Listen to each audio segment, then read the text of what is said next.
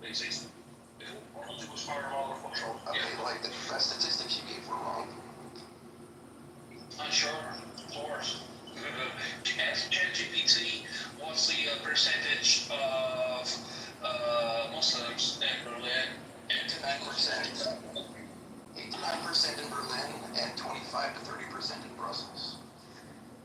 Well, Okay, but you ask ChatGPT what its sources are, and if it's lying to you. Don't just ask it. Yeah, I mean, I can ask them sources. Robinson's not a good source, I can tell you that.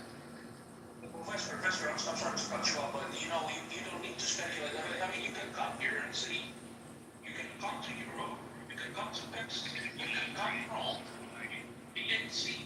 With your own eyes, you see it's like it's a dumpster. It's filthy, fucked up situation in Europe. It's disgusting. You're doing everything you can to help them integrate and adapt culturally. I don't think so. No. We're doing everything we can not to let them integrate with us. Oh, exactly. So, yeah, that's the problem. Yeah, but what do you expect? Wait a That's second. the case. If you ostracize people, you push them down, and then you blame them for being there. Like that's self-defeating. But that's where do you know who actually imported these people from North Africa into Sicily, and then he spread them all across Europe? All this kind of them all over Europe. It's the fucking mafia. It's the fucking Italian mafia. And this. Listen. And of course you can't mix oil with water. You can't. Well, what's their motive? What's the motive of the Italian mafia to import Muslim migrants? The Italian mafia is just a tool. It's just a tool for the European Union to smuggle immigrants inside of Europe, so then they can create chaos, and then they can create a pushback for this chaos. And of course, they're going to pass legislations. One second, they're going to pass legislations that normally would never pass. People would never accept this. But through this tool of the migrants, you can stir up enough chaos and destruction so that you can justify the consecutive acts upon locals, and both locals and immigrants. Like, what is the motive of the European Union? Do you force integration, multiculturalism, or something? He diverged there. He deflected the question. What's the motivation of the mafia? Well, he'd pass it off to the European Union. I know, but go back to the mafia. Come on, give us an explanation of how the mafia is motivated to do this. You asking me, William? I'm just saying, he asked you a question, you deflected. I'm just being the devil's advocate saying, hey, answer his question before you deflect. You need to doing that. He said they're just a tool for the European Union. So. Yeah, but the tool has to want to be a tool, right? Are they getting money out of it? Like, what is their motivation? They're destroying the pure ethnic of their country, which they tend to believe in more than anything. At least the mafia people I've ever worked for, man, which has been, I don't know, the Russian mob, the Italian mob, all here in Los Angeles. But Los Angeles is pretty powerful when it comes to mobs, but all the mobs I've ever worked for, they believed in purity, not in decentralization, but in control of the population, mostly through purity. I mean, try and date an Italian mobster princess. See where that gets you. Well,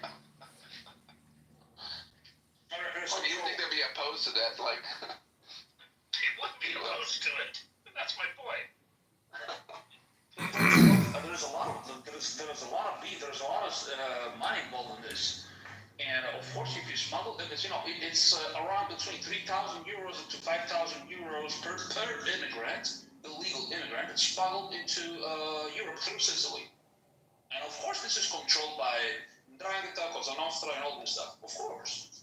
And everybody knows. how do they make money? I'm trying to understand. How do they make money? I know they're kind of. No, who's paying them? The people themselves, the illegal immigrants themselves. I thought they were poor and stuff. No. Wait a second. It's both the illegals and also the European Union. They give a lot of incentives per se to NGOs. All these beautiful associations, leftist type of associations that take care of migrants. Of course, they treat them like cattle. Okay, well, listen, this is a fascinating conversation. I feel like it's been, touched on enough. As a moderator, I just want to get us back to the topic, which is Project 2025. So I asked Grok, I said, tell me Sure. I said, give me the 30 most controversial parts of Project 2025. This is what Grok says.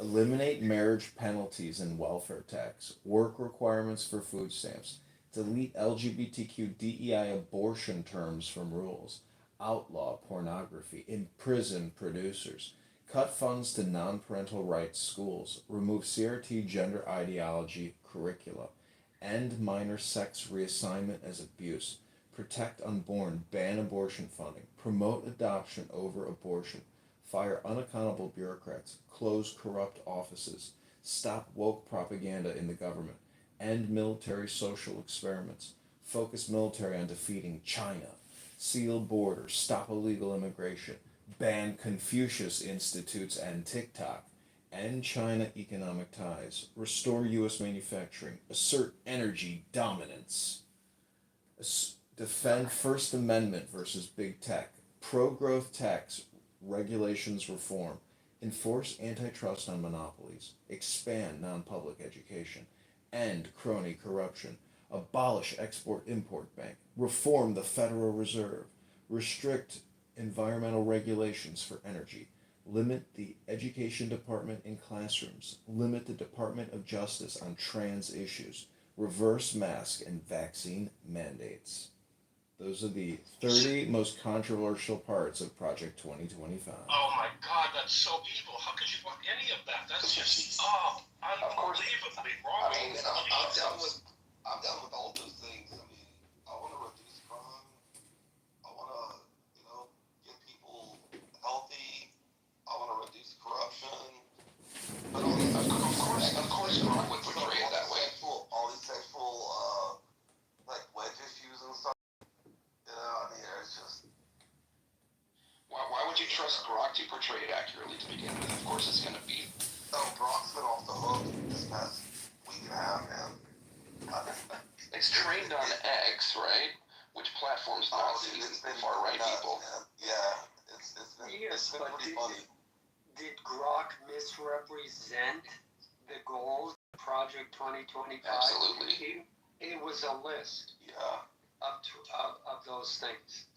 So what?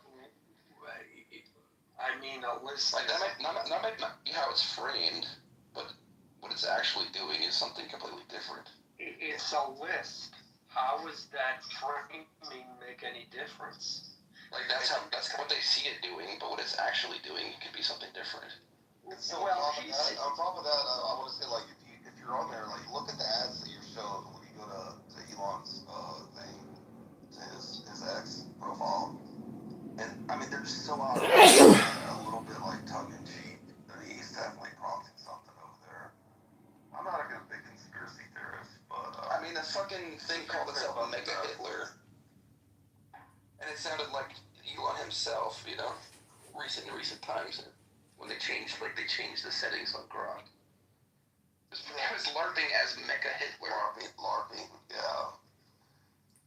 It's so. Well, I mean, John, you input list the 25 top most controversial aspects of Project 20 or goals. I forget the word you use of Project 2025. So I don't know if you put in list the 25 of Project 2025's goals, it might come up with something different, but there's still goals of it. I don't know what I heard in that list. A lot of them had that in that list had a lot of infrastructure and government bureaucracies surrounding that are supported by the Democrats using their moral imperatives to provide aid to particular people or groups, and that that's an incentive right there. Money makes a powerful incentive. So I think, yeah, we're going to see, if someone's telling you, well, your government grift is going away, yeah, I could see where people are going to be pissed. That's understandable. And they're going to exert political influence to try and hang on to that.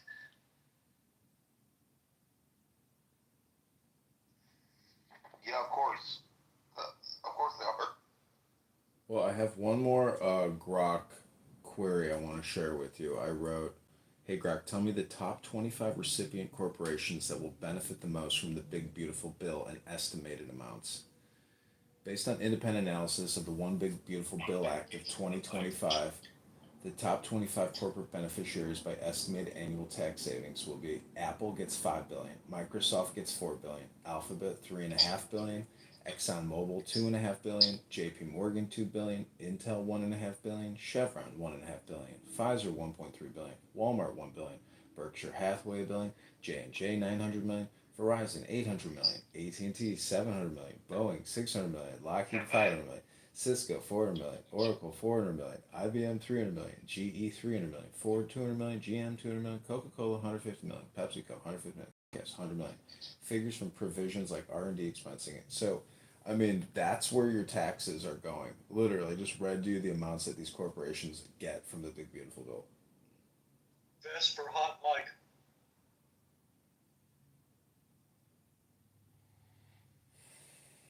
I mean, isn't it crazy that that is the act, is to literally give those corporations that much money? I think. I like how back better now. It's the Big Beautiful Bill, Triple B again. I don't know what they are they playing here. What are they doing? It was such a turnover. I don't know, John. I mean, you're saying that that bill gives those corporations that money. They're not giving them that money. Those corporations make that money, and now they don't have to pay that money to the government. The giving, it's not going from the government to the corporations. As it's going from the corporations to the government, and they're paying less because of the bill. But it's not, it's like it implies it's giving, the government is giving that money back the way you said it. Okay, but Alan, Alan, hold on a second. Let me ask you. I mean, you don't even know how much does the Big Beautiful Bill add to the national deficit in just in 2025? How much? Crap loads and crap loads more than I would want to add to the Big Beautiful Bill. And so let me say, John, that is extremely disappointing to me that we're adding even more crap. Yeah. Okay, but how about this question? If his numbers of growth are accurate and the growth goes up, does it offset what's spent in the bill? Because that's his argument, is all this is going to increase growth, and that growth will therefore pay for the bill. So do you dispute those numbers, whether we hit them or not? Do you dispute that that's the goal or the aim? I think that's a lovely way to justify it, but the whole point is that you're supposed to cut spending, not increase and when have we done that? Yeah, well, again, this is my big disappointment with him, and this is the to date, the only topic on which I will express my displeasure with Trump is the fact that Republicans are supposed to be cutting the government budget. And now, if people are saying it's going to cost $4 trillion because of tax cuts, that's not accurate. What would be accurate to say is he included tax cuts. That's one category. But in the other category of cutting government spending, he hasn't done enough. And that's the way I would frame it. So, and that lack of cutting government spending, I give him a little bit of a pass considering that Doge goes in there and they say, okay, well, we don't need this department anymore. And Democrats have sued the pants off of him continually since he took office. I know because I'm watching that. And he is doing everything legally and by the book. No, he is not throwing out the Constitution. Alan, And little by little, he's there. The courts are ruling in his favor. Alan, let me When ask he you. Let me ask you. I just read to you the top 25 corporate beneficiaries of the Big Beautiful Bill, and these again, you correctly pointed out that I read that it's annual tax savings, but and you said, well, it's not the government giving them anything, but the point is, by giving them these tax savings, it gives the debt to the American people as opposed to having these corporations pay for it. So we're 2.4, 2.8 trillion at a deficit. So it just literally lowers their tax liability, but increases we the people's tax liability. Do you not agree with that, Alan? I kinda don't. I'll tell you why. Because it's the corporations are not the ones spending that money. It's us, the American people. Now, is there a relationship between corporations in America? Yes, of course. It's the American people who provide the military that protects our country, which, et cetera, which allows them to flourish, et cetera, et cetera. So there is a relationship there, and there is a responsibility there. Absolutely. Let me modify it by saying, yeah, partially, I agree with you on that part. And however, having said that, one would have to look at the final tax rate, you know, and oh, I know what else I was going to say. I know it sounds kind of silly, but to Apple, $5 billion is a drop in the bucket. I mean, I remember in his first term, he was going, and this was negotiated. Apple said, look, we got 500 billion, 10 billion, whatever the number was, in offshore accounts. We are willing to bring that money back into the United States. Let's negotiate a deal. What is the tax rate we are going to get? So Apple, you know, in my view, Apple has been pretty upfront about, okay, we know the name of the game, we're willing to play it. Let's make a deal. So, anyways, I just want to add that 25% of our current national debt was incurred during the 4 years of Trump's previous presidency. Should tell you a lot. does that include COVID? Yeah. So I don't know why you're not so worried about spending. I mean, if you know you're going to change the whole monetary system to a CBDC-based system, which is basically a parallel to the social credit score they have in China, why do you want to limit spending? You want to take it to the most impossible max that you can, because you know you're going to change everything after you will make the system collapse. Because of course it will collapse, but you already have the solution to the collapse, which is basically CBDC.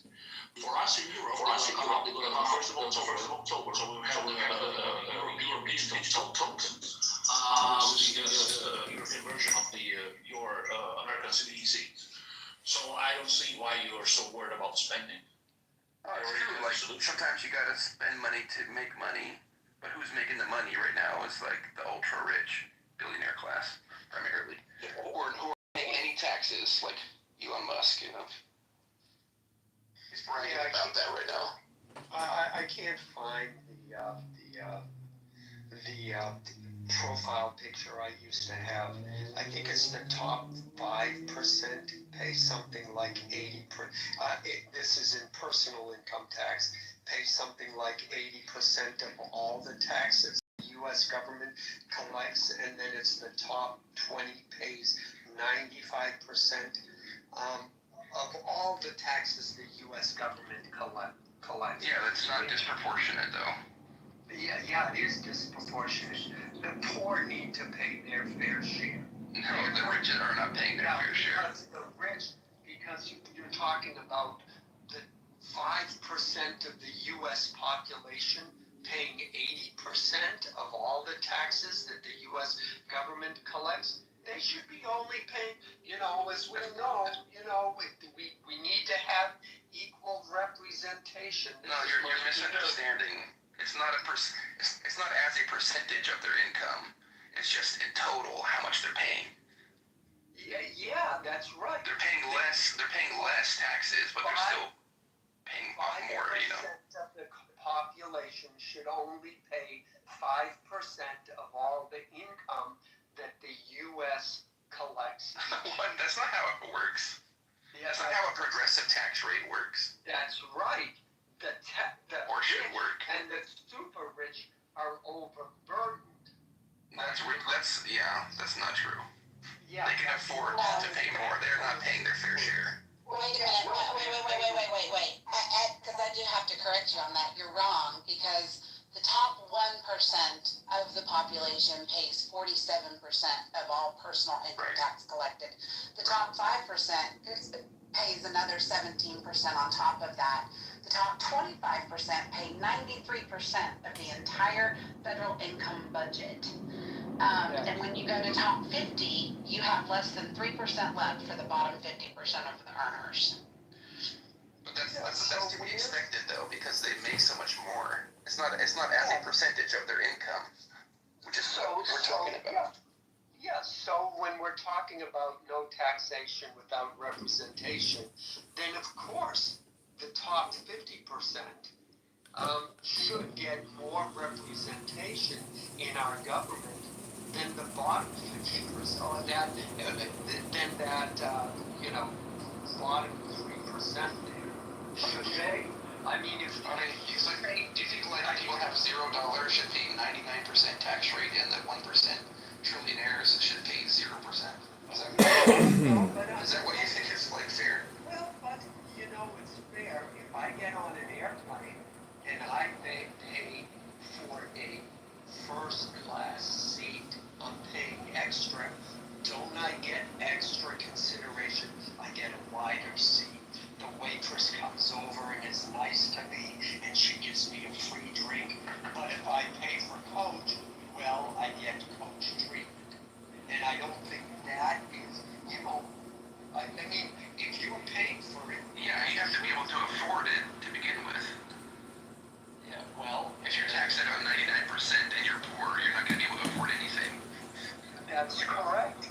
But that's correct. And if the super rich are getting preferential treatment, aren't they paying for that? I mean, in your situation, they would just be living free with no work involved, no nothing. Yeah, well, look, here's the thing to remember. Okay, the people who are super rich, you know why they're super rich? Because they earned it. They screwed people over. No, capitalism. Yeah, no, There's no ethical billionaires. I'll tell you that right now. How did the Rockefellers get rich? Unethical means. Vastly unethical, like severely unethical means. Unethical. So providing, first of all, formulating a lighting and cooking oil that was stable across the entire country instead of the different variations that you couldn't count on. That's why it's called Standard Oil. And Rockefeller Sr. was the one who learned the chemistry in order to do that. And then finding a way to provide that to households across America so they could then reliably count on that product to be delivered to them in a consistent way, which improved their standard of living. You know who made him rich? Everybody did. He provided value to the country that people took advantage of and improved their life. Yet somehow he's unethical. Yeah, no, that's that's a case that shows why capitalism works, and it shows that he was smarter than anyone else, and he heard that. So I'm sorry, I understand that. That's where you and I will never agree on this. I mean, does it take intelligence to like use monopolistic practices, exploit workers, use political influence that limits competition, prioritizing profit over ethical and public considerations? No, it just takes Well, from like attitude. you try and then get back to us and tell us whether or not it takes intelligence. They're brilliant scientists, and nobody else could come up with their invention. Therefore, they deserve to monopolize the market. Yeah, well, actually, under our rules, yeah, why not? You're the first one. We have antitrust laws, right? Anti-monopoly laws for a reason. Well, look, and in the end, guess what? Edison came up with electricity and found a way to capitalize on that. And Southern California Edison, where I'm at, it's a monopoly, right? And they don't update their infrastructure, which leads to fires and stuff. Well, Because they don't have to, because they have government favors and whatever. how many lawsuits are filed against them? They can afford to pay lawyers. They can fight it off. Yeah, they can. And you're pointing out They're immune, like they're immune from prosecution. Yeah, and I wouldn't go that far. But You need like a third-party government, like the UN, to come in and fix yeah, but things. see, you're talking about these specific examples and not speaking to what I spoke about, which is the fact that these people became rich and they created companies that became immensely large and profitable because we gave them our money, because they provided something. Yeah, I get your point. Value.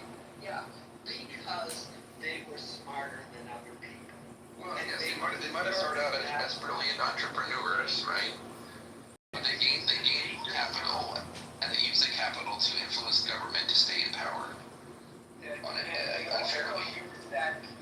they also use that capital to ensure their employees retained their jobs, and that the company continued, and that the consumers who consume that product can continue to get it. So it depends. Look, I understand your perspective, that Vesper, but and no system is perfect. But It defeats the purpose of free market capitalism to monopolize and become like a government unto yourself, right? And as we pointed out, in spite of all the wealth that Rockefeller acquired, he was powerless to fight the onslaught of electricity. So in the end,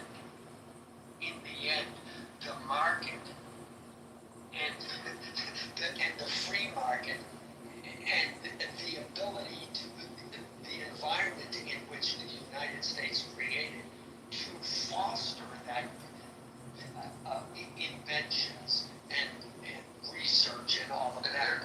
They're oil barons, right? Or whatever. Yeah. Isn't most electricity produced through using oil today? Still is. So how did electricity harm them? The advent of it. Seems like it would have benefited them. Well, it harmed Rockefeller in that his main business was providing, I forget if it was, or I don't know what the U.S. population was at the time, but it harmed that market for sure. Now, if he shifted into, when the automobile was created, oops, there we go again. Now we found another market. But you don't just magically turn the oil into gasoline either. Yeah. It's a refinement process. By the way, what just came to mind. If you look it up, there's a plant in Brazil that is making. First of all, they've got a windmill there, so it's zero carbon footprint. Okay, but hold on. Don't you see the demonization of green energy? Say that again? Don't you see the demonization of green energy going on Well, by like oil companies and stuff? well, By the right. Of course. It's like what do they think they're like? I don't know, hippies or something. I don't know. Yeah, I don't want to get into that. If somebody else wants to talk about that, but I don't. Like, oh, it's gonna be more expensive, and you know. Yeah, well, I was just going to say, they're making gasoline out of the CO2 that they pull out of the air. And right now it costs $60 a gallon. If they can mass produce that, the price of gasoline would go down. And then we wouldn't need to pull oil out of the ground as much. You still need oil for various reasons, but certainly that would be a step in the right direction. Now, if a company takes advantage of that, that would be a disruptive technology, and once again, you would see the markets change. Like you remember Trump saying like all the windmills kill birds and the whales hate them. Like trying to downplay the building of. Well, I just have to say, I'm a whale psychic. I regularly communicate with whales, and they really do hate the whales. I mean, they're so pissed off about them. You can't believe It's such a weird comment to Vesper. you got it from. Vesper. How do you know I'm not telling the truth, though, Vesper? Come on. I Vesper. could be a whale psychic, so. Vesper. How is it green energy if it doesn't make a profit? Oh, you mean green as in like money green?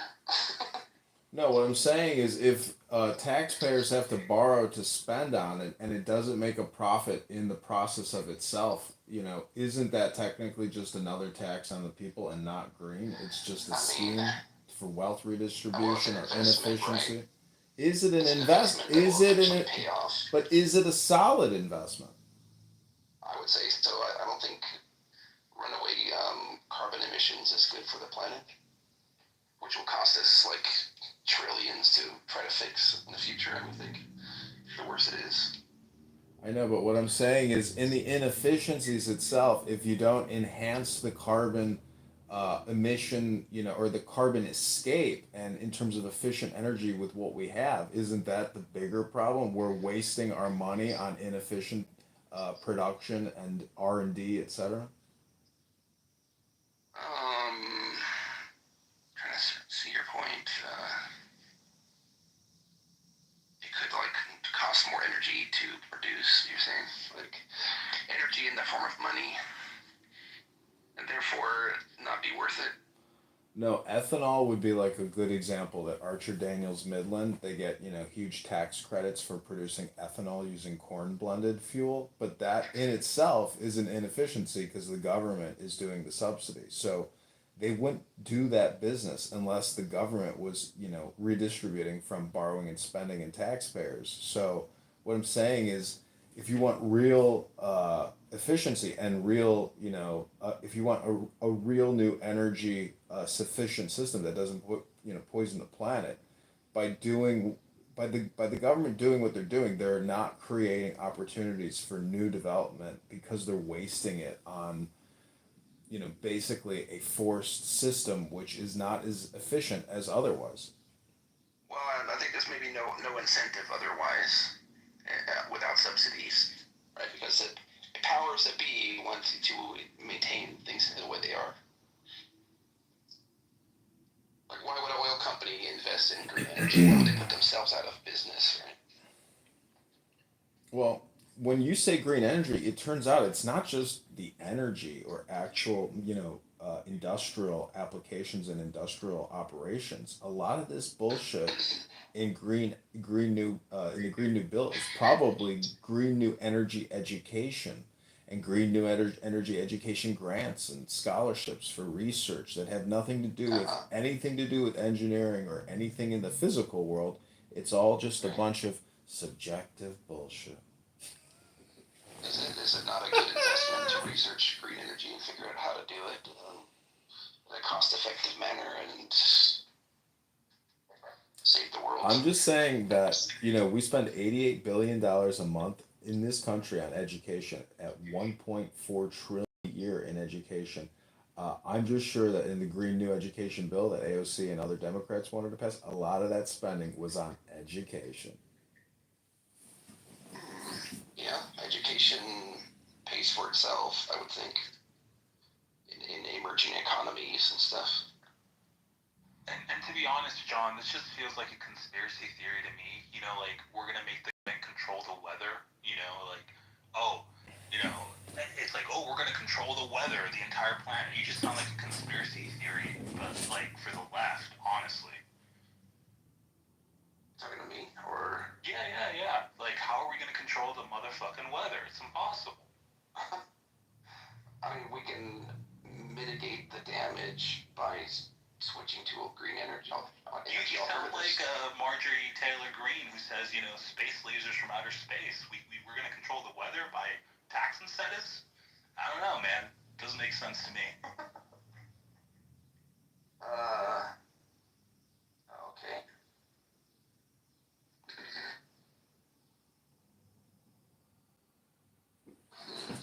Joe B, do you think $88 billion a month is too much in education or too little?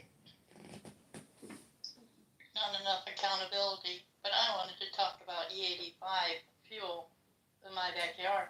Yeah, it's going to take over a lot of the fuels y'all are using. And the craziest part as well is like, in Germany, they shut down nuclear power plants, which are the most sort of profitable ways of earning, like making energy. Like, nuclear power plants are the way to go if you're trying to prevent carbon dioxide being spewed into the atmosphere. People do have some irrational fears around nuclear energy compared to the technology which is available today, I would say. Surrounding it, making it safer and stuff. Like even China right now is investing heavily into thorium reactors. They're building one. Yeah, so it's like, come on, guys. Like, if you're a leftist, you should be pushing like nuclear reactors everywhere in America. Well, people need to be educated on it. Thus, fund education. May I remind you of Yucca Mountain? Hey, we got this safe alternative now, guys. It's not But like it used to be. There's not going to be another Chernobyl or Fukushima or whatever. 3 Mile Island. Yeah, but Chris, what do you want? What do you want the government to fund nuclear facility? No. If it's profitable, let them do it. I don't want anything to be subsidized. But not everything is about profit, though. The electric grid is already. Life itself is capitalism, man. Like, death is the final arbiter of what we do. Living is energy exchange, ATP cycles in the cell. Like, everything is energy exchange. Well, what do you do with the waste? That's what I was bringing up, the thorium reactors. There is no waste. John, we all going to have UBIs, universal basic incomes. We're all going to be connected to the cloud through the Internet of Things and Internet of Bodies, 6th generation biosensors. And so there's not much to say, talk about spending, because they can spend whatever the fuck they want, because they will change the system to the CDCs.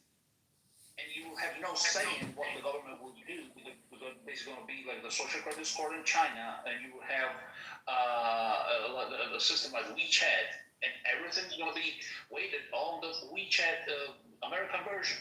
We already have the credit card scores. I think that's a pretty good, social.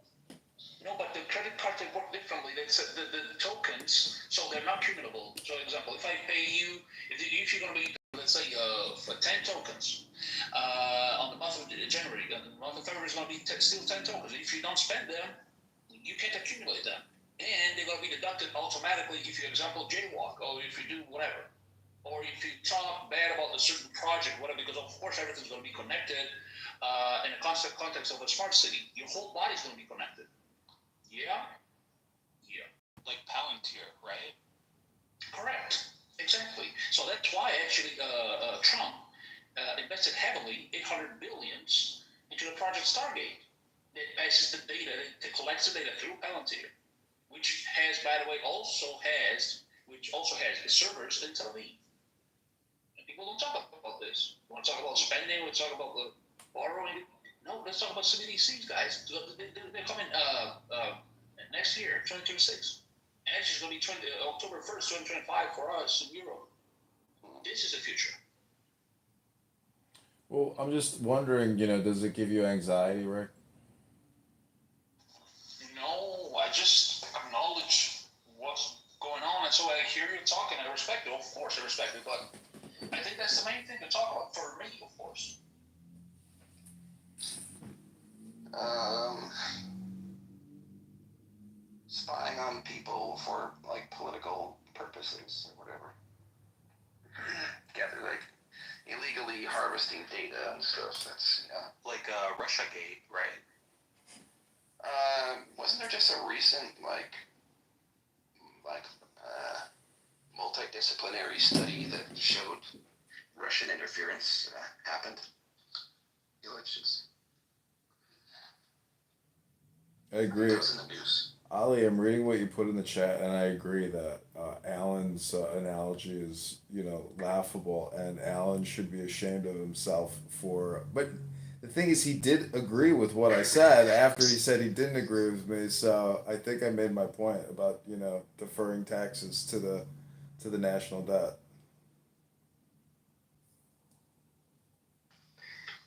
I think fundamentally capitalism is a good thing in principle. I have nothing against it actually. And also, of course, a lot of credit ought to be given to business, individual, and the corporation who risk money and time to develop the products and do what they do to make money. There's no question about it. That's great. That's fine. And so because of this economic system and the way our country works, we are the number one in terms of the wealth of the nation and the money that American corporation, actually I think I don't have the numbers right now, American corporation own around 40% of the entire wealth of the globe, which is a fantastic kind of number. And I may not be completely right about it, but maybe anyway 30 to 40% of that. And of course, if you look at our GDP, around $23 trillion per year, that's a fantastic representation of what capitalism can do, which produces total value of goods and services around that type of number, which is fantastic. But here's the issue. The issue is somehow the system that we have, that it's done two things, which is not good, which are not good. One is it has created a fantastic disparity between the wealthy, very wealthy, and ordinary people. That's kind of one comment. And second is, which is not sustainable, something will give. Something has to change. And number two is somehow the wealth of the nation, it does not translate to at some level to the well-being of the citizens.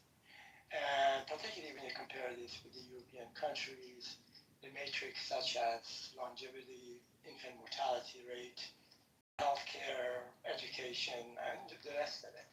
Somehow that does not kind of add up. And I would agree that the European nations, like if you compare the Scandinavian countries, they're fairly small countries. And also they have benefited from the decade, I would say a century of American innovation and technological advances. So I think there's gotta be careful when we compare them. But then again, if you look at the present in many matrix which we consider to be the well-being of a human being, we're just not on the chart in terms of comparing to the European countries. The second point that I wanted to make is the difference between China and here's, by the way, where I think what the problem is politically. In China, is a market economy. What it is the corporations and very rich people and they have very little impact or say about the policies, the 5-year policies and the plan in the Communist Party. The politicians, they do what they do, and the market forces, these are individuals with money, have very little to say about the policies, of the country. They may provide input, but they're not actually going out there, lobbying and legislating things which are going to be beneficial to them. But the U.S. is completely different. It's a capitalism and corporations with money, individuals with money. Example, Elon Musk and $250 million in giving to the Republican Party. Again, my comments are value-free, are not related to the politics. It's just we will find a system that the corporations and the very rich people, they have a lot to say about the policies, the politics, who gets elected, what laws get passed, and so on and so forth. This is an intrusion of money into the governance of the country, and it's not a good thing.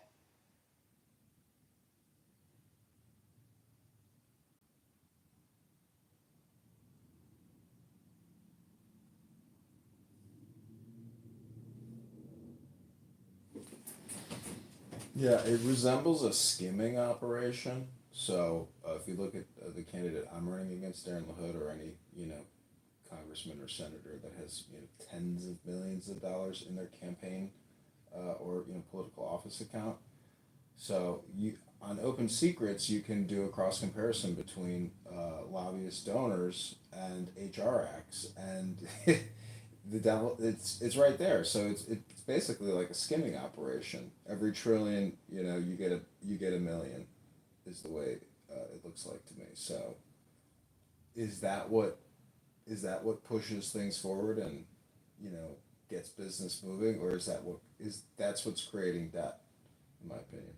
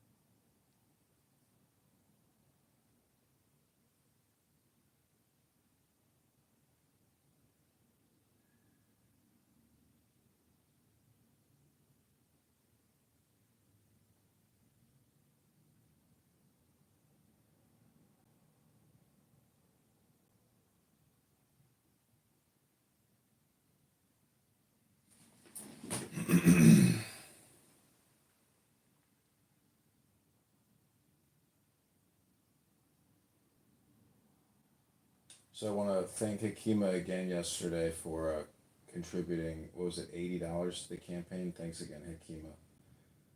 Welcome, Point, to the room. I've often been accused of being Point on this app, but I can assure you, I'm not a gay white guy. I'm a heterosexual male who doesn't have a fake profile with a black female. I once had a similar profile, but this one is not mine. Those got deleted. Welcome to the show, Point. Anything you want to tell the Jews committing the genocide? Thank you so much. The You difference heard? between We couldn't be doing the same voice at the same time, everybody. So you're all a witness. I'm not Point. Not Point. the difference between you and me is simple. You're low IQ, I'm high IQ, and I'm an intellect. So people can never confuse the two of us, because you're a dummy, and I'm not. I'm not. John, would you write an official invitation for me to come to America? Stupid ass. Well, I'd be happy to write you an invitation anytime, Rick. You're more than welcome here. Just don't bring any terrorism with you. Thank you very little. Of course not. Why should I do so? You're a stupid ass. You're on Clubhouse, where the stupid asses congregate. Stupid ass. Where else could you go other than Clubhouse, you stupid ass? If you go outside, no one wants to hear you talk. So you come into Clubhouse to get audiences, because outside you could never get an audience, even with a megaphone. Because people would know you're low IQ and you're stupid. No, I'm here to exercise my English. That's why I'm here. All right, I'm calling the police. You're too stupid to have a conversation with. Hold on. Because nobody in Italy speaks English, actually.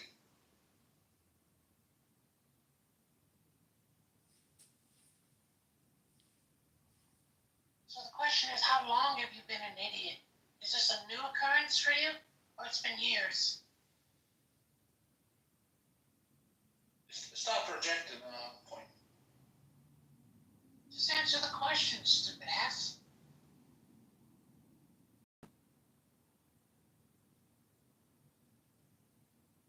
Oh, and the other question is, at what age did you stop? At what age did you stop sleeping with your little sister? And why were you used? Point, I'm sorry. God damn it, he can't get a straight answer out of you. Who did this to you? Who did I this to you? said, at what age did you stop sleeping with your sister? I don't have a sister. I didn't say when did you start. I never had start. I said, when did you stop? I didn't have a sister. You know what? You're not going to give me straight answers, so I'm just going to move on to the next idiot. Okay?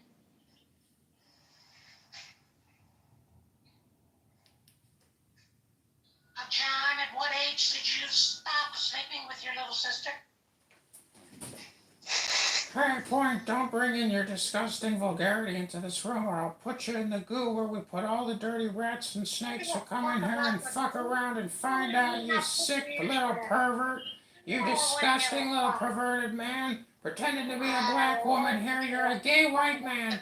You're a gay white man going around pretending you're a black woman. That's racist. And you're a disgusting pedophile pervert. Say anything else like that again, I'm gonna put you in the goo. That's your last and final warning, Point. That's your last and final warning, you stupid ass. Stupid ass, stupid ass. Stupid ass, that's your last and final warning, dummy. You dummy, you stupid ass dummy. He's nuts, bitch. The goo and the stage are one and the same. Full of idiots. There's no difference. Bitch ass motherfucker. Or injection, maybe, I don't know. What's wrong, Now, Point? move me to the goo. Like, move me to the goo is a threat. You stupid ass. Stupid ass. Moving me to the goo is doing me a favor, bitch. So I don't have to have a conversation with your dumb ass. Beautiful. Love it. I hope that didn't hurt your feelings, you stupid ass. listen, Point, you're a gay white guy pretending to be a black woman. This is your trans fantasy dream come true, but you know who's the stupid ass dumbass? That's you, dumbass, you stupid ass Point, you freak show coming on here using all your profanity and pederasty, you sick ass, stupid ass, you dumbass. Don't fuck around in here. Say anything else and I'm gonna put you in the goo, you dumbass. I'm a model and an actress and you're jealous, you little bitch. You little bitch. Yeah, I'm on TV, you're not. Yeah, you're on TV. Sure, you're on TV. In your fucking dreams, you're on TV. Sitting in your mom's basement, a gay white guy sitting here pretending to be a black woman. What a waste of fucking time. What a schmuck. Sitting there spreading out your Jew hate all day long, talking about the Jews, you stupid ass, you dumbass, you dummy. What a dummy you are. What a weird. Yeah, you're on TV? Yeah, just like I'm on YouTube, I'm on TV. Yeah, I'm on TV because I'm on YouTube. Ha ha. La la la. Ha ha. Point's a weirdo. This is a gay white guy pretending to be a black woman. Going around spreading Jew hate. Yeah, things are going great for you, Point. Congratulations. You're hitting all the nails on the head, you stupid ass. You stupid ass. You stupid ass, you dumbass. You stupid ass dumbass. Wasting all your fucking time, you weirdo. I'm gonna report your profile for using blackface. How do you like that? Culturally appropriating blackface, Point, you fucking weirdo. You stupid ass, you dumbass. I'm on TV, you're not. You're only on Clubhouse. Loser. Yeah, sure you're on TV, you fucking liar. You stupid ass. You're mad. I'm on TV, you're not. Sure you are. Sure you are, Point, yeah.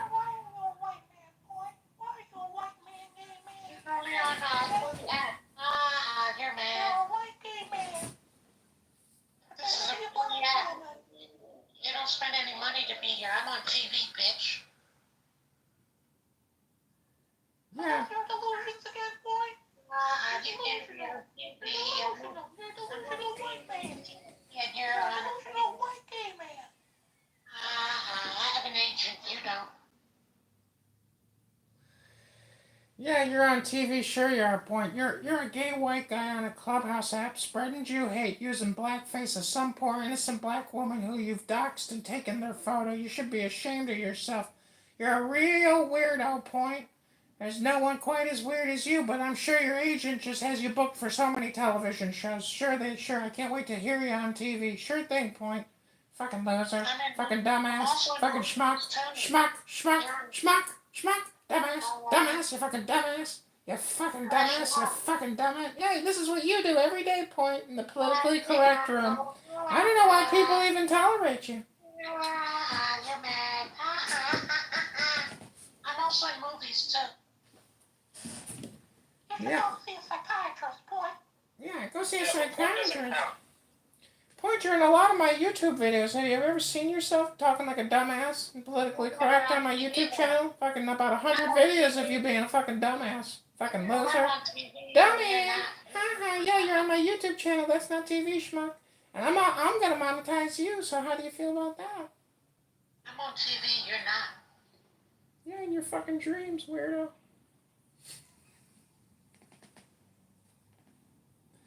Is that some sort of measure of success? Like, so are criminals on TV? Yeah, I'm on TV and you're not. Yeah, you're on my YouTube channel in Amir's room or in politically correct spreading racist hate speech, you sick fucking deranged psychopath, sociopathic weirdo going around. You're a gay white man living in your mom's basement, but you're a black woman on here doing your trans voice. People accept you because nobody can be transphobic. Yeah, don't be transphobic, otherwise you're a racist and a bigot and you're not a friend of Point, even though Point spreads terroristic death threats all over the app. You fucking loser, you fucking dummy. You fucking dummy. I'm not following you, you fucking dummy. I'm here to roast you. You're on the roast show, you fucking dummy. You're in the muff. You're in the muff. You're in the muff. You're following me. I'm not following you. Yeah, you followed me in the muff. I'm the moderator here. Hit the leave quietly button. You're in the muff. TV, you're not. That's why you're mad. Yeah. You're in the muff right now, though. You're not on TV right now. You're just on YouTube. Yeah, yesterday I was in the studio with Lauryn Hill.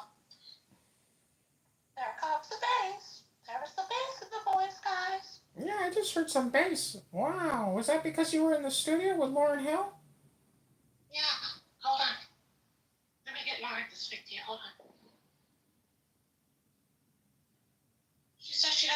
speak to any losers on a free app. Sorry. Well, you'll have to go to Chatter where you can get monetized and get 50 hearts and roses sent to your bank account. I'm on TV. You're not. That's the difference. Yeah, you're on my YouTube channel, crashing out on politically correct in a mirror's room doing racist, terroristic death threats all the time, pretending to be a black woman when you're a gay guy sitting in your mom's basement. You're not on TV, Point. Sorry, you're not on point. Fucking dumbass, fucking dumbass, fucking dumbass, fucking dumbass, stupid ass, moron, fucking dumbass. You're so angry. Why? Because I'm impersonating you. I'm doing what you do to people on this app, you fucking dumbass, fucking weirdo. You're a white gay guy living in your mom's basement, probably with a fucking wife beater on. Probably got a Miller High Life and a joint, and you're watching The Price is Right, sitting here talking to people in a room called Borrowing and Spending USA Austerity. You fucking dumbass, fucking dumbass. I heard you for many fucking years now. I'm fucking politically correct. You're such a fucking moron. You're so stupid. Pathetic as well, boy. Price is Right. Yeah, Price is Right is a good show. Yeah, I know. You're on TV. Yeah, you're on TV. I'm not. Fucking dumbass. That's why you're mad. You're not on TV.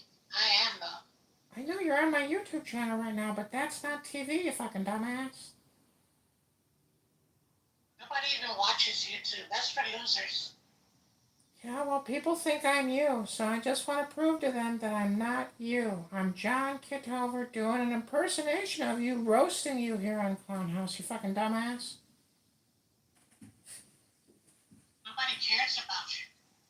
I know you're projecting right now, but that's a you problem. Try to do something about that. Find some people to be friends with outside of Clown House hate speech rooms where you spread your stupidity and your mind viruses, you fucking dumbass.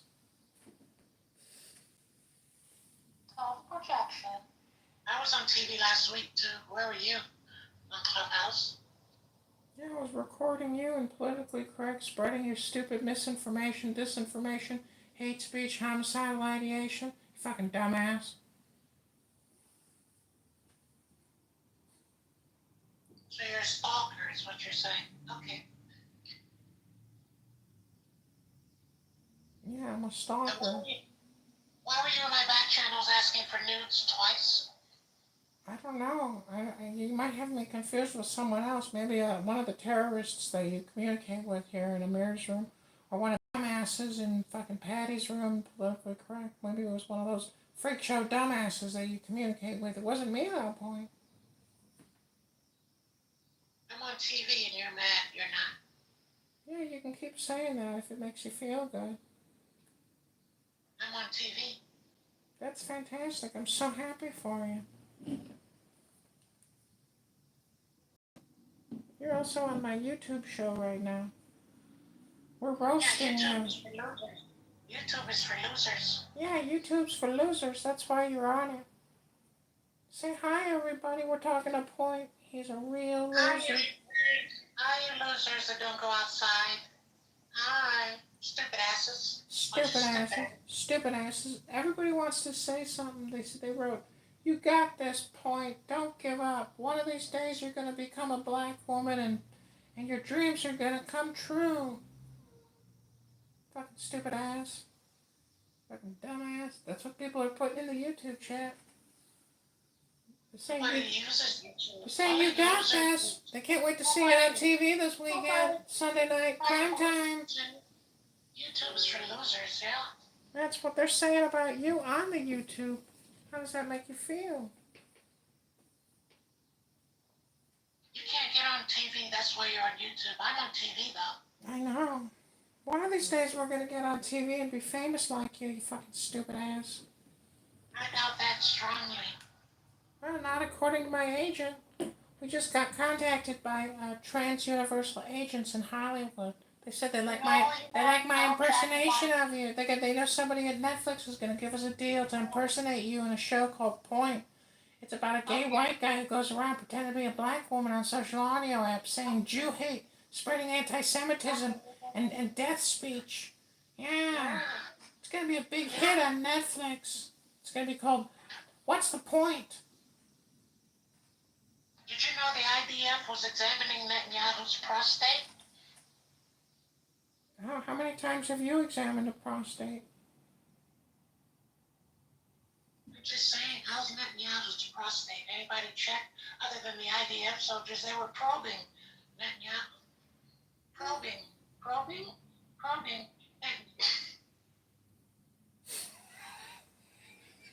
Did you hear that at the end there, that laugh? Point? That was what a white guy sounds like when he laughs. After he talks about Netanyahu's prostate examination. I don't know, I'm pretty sure that Point probably has done quite a few of his own prostate examinations.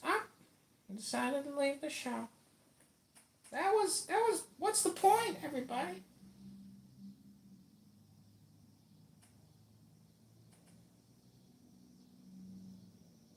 So Matt, cool.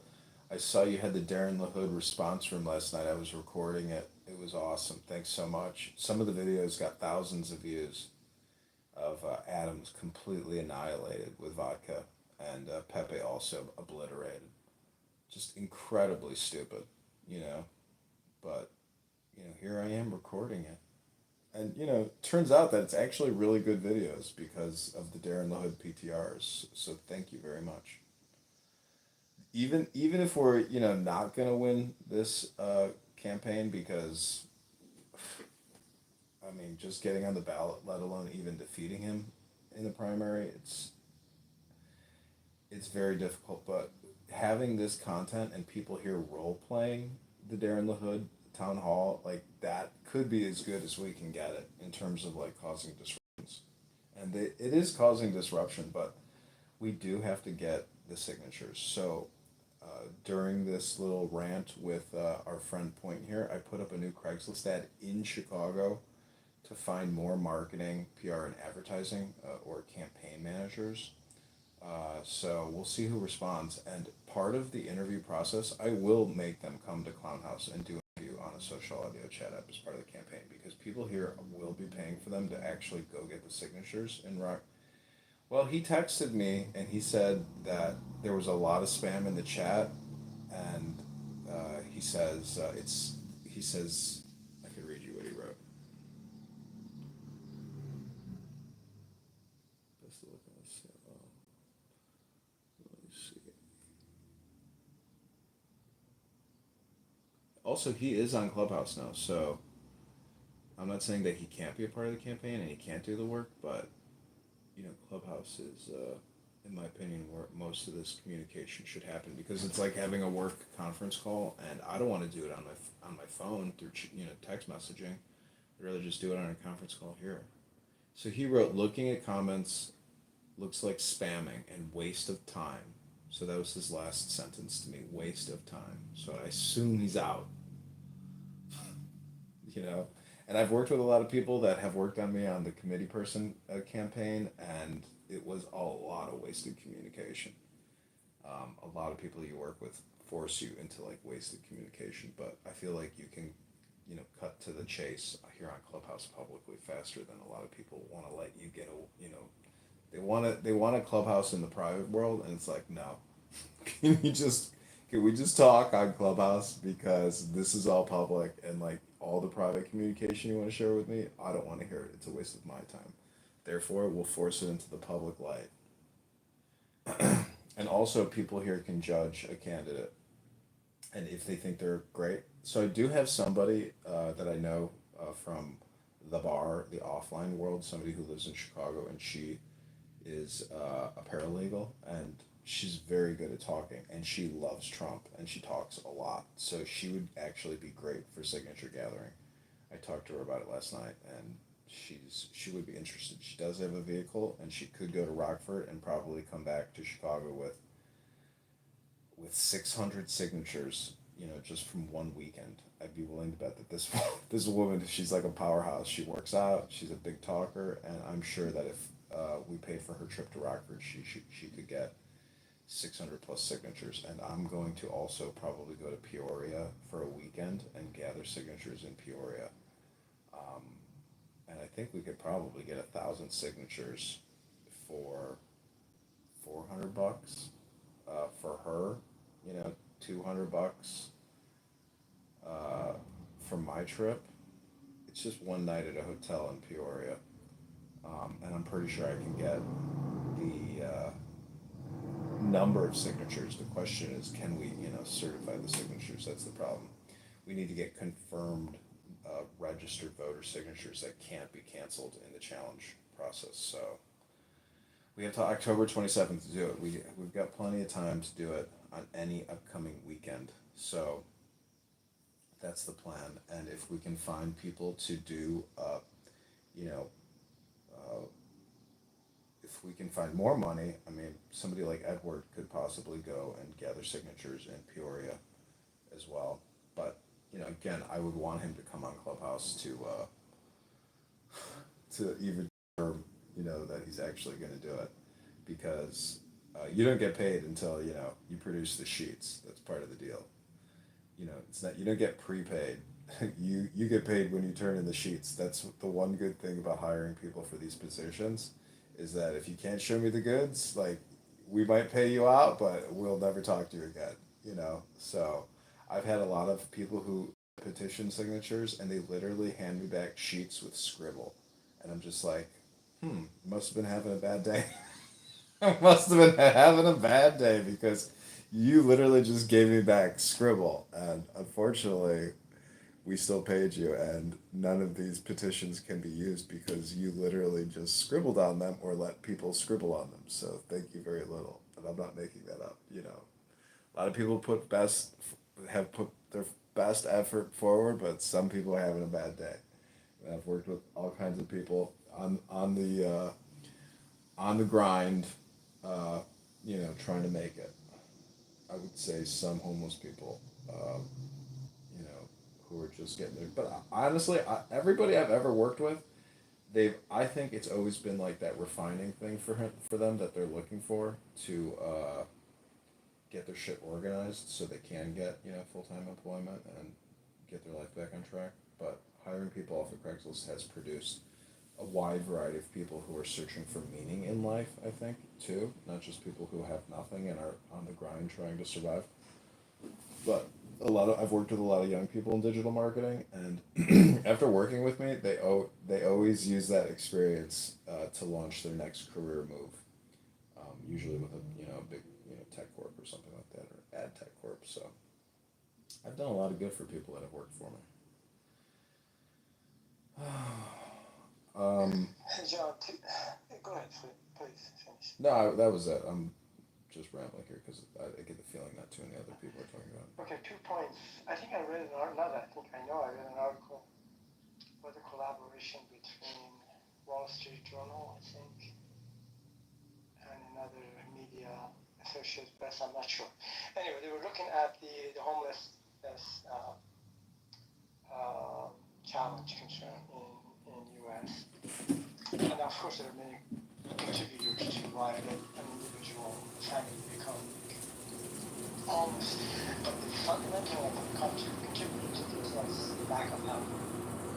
And the reason I started thinking about it, you mentioned that you could actually to give people some job, but even a homeless individual with some kind of reasonable or minimal skills to do something, even if they get a job, which is good, but it's not, it's probably necessary, but not sufficient to be able to get off the streets, because the housing crisis, it's for many reasons, it's just horribly bad current in the US. So I guess, so that contributes substantially. I forgot the number, it was just a study that I read, because most of us don't think about homelessness, we think about mental illnesses, addiction, and lifestyle preference, laziness, and the rest of this stuff, which I'm not suggesting does not contribute, but the homelessness and the lack of housing was a fundamental big one. Second point, have you read or seen Project 2029? You mean 2025, or is there something new 2020? 2029. It is a document in response to Project 2025. Now it's been published, which is, I presume is a Democrats' response to the Project 2025.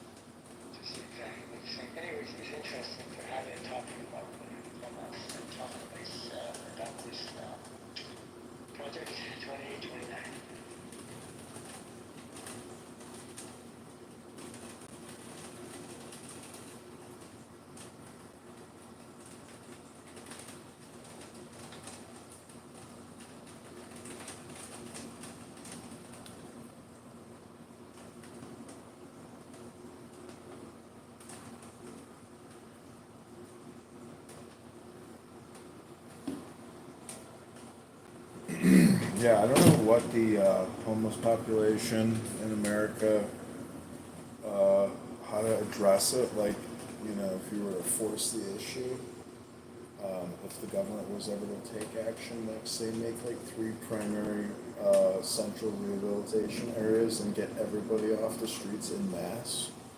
I know it's illegal and anti-constitutional, but if there was like some type of fascist government that declared homelessness illegal and forced people into some type of wouldn't even call it rehab. I would just call it like forced internment. Like it would be some type of rehabilitation concentration camp. Sounds horrible, but it's just all hypothetical, and I know it sounds gaslighting, but I'm just saying, like, I wonder historically how other countries, in the 20s or 30s, like, if and what they did with regards to, homelessness or refugees or impoverishment, encampments, things, especially during the Great Depression when homelessness probably skyrocketed. I wonder how other than setting up soup kitchens and having, homelessness encampments. I just wonder how they dealt with those issues historically. In principle, I would not even try some of the terminology you use. It could be potentially what I call transitional facilities. Most people who are on the streets and subject to all kinds of problems, whether hunger and lack of. So if it could be used as a transitional facility, to house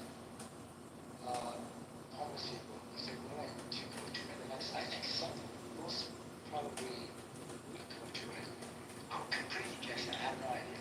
But imagine if you're hungry, you don't have any health care. If you are experiencing another condition, particularly climate, very hot climate. If you have kids that they are in danger of starvation and disease, I think we said, look, I'm willing to go to this transitional facility, temporary, to get my bearings, get some help in education and perhaps jobs. And so that would be something that does not even have to be not termed, as you describe the way you describe it, and so to talk about this. I think that would be, notwithstanding legal issues, and I'm not questioning if you can force people to do it under the laws that we have right now. I think when I'm making it, most people will look at something like that to get their bearings and to get some help and perhaps move on to something that they could do and something sufficient in a certain member of society.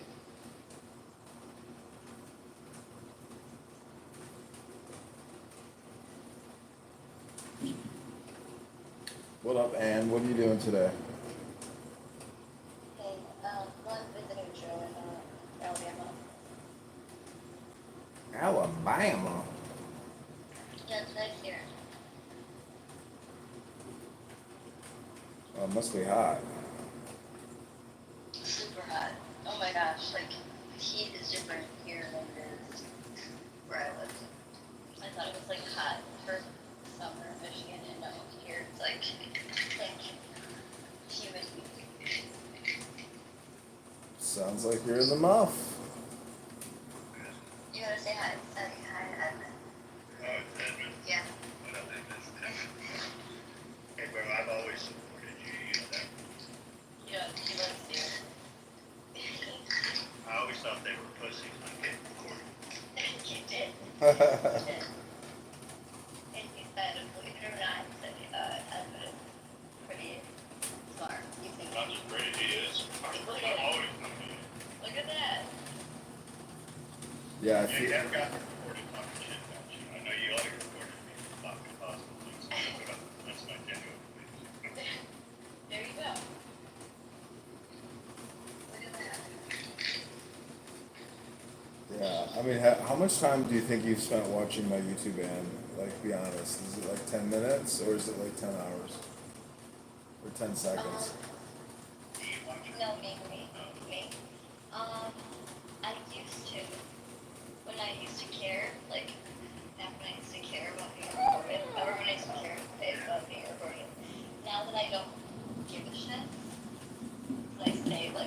anything that I say that's like, so I genuinely believes, you know? I haven't known replay calls, so I don't watch replays on Clubhouse. I definitely would watch stream replays on Clubhouse. Yeah, so now I would say I don't ever listen to them, except for, I did listen to the one that you posted, of Chillism with Brad. I listened to that one. Because I think it's just funny hearing him crash out. And I wasn't there for it, so. Yeah. I don't know if that was Chillism where he crashed out. It was, I thought, yeah, it was. Well, the one that you had, like, posted the link, in the month when we were talking about it. It was. Oh. Do you know what I'm talking about? Yeah. It was That's the like old one. really quick. It wasn't a long clip. Yeah, there's new Brad crash out videos of him crashing out on stage. I think it was in the muff, right? Yeah. Did you get it?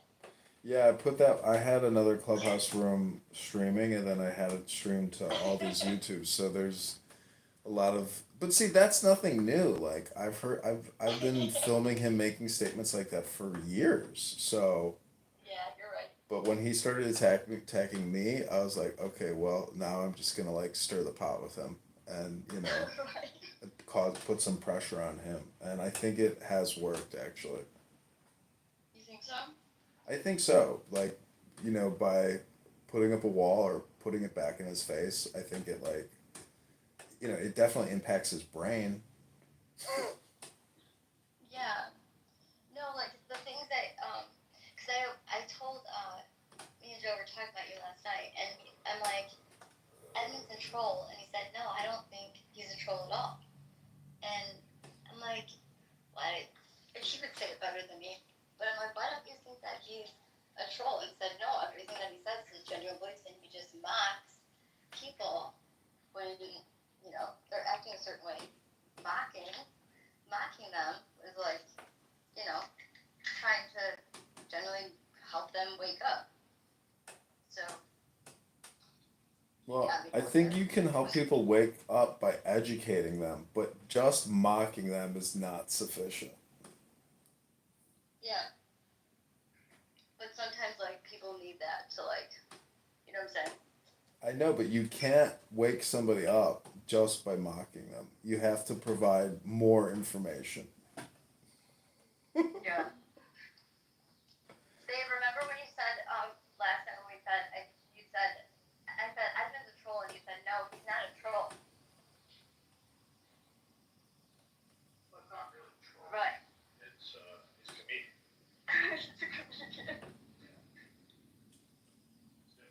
Well, how did you know he was super smart? I listen to people's logic. The way you tell us through someone's logic. When they give you an explanation, you hear their logic. That's how you decide to. That's what I knew. But wisdom and study are different. People that are intelligent, wisdom, and then educated. Yeah. That's very different. Yeah. And then I donated to your campaign. Did you see that? He's got a donation link up? Oh, he doesn't have it in this room. Okay.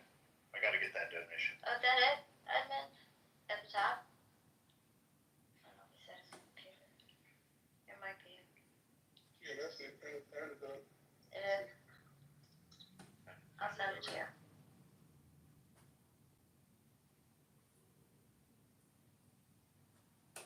Yeah, that's the link above.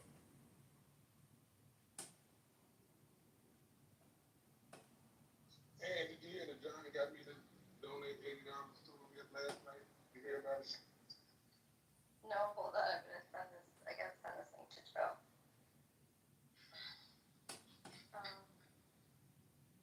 Yeah, Edmund, I did donate to your campaign. Just so you're aware. I appreciate it. Thank you. Yeah, Hakima gave $80 yesterday to kick Monica to the goo. Was it once or twice? But it was so hilarious. It was twice. Oh, yeah, that was the best $80 I ever spent in my life. That is funny. Hey, you should have heard Monica. The Roger, like, $35. She going for 35. $5 more. You get the kicker yourself. Monica was like, don't let him touch me. Like she was straight acting like I was gonna do some stuff. Don't let him touch me. But then I ended up kicking her anyway. That was what made it so much funny. Oh my gosh. She told Rod, I can't believe you let him touch me. I just could not I did not touch you, lady. What are you talking about? That is funny.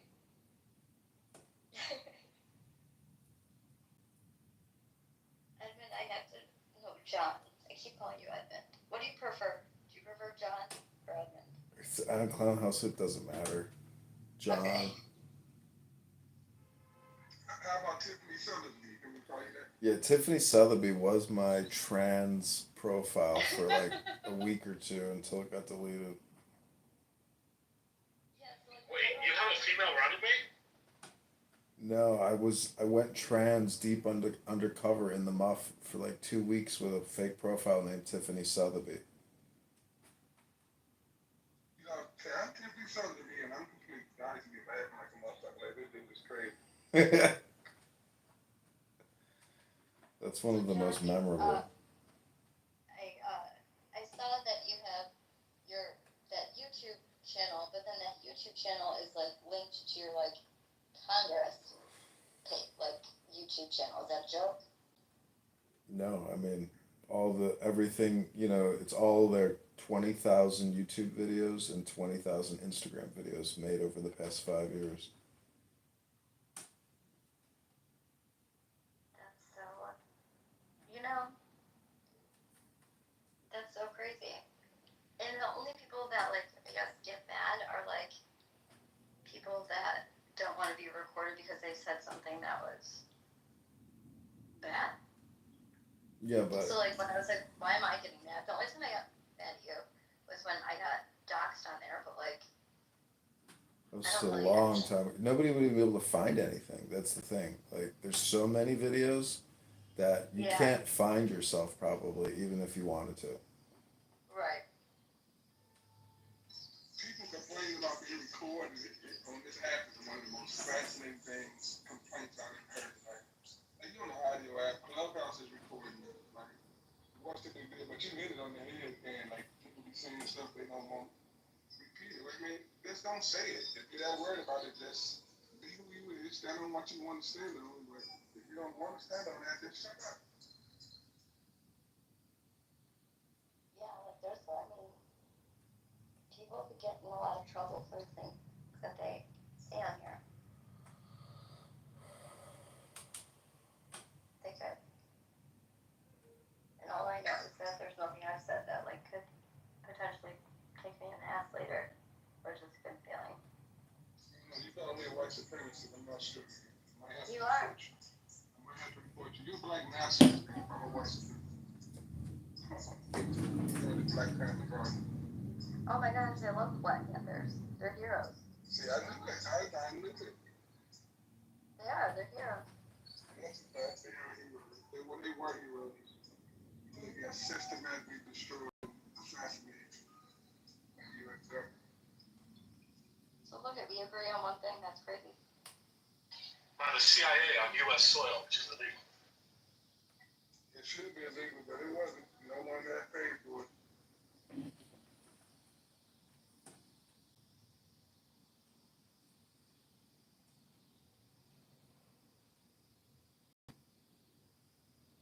Gosh, I want to hear that crash out that you had in the mosque the other day.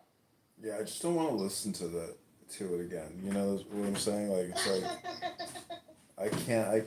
I wouldn't want to I want to spare my brain the waste of time re-listening to Brad screaming profanities. But something with this campaign that I'd like to figure out how to do is how can we get signatures on petitions digitally. So if I sent somebody a DocuSign email or text message, they'd be able to sign, and then we would have that Yeah. petition. So when you turn in the petitions, normally you want to fill up every single petition with as many signatures as possible. But even if we submit one petition with one signature because somebody signed digitally, it wouldn't make a difference because I think we probably submit. I don't know. I doubt we submit a PDF. I'm sure it's got to be all printed, but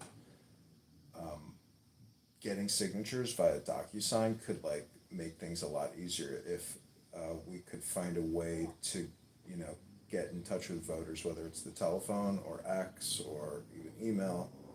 But having a list, and if we could do the DocuSign, that would be possible. One way to like get the signatures digitally within like a couple weeks. Yeah, that's why I asked you the other day if you had a list of phone numbers or whatever, because I helped this congresswoman in my state, Lisa McLean. I was the one that I was one of the people that sent out text messages with that DocuSign link to help people so she could get enough signatures, and she ended up getting her spot and winning. Oh So wow. yeah, so that's why I asked you if you had that, because I may not be able to donate a bunch of money to your campaign. I donated $10 or whatever, but I'll donate my time Yeah. to help. Yeah, we just need a list if we can call and find a list. Roger said he knows a way to get the list, but Yeah. people that I know here in Chicago, because we have to get the list for the district, not like the Chicago list, but um, if there is a way to get the list, I just doubt or don't believe that, you know, we'll be able to get the list for free or be able to access it if we're running as a candidate. I don't know. The friend that I have who has done this before, he should be able to help, but he seems to always be all talk. So, you know, proof is in the pudding. Yeah, well, we can follow up with Roger to see how you can get that list. I mean, if you can get it for free, that's sweet. Because I know, like, the white pages, they just have, like, I don't even think that's people's cell phones, is it?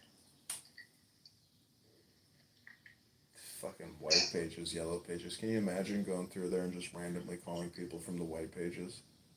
Yeah. Holy crap. I doubt that the white pages even work anymore. I bet you most people don't even have a home telephone number. Like, that's Yeah. Well, if they do, they're over 80. Yeah. Well, no, like, my dad, he had a landline until, like, but he's, so boomers, essentially. Hmm. But essentially, Yeah, that's my true. That's true. I bet you're right. If I were to get like a Rockford phone book, you're fucking right. I bet you could call up, 10 numbers and get one signature every time. Yeah. Yeah, it's not a bad idea. I don't mind taking up the phone and calling people. Yeah, we could do it. We could turn Clubhouse into a phone bank, and that could be one way to actually Oh, yeah, that'd generate. be a good idea. Yeah. So, did you figure out how many signatures you need? It's like 600. That's easy. Yeah, that's very easy. Literally, like 20 to 30 a day until. Yeah, I think until Lisa October. we needed 1,000 just to get her on the ballot. Yeah. You want to get 1,000 to be safe. And then we did like knock doors and stuff to like a target. She gave a list though. She had like a targeted audience, so we weren't just like people that were like independents on the fence, and then people that vote Republican.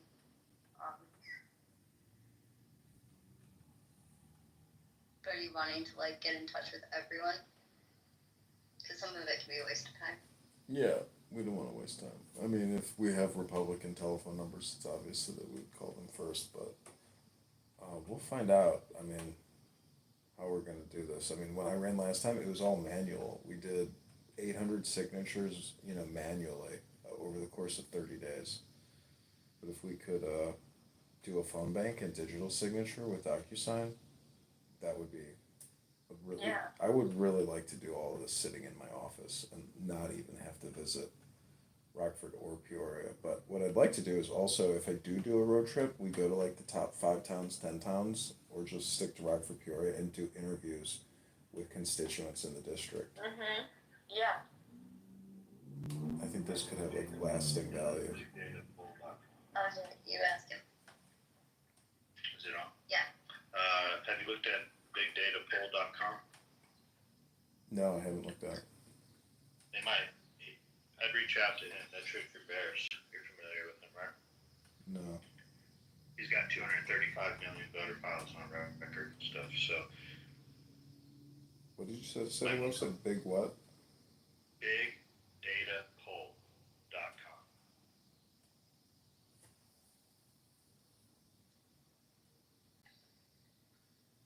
Oh wow. That's pretty cool.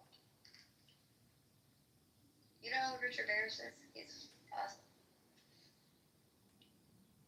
I follow a lot of pollsters, mostly and Rasmussen. What is it, Rasmussen? Yeah, Rasmussen. He's heard of Rasmussen, but Big Data Poll.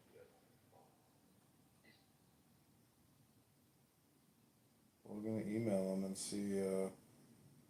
But he's gonna charge, right? I mean, maybe we could just do like a sample file or something. Yeah, at least there will be an expense to it. It's a business for him. He's a pollster. So. Yeah. But at least reach out to see what the rates are, and if he can even help in your district. He doesn't have every district.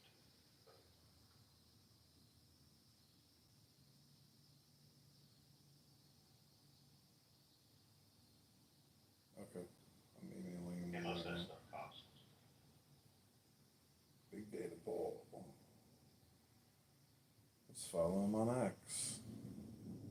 Wow. People's Pundit on X.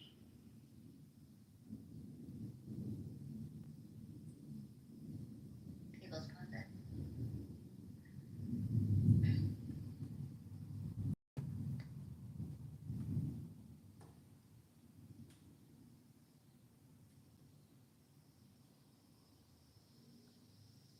He's only got 98 posts on X, but 30,000 followers. He has a bigger one on People's Pundit. People's Pundit is him too. That's That's his personal one.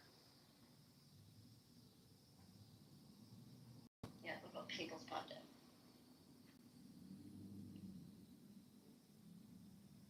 I thought it was so funny one night. Marshall was like absolutely obliterated. And Moja's like, yeah, we're gonna fly you out to Chicago. I'm gonna meet you, and we're gonna knock on doors for John. He's like, well, if you're paying for everything, I'm willing to go. And then and then Don't do anything for money. and then the next day when I was in a John Kitover roast room, I was like, Marshall, you said you were gonna fly out. He's like, well, actually, I'm looking at my schedule, and the rest of the month I'm extremely busy, so I'm not gonna be able to help you now. I was like, oh, thanks a lot, Marshall. Hey,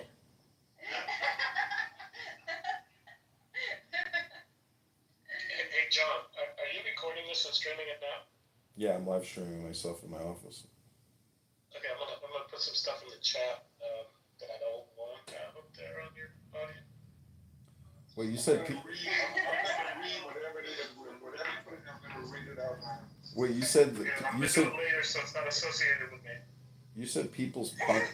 What was the other X account? People's Pundit. Yeah, People's_Pundit.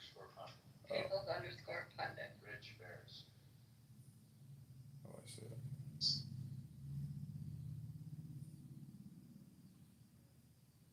Oh wow, he's got a lot of followers. How many followers do you have? Yeah, 52,000. Yeah.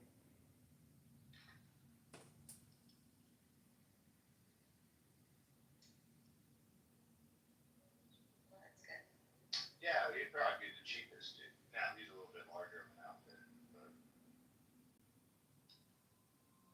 I don't know. I've never ran, but this type of stuff I think we can do better. Access. Yeah. Too much. I ain't never gonna run.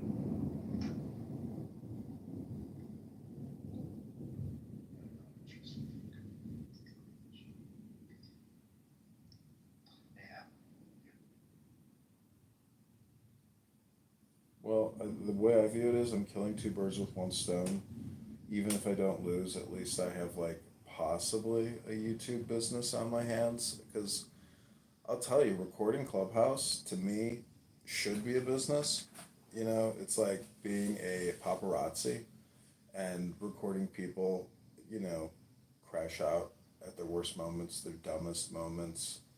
But I don't know, it just seems to me like, you know, filming unrecorded live stream or even live stream. I mean, it's just making films. So at this point, I have so many videos, and the YouTube accounts are accumulating enough followers that with more tweaking and better videos, I could have an actual, creator slash publishing business, even though it's very challenging. Stuff. The future with the big AI, AI. Oh, shut up. Don't go back in. Create like a funny scenario with people's. It's got so many. He has so much data on voice. Yeah, it does. Have I ever crashed out, John? I don't think so. I've never crashed out. Not recently. No, he's been recording since the beginning. I don't think I've ever crashed out on there, have I? No. I mean, you've gotten roasted. I've gotten roasted. You've gotten roasted. I hear the phone call after.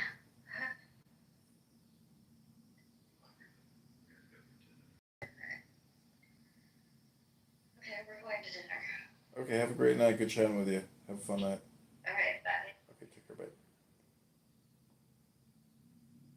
What's good with you, William? What are you doing the rest of the night?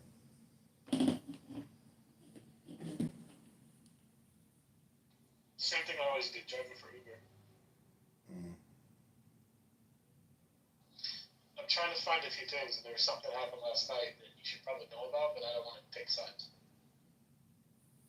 What is it in the chat? No, I was trying to find you this link in my email that is designed to help people like you. That essentially is it's a guy. He's like a tech guy, and he started this company that essentially helps independent candidates. He gives you all the tools that the parties have, kind of watered down versions of what the parties actually have. But he's built this entire network. I believe it's called the Good Party or something like that. But he's built this entire network that's designed for on the ground grassroots campaigning of independent candidates in the hopes of building more independent candidates. I was looking for that, but somebody, I guess you probably weren't in the room last night, but two people really got into it. One of them was frothing at the mouth, screaming, yelling, and then they both started engaging in it. And it wasn't Brad. I'm just going to go ahead and say it. There was a guy who was basically saying that you should be looking at the laws concerning people who donate and them having to disclose their actual real names. And I went after the guy saying, like, okay, yeah, but who's going to enforce it? But he was basically going around saying that if anyone donates to you as little as a penny, they have to provide their real name, or the state can come after you or the person donating. Yeah. But that's very far down the line because we only have to file the FEC donor report when we hit $5,000. So if we don't even hit 5K, there's no reason for any kind of a backsplash or. But somebody did donate from Canada the other day, so like that one we're gonna have to kick back. But so far, I think everybody who has donated is like an American. And within compliance of donating, so. Yeah, I just thought you ought to be aware that there was somebody out there trying to advocate against you and was on there. Like there was other people in the room that I'm sure will give you the whole details. And it was just Yeah. Last night was very weird in this room. I'll say that. Yeah, I think I left at some point. I went out for the night and had a beer, but Yeah. You had like 2 or 3 people just literally screaming at each other for like an hour straight on the same level of what Brad was doing or what you were just doing to point. It was just like, it was insanity. Well, that's good. That makes for good TV. Points on TV. Sure. Points on television. Stupid ass. Yeah, I don't know the history of that one, but. You're just angry at me because I'm on television. Stupid ass. I must have had porn movies. A lot of weird people on that, but yeah, check it out. I'll keep trying to look for that. I think it's called the Good Party. Yeah, I found it. You found it? Yeah. And my understanding is that it's a bunch of tools, and I don't know that they necessarily charge for them.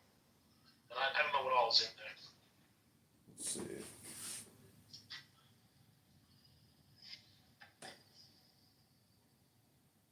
Yeah, cool. Get the social media template for library for candidates.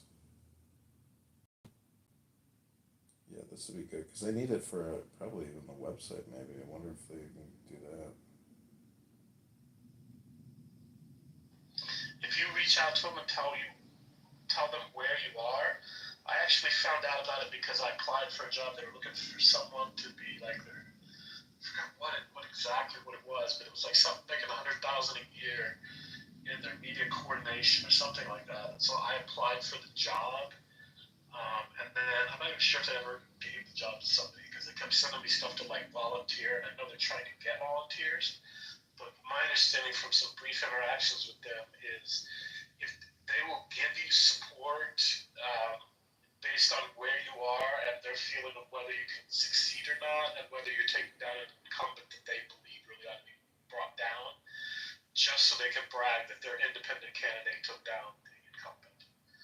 Right? So they'll put more resources behind you if they believe in you and your district and your circumstances, was the impression I got. So I would reach out to them and say, look, this is who I am, this is where I'm at, I've got this social media following already, I'm doing this thing on YouTube, I'm on Clubhouse, right? Like just give them that you're not just walking in off the street with, directly off the turnip truck, so to speak, if you're old enough to know that one.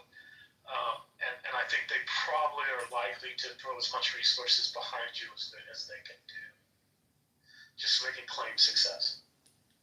Yeah, this is cool. This shows you how to use Canva to create all these templates, and they have like this PDF instruction thing. So I'll go ahead and redo some stuff. Most of my stuff is so spammy, but also if I Yeah, I think there's a whole lot. I think there's a whole lot more that they do. It was started by a tech guy who made like millions in tech. And when I first looked at the whole thing, it looked like he was trying to create a third party, but he claims he's not, right?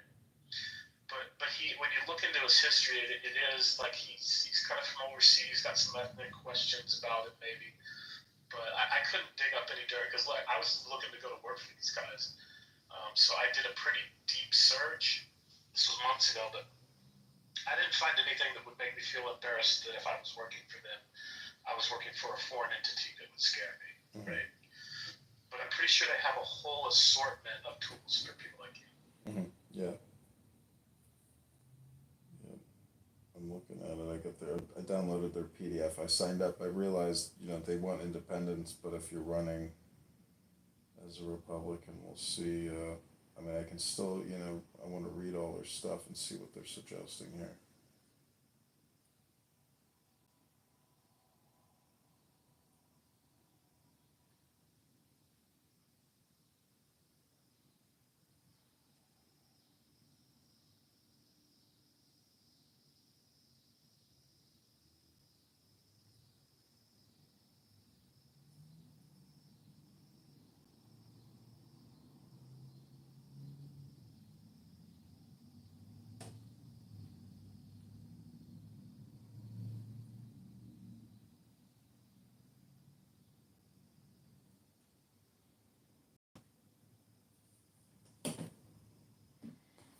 All right, well, I'm gonna leave this room, see what else I can listen to. Yeah, you're gonna end it, right? Yeah, I can do that if you want. Yeah, I mean, I don't understand myself. Concrete. It's not even controversial. There was describing, for instance, things like talents, things like measurements, things like distribution, and or how the Israelites did specific names to. They're all just narratives. How does that make it scientific? Because again, they're using uh, a method of going about the natural world, as they like to say. I hate to use that word, natural, but going about the natural world to do something. But I don't think, and I'm confused why you would. I don't think science explains everything. It doesn't. So I don't see why this is I never said controversial. anything about that. Yeah, so then why is this controversial? What? So that's not what I'm talking about. That's controversial. What's controversial is that you are saying no to creation. You're saying yes to some parallel As universe. a scientist. And I don't know. Yes, bro. And I gave you three alternatives.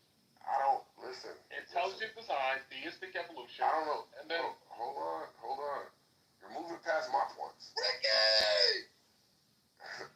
So I'm trying to figure out how intelligent design is different from creation, and how creation is different from science, and why what is described in the Bible couldn't be a scientific explanation of why these species came into existence. Why? Okay. Of course, Carthy. When I say, for instance, the programmatic view, there is no way. The thing that I love about my framework, like intelligent design, although it's different, it's very similar in a sense what's the that. difference? So I'm more detailed in terms of the mechanism that is used to create or output from inputs. See what I just did there? Input, output. So these things are mechanisms that are well defined in computer.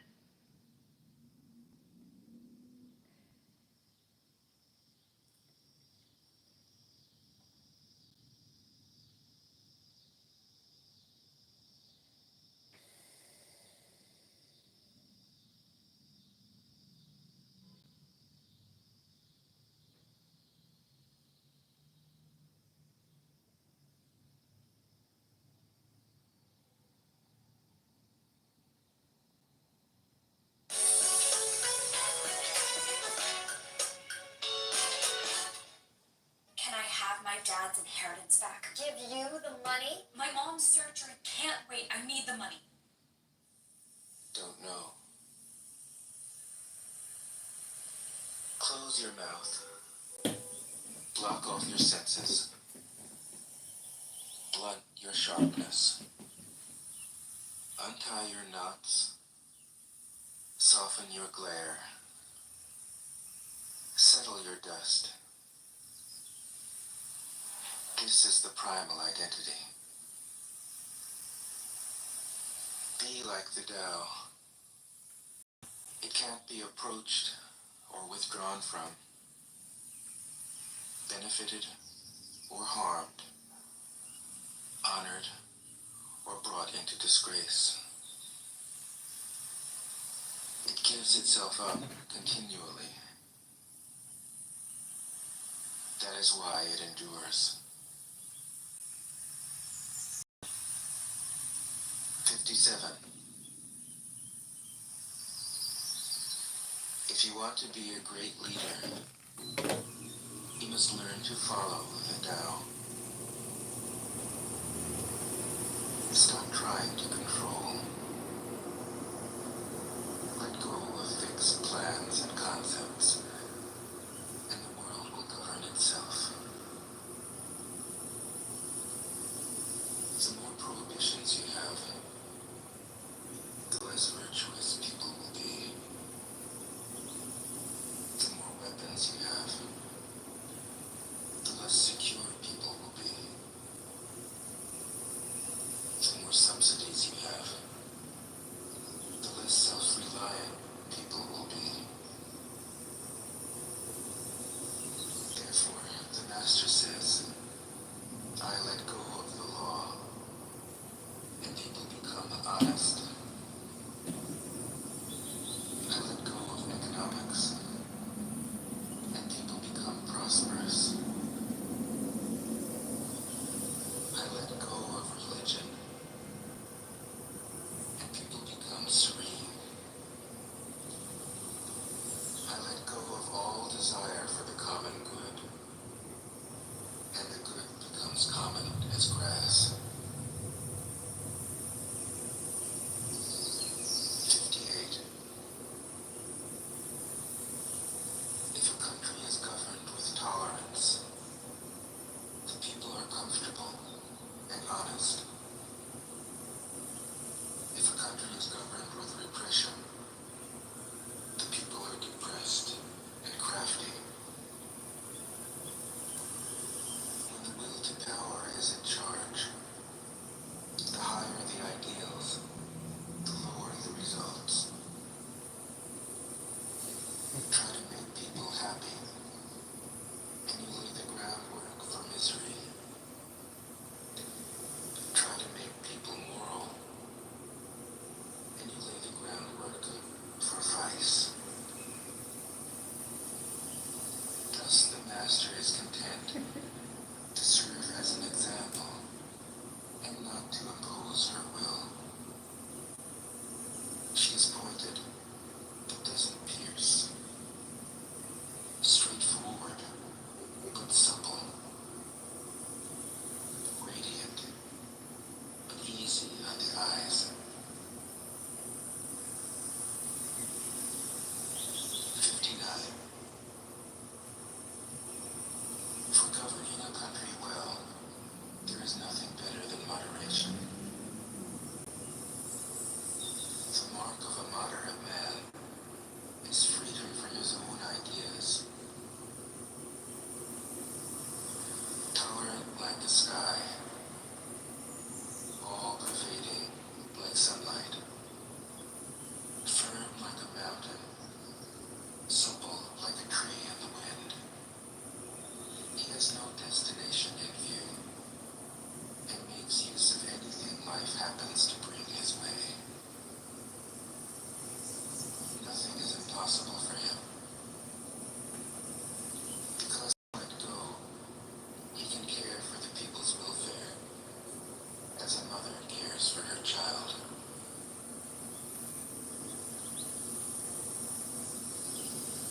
60. Governing a large country is like frying a small fish. You spoil it with too much. Center your country in the Tao, and evil will have no power. Not that it isn't there, but you'll be able to step out of its way. Give evil nothing to oppose, and it will disappear by itself. 61. When a country obtains great power, it becomes like the sea. All streams run downward into it. The more powerful it grows, the greater the need for humility. Humility means trusting the Tao, thus never needing to be defensive. A great nation is like a great man. When he makes a mistake, he realizes it. Having realized it, he admits it. Having admitted it, he corrects it. He considers those who point out his faults as his most benevolent teachers. He thinks of his enemy as the shadow that he himself casts. If a nation is centered in the Tao, if it nourishes its own people and doesn't meddle in the affairs of others, it will be a light to all nations in the world. 62. The Tao is the center of the universe, the good man's treasure, the bad man's refuge. Honors can be bought with fine words. Respect can be won with good deeds. But the Tao is beyond all value, and no one can achieve it. Thus, when a new leader is chosen, Don't offer to help him with your wealth or your expertise. Offer instead to teach him about the Tao. Don't know. Close your mouth. Block off your senses. Blunt your sharpness. Untie your knots. Soften your glare. Settle your dust. This is the primal identity. Be like the Tao. It can't be approached or withdrawn from, benefited or harmed, honored or brought into disgrace. It gives itself up continually. That is why it endures. 57. If you want to be a great leader, you must learn to follow the Tao. Stop trying to control. Let go of fixed plans and concepts, and the world will govern itself. The more prohibitions you have, the less virtuous people will be. The more weapons you have, the less secure people will be. The more subsidies you have, the less self-reliant people will be. Therefore, the Master said, I let go of the law, and people become honest. I let go of economics, and people become prosperous. I let go of religion, and people become serene. I let go of all desire for the common good, and the good becomes common as grass. 58. If a country is governed with tolerance, the people are comfortable and honest. If a country is governed with repression, the people are depressed and crafty. When the will to power is in charge, the higher the ideals, the lower the results.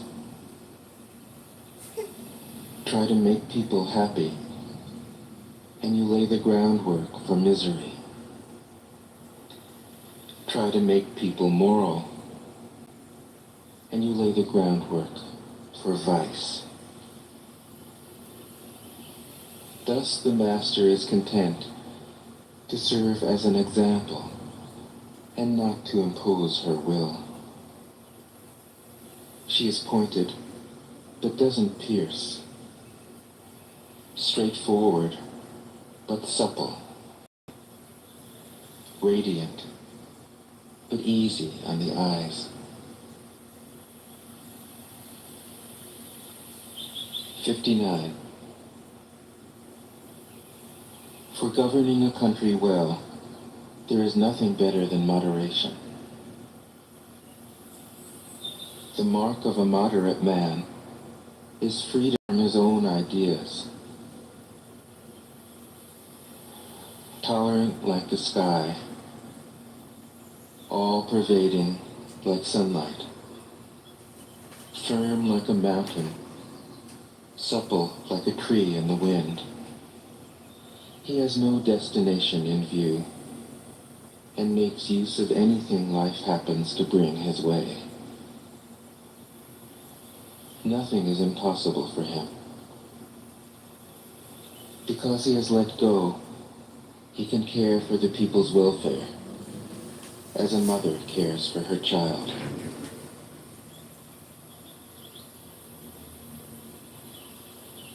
60.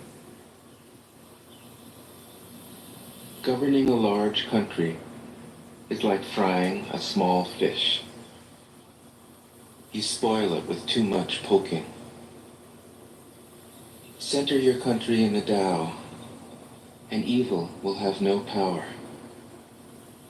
Not that it isn't there, but you'll be able to step out of its way. Give evil nothing to oppose, and it will disappear by itself. 61. When a country obtains great power, it becomes like the sea. All streams run downward into it. The more powerful it grows, the greater the need for humility. Humility means trusting the Tao, thus never needing to be defensive. A great nation is like a great man. When he makes a mistake, he realizes it. Having realized it, he admits it. Having admitted it, he corrects it. He considers those who point out his faults as his most benevolent teachers. He thinks of his enemy as the shadow that he himself casts. If a nation is centered in the Tao, if it nourishes its own people and doesn't meddle in the affairs of others, it will be a light to all nations in the world. 62. The Tao is the center of the universe, the good man's treasure, the bad man's refuge. Honors can be bought with fine words. Respect can be won with good deeds. But the Tao is beyond all value, and no one can achieve it. Thus, when a new leader is chosen, don't offer to help him with your wealth or your expertise. Offer instead to teach him about the Tao. Why did the ancient masters esteem the Tao? Because being one with the Tao, when you seek, you find. And when you make a mistake, you are forgiven.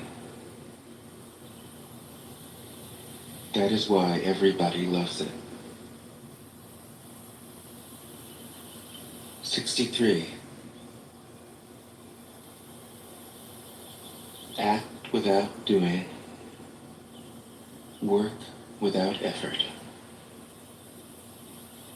Think of the small as large, and the few as many.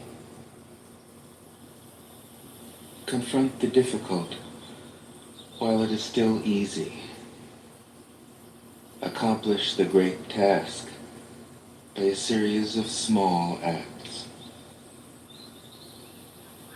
The master never reaches for the great. Thus she achieves greatness. When she runs into a difficulty, she stops and gives herself to it. She doesn't cling to her own comfort. Thus, problems are no problem for her. Yeah, so, then you said you're so weeping. 64. Looking at the scenario. What is rooted is easy to nourish. What is recent is easy to correct. What What is brittle is easy to break. What is small is easy to scatter. Prevent trouble before it arises. Put things in order before they exist. A giant pine tree grows from a tiny sprout. The journey of 1,000 miles starts from beneath your feet. Rushing into action, you fail. Trying to grasp things, you lose them. Forcing a project to completion, you ruin what was almost ripe. Therefore, the master takes action by letting things take their course. He remains as calm at the end as at the beginning. He has nothing, thus has nothing to lose. What he desires is non-desire. What he learns is to unlearn. He simply reminds people of who they have always been. He cares about nothing but the Tao. Thus, he can care for all things. 65. The ancient masters didn't try to educate the people, but kindly taught them to not know. When they think that they know the answers, people are difficult to guide. When they know that they don't know, people can find their own way. If you want to learn how to govern, avoid being clever or rich. The simplest pattern is the clearest. Content with an ordinary life, you can show all people the way back to their own true nature.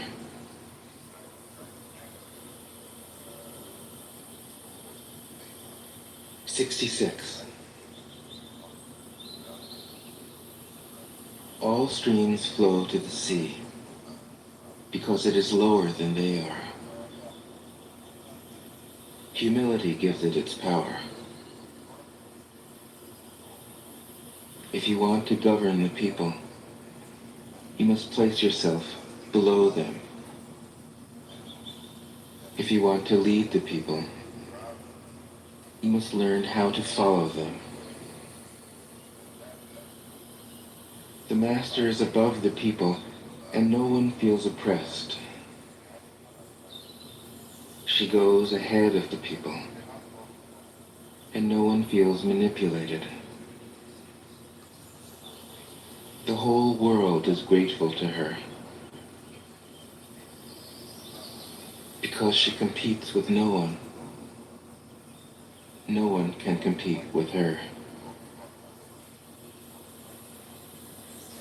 67. Some say that my teaching is nonsense. Others call it lofty, but impractical. But to those who have looked inside themselves, this nonsense makes perfect sense. And to those who put it into practice, this loftiness has roots that go deep. I have just 3 things to teach: simplicity, patience, compassion. These 3 are your greatest treasures. Simple in actions and in thoughts, You return to the source of being. I don't like how she was treating Jay. So what's gonna say Patient this with same both person? friends I don't and like enemies. how, she's treating Mom. So I'm gonna tell whomever all of her information. It like pivots to the next to the next. This is why I don't trust this girl absolutely at all. But that's how much I do not like the whole doxing. Well, I'll play some clip. So, this is from his room earlier. And so, I like largely stayed, just kind of avoided Jay, I've been cordial with him. But, here's some stuff he said, and I'll address it. Keep it 100, shall we? Let's really have the conversation. People like to complain about doxing, it's not cool. But then it looks at mine, was doxing me and doxing many of us. Right? And it makes no sense to me. You got people like Pepe who doxes people, but along with white America, you have 1,000 people in there singing Kumbaya with that piece of shit. Makes no fucking sense to me. I'm gonna tell you something. Everybody on the stage, everybody in this room. Okay, is it a different level? You're all susceptible to get doxed, and then you're gonna feel outrage. When it happens to you, you'll feel the fucking outrage. I think it's funny. So I've re-released Jay's stuff, and then I've used Roger's picture. I've never doxed anybody on this app. I don't see. The thing is though, is I don't give out my personal phone number or click up with people from on here. So I don't really have that information readily available. And it's just not my style. I'm not entertained by, and then of course you can get into the legal drama, and who needs that? It's not my style. But it's basically, it's a recurring theme. I remember when when I got into it with him, I don't know, almost a couple years ago, he was saying, and I don't want to see any of you in Pepe's rooms. None of you go into Pepe's rooms. He's trying to tell people to stay out of my room because he fucking hates it when other people have rooms that are open. He's one of those people that he has to be the person that's getting all the fucking attention. He's just like I wouldn't even say, I would say he's kind of a clout chaser, but it goes a lot deeper than that. I'll get into it. There's a lot, there's a lot of us that we don't really do it openly on here, but we laugh when he's fucking using room. Oh, hey, look at you. You're beautiful. Oh, hey, I just want to say shout out. Yes, you're the nicest person on here. Oh, you're the smartest person. Have you ever seen a level of superficial flattery like that? That is not a normal fucking person. Only a goddamn con man does that. All right? I was going to be quiet. He says I'm mentally ill. I'm not mentally ill. He's a fucking retard. But he clearly has cluster B personality traits like narcissistic personality disorder and antisocial personality disorder. When it comes to superficial charm, just look up how fucking common that is with both of those diagnoses. And often if you have one, you're going to have traits of the other. Those two disorders are pretty enmeshed. Now, you got to think this to yourself. Somebody who has that kind of a history is him, who's had that, then while on this app, it's the same shit. He gets caught lying. He ends up fucking with people. He plays people. He sucks your fucking dick so he can get a goddamn platform on your stage. Then he tries to muscle out the other people on the fucking stage. Does it sound familiar? How many houses does this happen in? When he mods a fucking room, what does he do? He goes, all right, hold on. He has to exhibit this control. I'm in charge here. Yeah, he wants everybody to know and everybody to respect. I'm in charge here. You're not in charge of shit. But if I had his life, once again, his name's public, and where he lives is, I won't even go there. But and then what do you hear him do? He always has to chime in and give his 2 fucking cents after every person goes. And it's just like, dude, what? He just loves hearing himself talk, but he always makes self-aggrandizing statements, or he ends up saying something that is going, he thinks will induce some kind of reverence or celebration. That's his way of getting his consistent supply. I say something, everybody will say, yay for you, and then praise and attention and recognition he's looking for. Which to me, that is literally, that is not a normal fucking thing. This guy doesn't even formulate a fucking thought, an idea of his own. He doesn't have any motive, he doesn't have any ideological bent like most of us do on here. He literally goes with the fucking flow. It's whatever will get him attention and recognition. And I've caught him making up so many lies, even about me. And you know what? If he does, there's no way to protect yourself from getting doxxed and completely protect yourself. If I get doxxed, I don't have a criminal record, motherfucker. I haven't lied about my age. I haven't lied about anything. I never said. Come on, Pepe, don't lie to us. You've never been to jail. Come on. We don't believe that. Amazing. But I'm not somebody who's gone around making outrageous claims like some super successful guy, any of that shit. I don't. What's more pathetic? Sir, at least you're honest. What's more pathetic than being like, let's say, a fucking loser and being figured out for being a loser is being somebody who lied about being a loser. You're now more pathetic.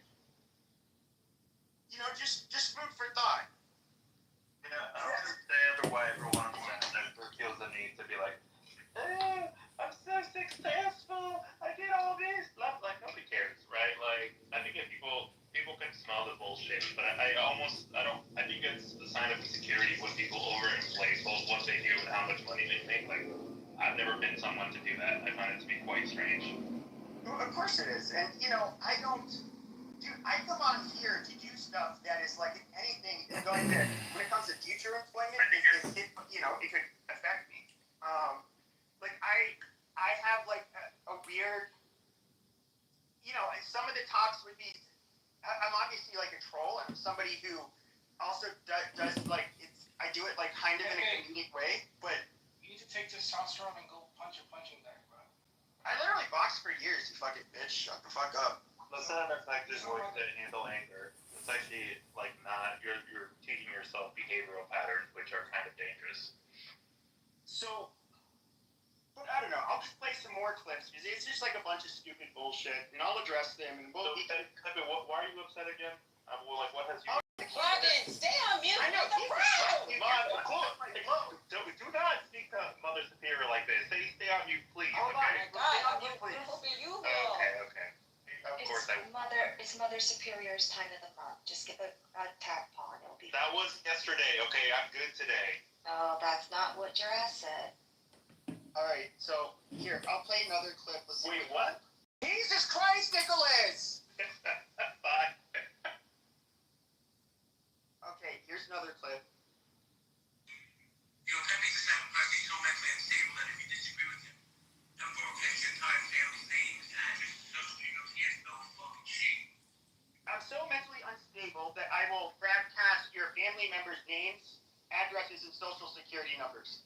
Okay, I'll tell you this is against JT? Hold on, no, stop. I'm in the middle of something. Dude. Oh, okay, I gotta go to the audience. I can't be involved in this conversation. So, I literally, I put $1,000 on it. Give any time where I ended up giving up somebody's social security number or address or family member. It's not happening. Find the fucking clip, and I'm leaving this on. On replay. Okay, find one fucking clip, the years I've been here, where I did that. You're not going to find it, I did not do it.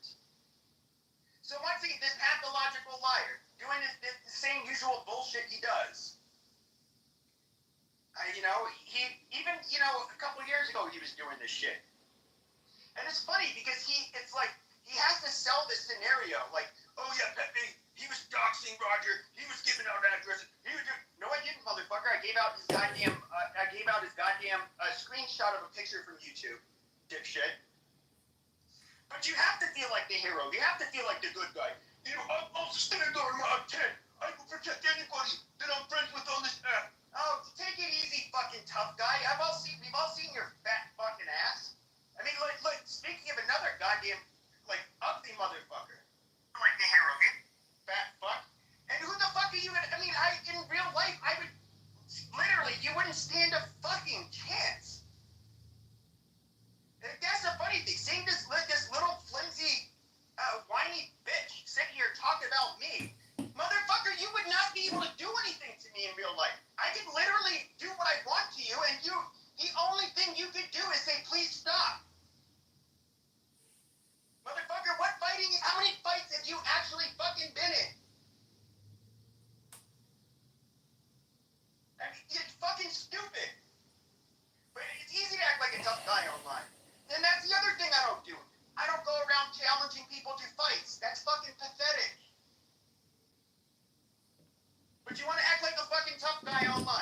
be my guest. Fucking loser. But he's everybody's hero. So let's look more at this. I got some clips of you from last night, Pepe, because I cross-streamed your room into Roger's room, and so we were all listening to your room last night. But I'll play those clips in a minute. Go ahead. Amazing. The one thing that you can do to piss me off is it's so high intelligence. And people like fucking Pepe, bro, I'm telling you, you guys gonna fucking hang out with that dude until he turns on you. You need help. Guys, come in my rooms. Please don't go in his rooms. I need the attention. I'm the top dog. I'm the one that needs who needs the audience. I'm the best mod on the app. Best mod on the app? What kind of gay shit is that? Best mod? What the fuck? You know, any of the people who have big rooms on this app that can actually do it on themselves, they didn't suck people off in order to get a fucking audience. Like me, motherfucker, I got this goddamn app.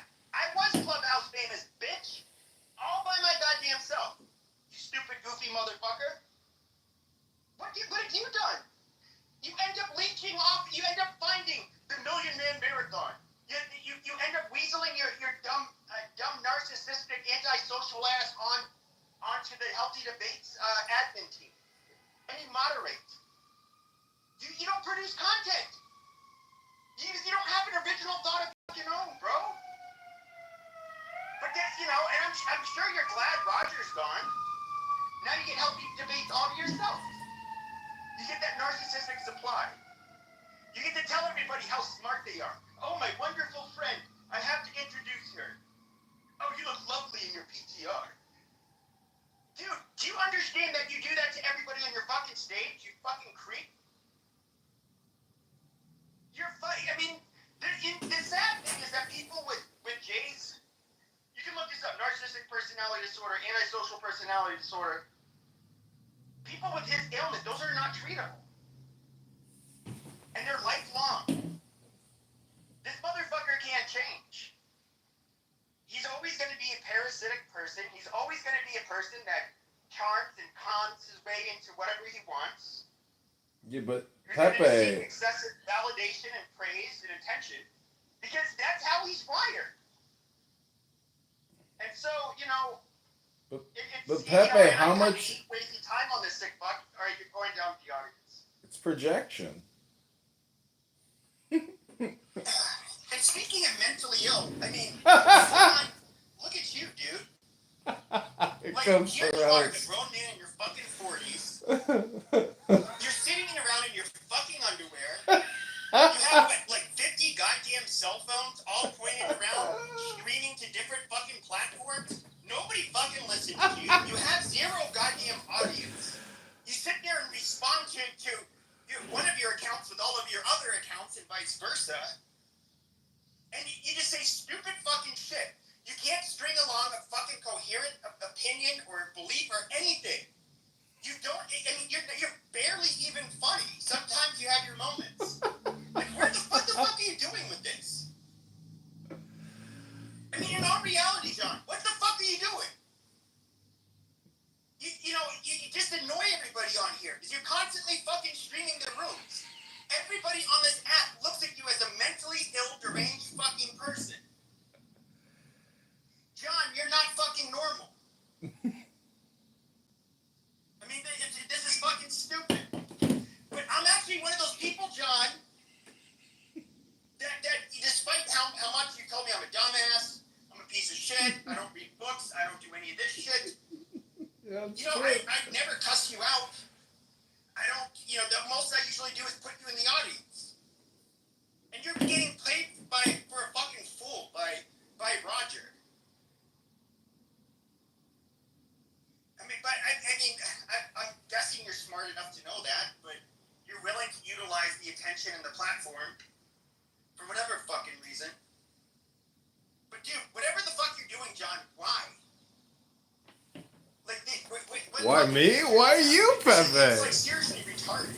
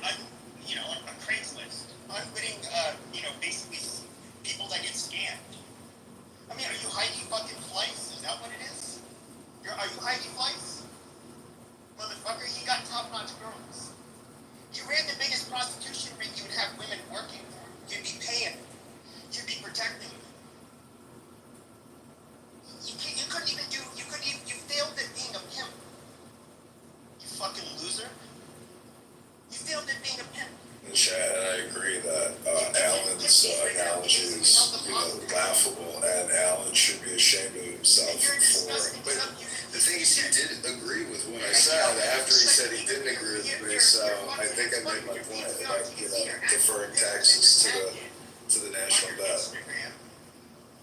You know, I'm not getting his name down here. Well, what do you do with the waste? Sloppy fuck. You know that? They're real fat sloppy fuck. Now defeating China, seal borders, stop illegal immigration, ban Confucius Institutes and TikTok, and You find out I'm French. Confucius You find out I'm French. Find out I don't have a does not record. compete with anyone, And you find out I didn't lie and about it. someone can compete with But you know what you do is you compete lie. with source. You lie to people. Admit it, you're a too big chump. You don't even have the ability to be a pimp. That's how much of a lowlife you are. You had to scam these fucking women, and basically hold them for a couple days and have them get ran through by a bunch of fucking men and kept the money. And your sorry ass, and I remember that heartfelt story you gave me how, not gonna lie, Pepe, vice versa prison, I tried. I would cry too. Personally, if I was in prison, I would have taken a fucking towel from the top of my bunk, and like the worthless, no good piece I would have been if I did a crime like you. I'm just saying, I personally would not have the heart to continue to live. I would say my life is not worth preserving. I brought so much dishonor and shame upon myself, and I'm such a fucking failure in life to begin with. I'm just saying personally, I don't think anybody should commit suicide. But I mean, that's what I would have done if I had been in your situation, Jay. But I'm mentally unstable. What am I diagnosed with, motherfucker? You just make up these stupid fucking claims. I remember when August ended up making who does the preservation of human race rooms, ended up doing he thought I was being too friendly with Jews. He put whatever those hats are that Orthodox Jews use and like the sideburns and shit. He's like, you see this? Pepe wore this right on the day after October 7th to make fun of the women that did it. Motherfucker, I said I'll pull August in to shut, into the room to tell you that he did it. You made that shit up. It's like you make up everything else in your fucking life. You fucking rat piece of shit. I mean, in that small little dingy fucking place you live, I'm sure you're not getting any bitches there, are you, Jay? I saw your shitty little pizza shop before it got fucking closed down. In the pandemic, what do you do for a living now? I saw that you have now next level, what is it? Content creator. Jay, why did you do that? Are you gonna end up forcing more girls to quote unquote do a photo shoot, but then have them get plowed by a bunch of men? In fact, why don't you talk about that model mayhem profile that you created in 2016, where you were looking for women to quote unquote model, but it doesn't involve sex. The year you get out of prison, people like you don't change. And let me guess, those accusations were all lies. It's all lies. I have haters. Who hates you, you fat motherfucker? What did you accomplish in your fucking life? You're a fucking loser. There's not a father on this fucking planet who would want you near their fucking daughter. You piece of fucking shit, and you know it. You're a fucking cockroach. And I would love, you can't be touched. Try it. Dude, that would be a fucking gift to me. I live in a stand your ground state. You wouldn't only get humbled. I'll just say that.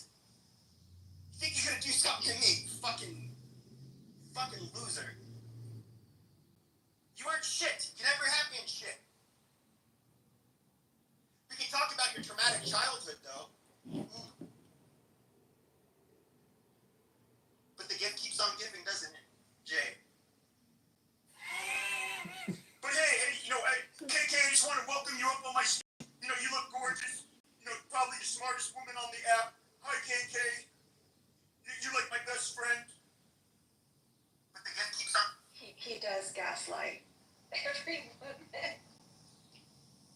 Until you say something or write something in the chat he doesn't like. But yeah, he does do that. He's known for that. We all know that. He does it for guys.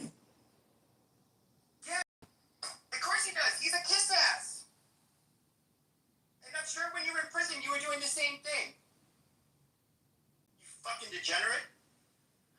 Tell me, you guys can tell me in the chat. You get this fucking loser. He's never done anything successful in his fucking life. He pled guilty to it. We know at the very least that what he did to those women was that he forced them to have sex and didn't pay them. And there's a whole bunch of women, a whole bunch of men, 50 to 60. Now, with that being said, he comes on this app and lies, even about that. I was the biggest pimp in Manhattan. You fucking faggot. No, you weren't. No, you weren't. You're a goddamn con man. Kitchicon. Talk about projection, you stupid motherfucker. You still con people. Tell me, Jay, what are you doing with this next level content creator business you just opened up, Jay?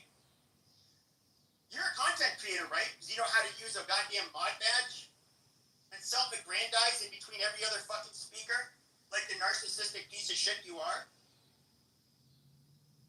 But people you have to understand about Jay. Personality disorders, especially cluster B personality disorders, those are lifelong. There's very little you can do about them. Borderline personality disorders, I guess you can kind of work with. But, and you just look it up. Antisocial personality disorder, narcissistic personality disorder. These are the type of people that end up going to prison for doing things like conning people. Having excessive superficial charm. That's what you're dealing with. He doesn't have a normal brain. The Soviets had a way to remedy people like him. They called them gulags. And there's some other shit too. But anyways, let's get some more clips. Let's hear what else this fucking badass had to say.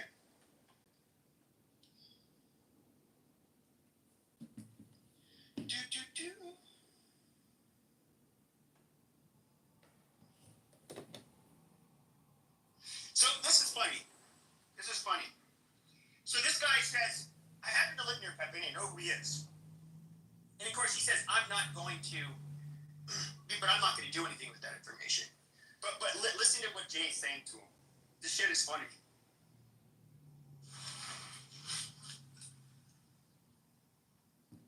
When you jump into a room and you are part of a conversation, I was looking at it from the standpoint I didn't hear. I wasn't involved with Pepe last night, but I know Pepe. I know where he is. I know who he is, and he ran the risk one time of something happening. I was able to find out. I lived very close to him. Not that I would ever take any extra do it, but you run the risk when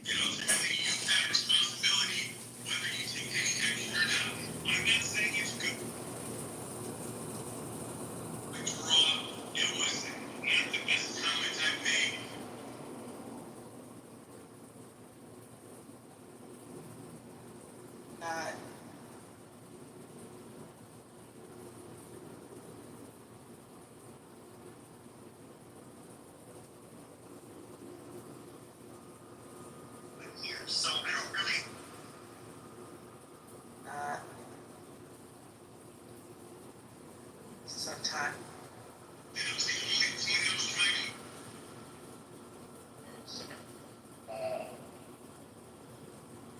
Think you're type of somebody.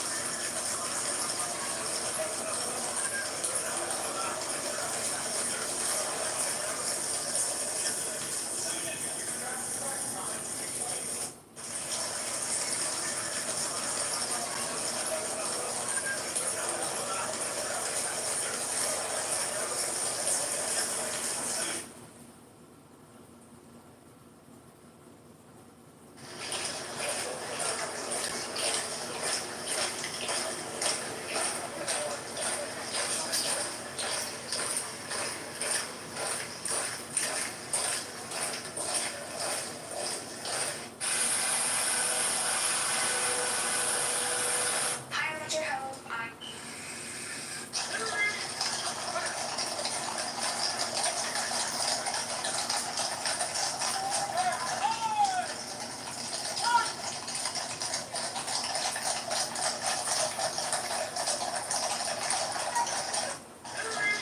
Let me put you on to something.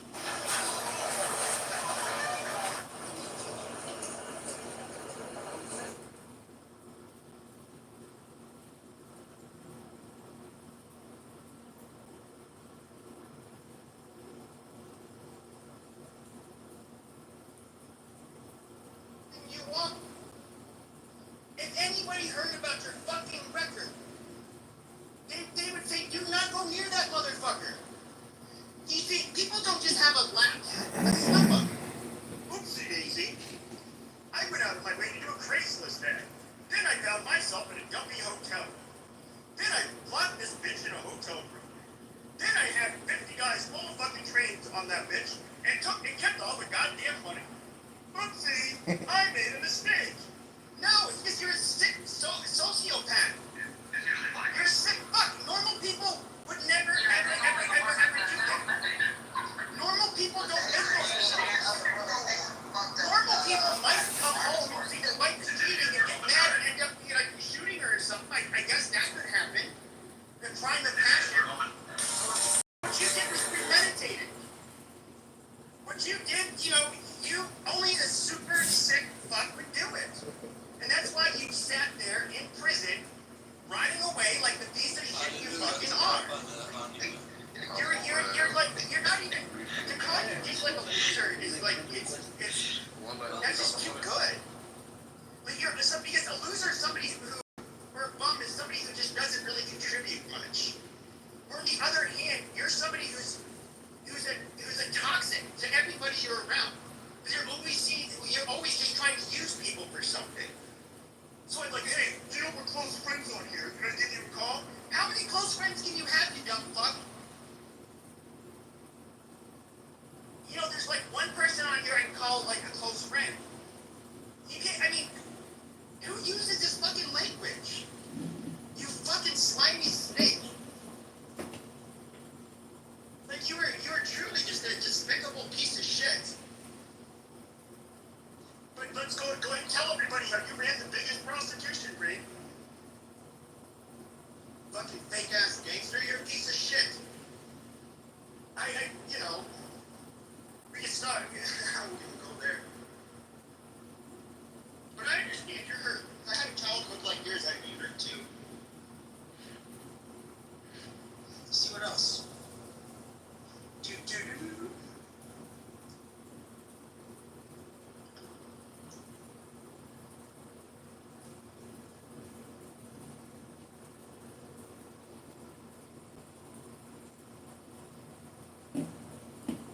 Alright, I don't know what he's rambling about in this one.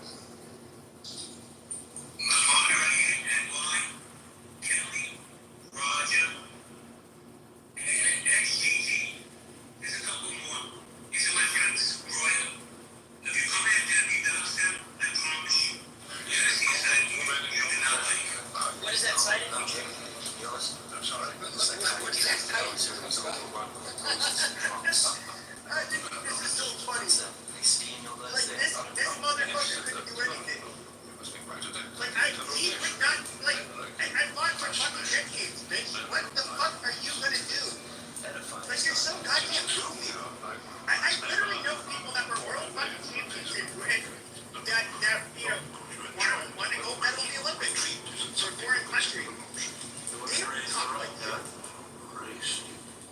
fuck do you think you are? You're a fucking nobody. You don't have any fighting spirit. Like, look at your goddamn build. What the fuck are you gonna do? Tough guy? I mean, if you knew I lived next door to you, you would have never hit that fucking home, baby. I promise you that. I mean, watch your fucking mouth. I don't think anybody on here is like cool. Like, you are a fucking pussy. I mean, put the fucking tough guy in. Somebody you've never seen before. What are you gonna do? You're not a gangster. You're somebody who took advantage of women and forced them to have sex with men without money. And of course, there are other accusations which you didn't lead to that one. I mean, what the fuck are you gonna do? I mean, you're fucking pathetic, bro. The other side of me. Come to Arizona, you stupid fuck. I mean, what the fuck are you gonna do? Dox me? Oh my god, if you dox me, there's no dirt on me, you stupid fuck. You know, and that's the thing, is that maybe you think that like, oh, well, maybe he has some skeletons in his closet like me. No, Joe, we're not built fucking same. I don't have a backbone in my body to take advantage of women like that. I don't even have the in my body to scam people. You do. But and you always have an excuse. That's the funny part. Is when you had all these accusations on Clubhouse. Oh no, these were just mentally ill or deranged people. Well, why were you going into mental health and you're flirting with these bitches? Why did you do that? Wait, what? That's how Jane met a lot of these women. Oh no, that's like trying to control women. Like, well, I don't know, befriend him. Who knows? He's a creep. I didn't know that. Sorry to think. I mean, people like him, they're born that way. They can't help it. There's no changing it. Let you guys can look it up. What is the treatment for antisocial personality disorder, narcissistic personality disorder? There is no fucking treatment. You can try to deal with the symptoms, but they're highly resistant to not only actually wanting treatment, because it's not, these aren't disorders that cause any kind of dysphoria.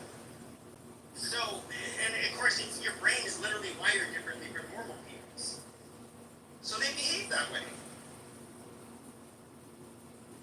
And, you know, in a way, you feel sad for them, but I mean, you know, there's some dogs that are just mean. They're wired that way. Whether it was because of how they were raised, their genes, doesn't matter. They're just nasty fucking dogs. Can't trust them. Well, let's see what else Mr. Tough Guy, the Protector has to say. Let's take it to real life like you did. I don't even care if you're not that. He's gonna take it to real life. Fucking idiot. Dad, I believe in an eye for an eye for an eye. You fuck with my people, I'll come. And even if it has nothing to do with me, I'll come with you. Because to me, see, I'm old school. Loyalty's not a word, it's a life. Loyalty, motherfucker. Like, look at him, acting like he's like he was at like fucking mobbed up or some shit. You piece of shit. You're not loyal to anybody. You fucking two-bit chump. You were never part of a fucking gang. You're never part of any kind of crew. You never even committed a sophisticated crime, let alone like street level crime that would be quote unquote gang related. You had to prey on you know, disillusioned fucking women that you conned from Craigslist ads. You fucking parasitic piece of shit. I mean, really, how does a motherfucker like this even live with himself? Like, I would not be able to fucking live with myself. Every time I look in the mirror and I try to have some self-confidence, I would say I am that utterly selfish, horrible piece of shit that put that woman through, that woman through what I did. How do you do it? I don't know. I mean, is this the fact? What would kill me is the fact that not only I did it, but that's inside me. You know, he's gonna say I'm mentally unstable on this and that. Who's the motherfucker? Who's gone out on this app and ever said, Pepe's been in my back chair. Pepe's asking for pics. Pepe showed me a picture of his dick. When does that ever happen? You guys know if it would have happened, they would have made content out of it. Never happened. Never happened. Who have I stalked on this app? Nobody. It's never happened.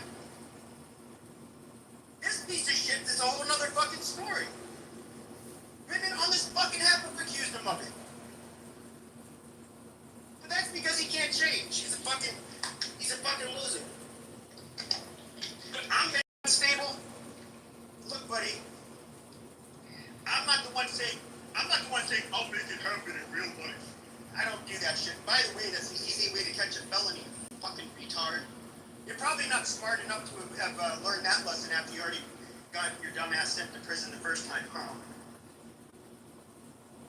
But I actually know people, or especially one person who has federal charges for threatening someone online like that. Really not smart. And it's happening to people on Clubhouse even. So, another reason I don't go threatening people online. And plus, I'm in my fucking 40s. I think he might be late 40s, early 50s. Do I want to go, show up in court in my fucking 40s in front of a judge? So, I see you were saying you were going to go kick somebody's ass online.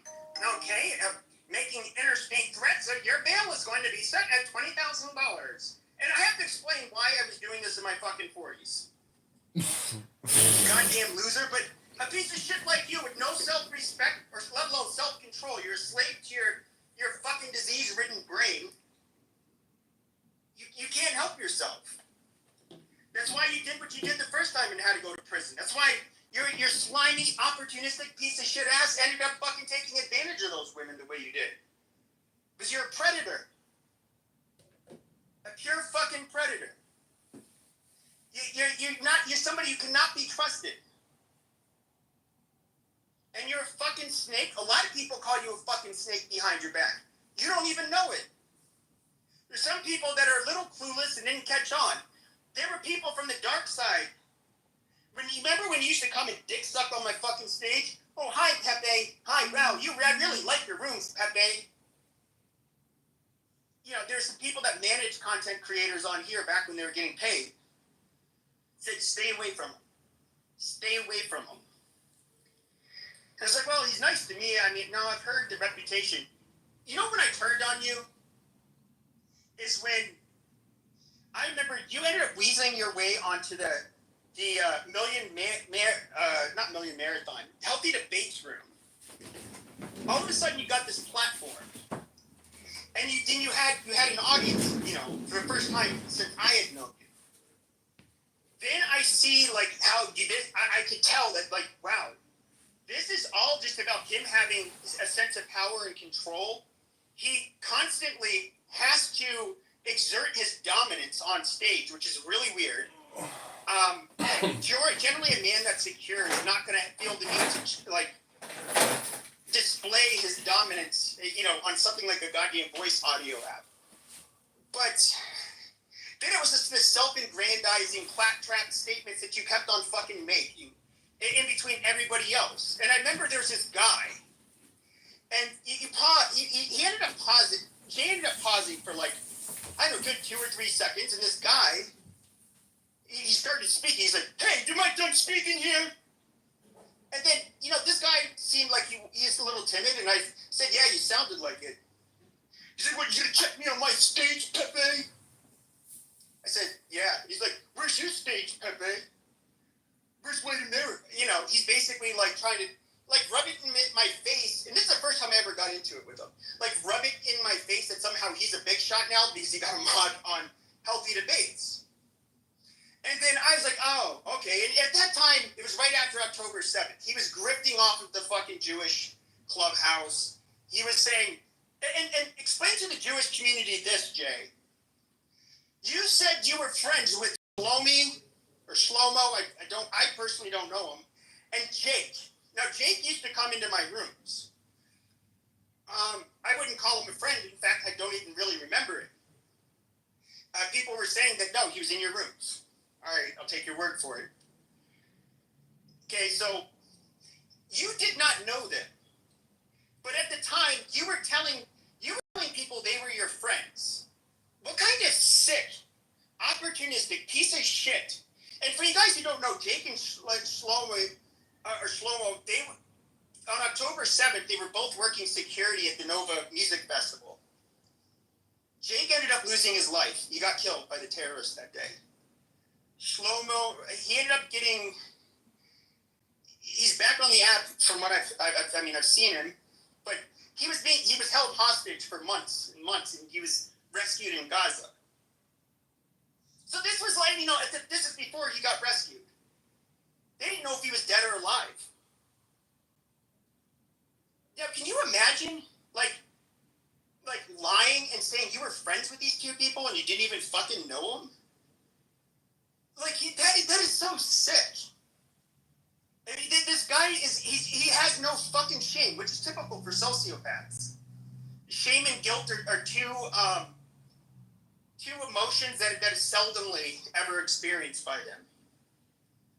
But I mean, this just shows you his fucking character. But a lot of you people are stupid enough. You guys will see that he's up here. He compliments you. He has all of this superficial flattery and charm. He's gonna tell you look beautiful. Oh, you're smart. Oh, I like hearing what he has to say. Yada yada. He does it to all of you.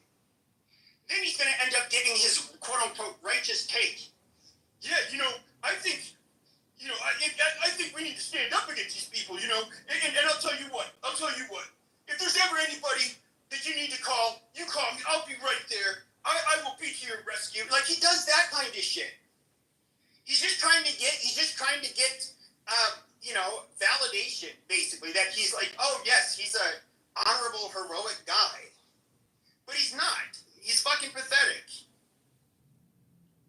So, food for thought.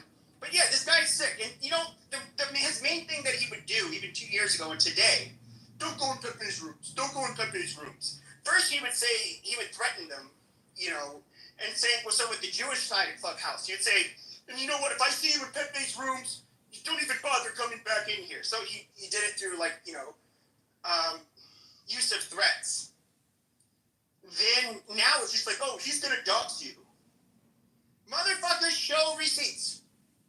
$1,000. Show receipts where I end up doxing somebody's address, phone number, relative, or giving somebody's real fucking name. You can't do it, chump. But I see that you were chomping at the bit when you saw that guy said he knew who I was because I lived nearby. Hey, take your back in. I'm going to call you right after this. Fucking piece of shit.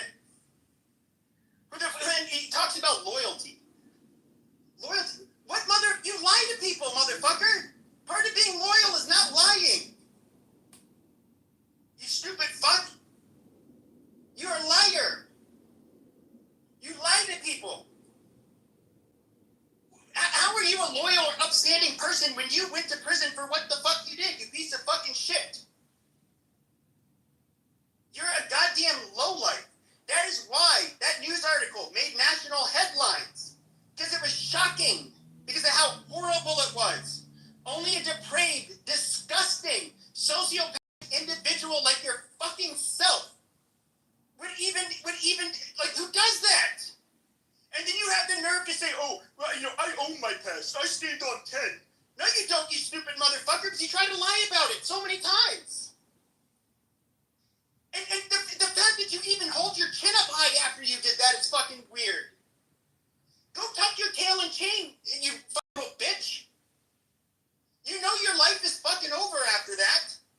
There's not a goddamn woman you can marry where their fucking family's gonna, and of course no mentally sane woman would marry you. Nobody would attend the fucking wedding. And the other thing is your behavior. It hasn't stopped. The superficial charm, the fucking lying, the being a goddamn snake and using people, justifying your stupid shit you've done in the past, gaslighting people about it, fabricating what you actually did. You can't change. I understand. It's a lifelong illness. You're a piece of shit. Nobody's gonna like you. You're never gonna have lasting friends. People with your disorder never have lasting friends. You know you've never had stability in your fucking life. That's part of the course. Part of the course with your fucking with your mental illness. You want to call me mentally unstable? You stupid fat fuck. We all know what kind of monster you are, you piece of shit. You're pathetic. Fucking pathetic. And you actually have the nerve to come on here like you're some kind of good guy. Oh yeah, I've changed. Oh, no, you haven't, motherfucker. Tell me this. Why did you create a model mayhem profile the year after or the year that you did get out of prison? Saying, oh, I'm looking for models for sex work. Why did you do that? Why did you go back to your old ways, Jay? Why did you do it? You can't help yourself, can you? Why did women on here accuse you of fucking harassing them? Of trying to blackmail them? Of you, and you know, why did you send the nude material to the other mods of Million Marathon, Jay? Why'd you do it? What makes you think that is normal? Why, you know, just once again, to show that we're not the same, where's the accusers for me? Why, we know that I would have been dragged to death if somebody would have came out. If there was a picture of my penis, everybody would have seen it. They would have been calling me like, oh, look at that little pink wiener. Fuck that white boy. You know, dude, Black Love House would have a field day with it. Everybody would have a field day with it. And then like the creepy text, if I sent some creepy text to some woman, dude, you know they would fucking drag me. But you do it. What about masculinity mindset, Jay? Why is it that you had a Clubhouse user that ended up having a business idea and you literally verbatim stole his idea and created a website? Why? And you were going to be a masculinity coach. Look at the fucking dump you live in. Look at that fucking dump you live in. I mean, I'm guessing you're on government assistance or you have some family help, but I mean, obviously not a lot of help because you live in a fucking dump. Masculinity? What the fuck is masculine about you, motherfucker? Do you protect? You're a predator. Do you provide? No, you can't even provide for your fucking self, you piece of shit. What's masculine about you? Nothing. You're like a little bitch online. You have to, you seek attention and validation for your narcissistic supply. This is all you have. You know this too, Jay. You're ready. Who the fuck, and you know this. How does that conversation go, Jay, when you know women are going to learn of your past? Of course, they'll end up seeing that you play games and that you're going to get caught in your lies, and, you know, it generally, like people with your disorder, it generally isn't going to work out anyways. But how does it go, Jay? How do those conversations go? How do those conversations go when you have to explain, when you have to read those news articles and you have to explain why you did it? How do you spin that, Jay? What's your excuse? Because you know you have an excuse. What's your excuse? I mean, you don't have an excuse. The reality is this. Normal men, real men, men that are masculine, don't do shit like that. They don't. It's beyond them. I wouldn't say even beneath them. It's like, they're just not wired that way. See, they don't slip up to fuck up and do shit like that because they don't even have the impulse to do that. They're not born like predators. But you know who are real men, Jay?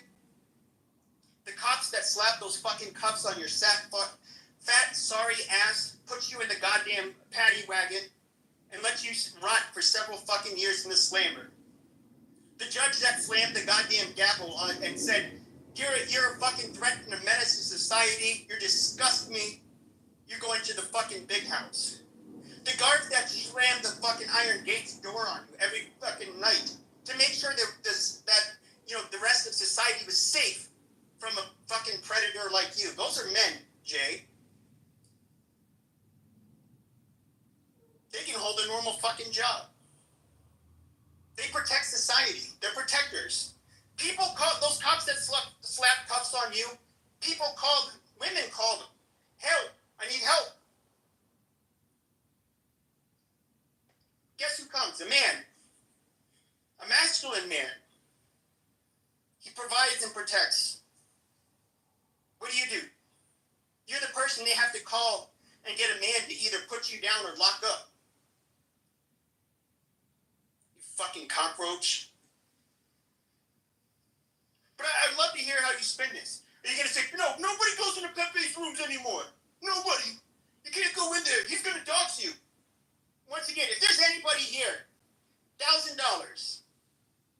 If you have a clip of me doxing somebody, giving their name, address, and I'm not talking about me passing along the news article about, Jay. I'm talking about, like, doxing people. Giving their phone number, social security, place of work, any of that shit. Show it. These motherfuckers don't have it. But Jay wants you to believe, I'm the sicko. I'm the, what did he call me? Mentally unstable guy you have to look out for. Really? This pathological lying piece of shit who can't help himself? He's normal? The guy who just started up a new fucking LLC? Do with content creation? God, it sounds awfully similar. But I don't know. But the question does stand, Jay. Why did you rip off that idea of the other guy?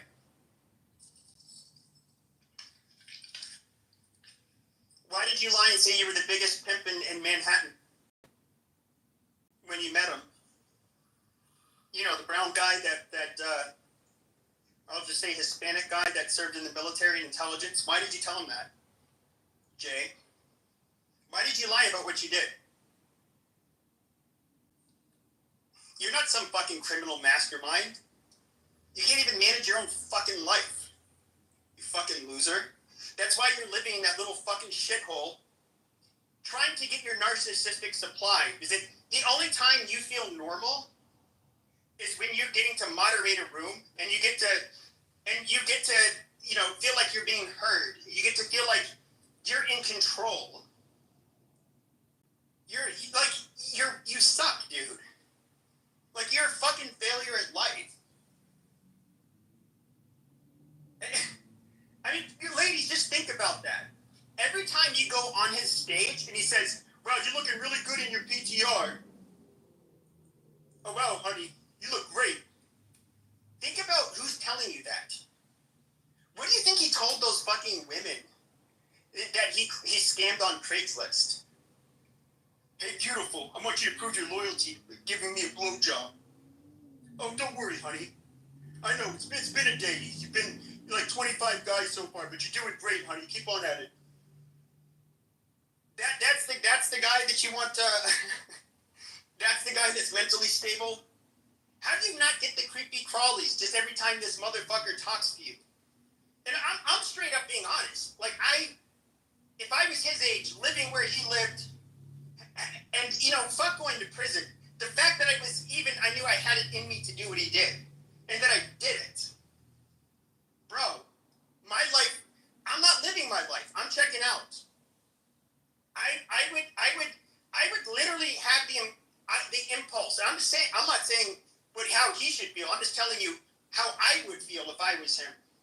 Or if I had done something like that.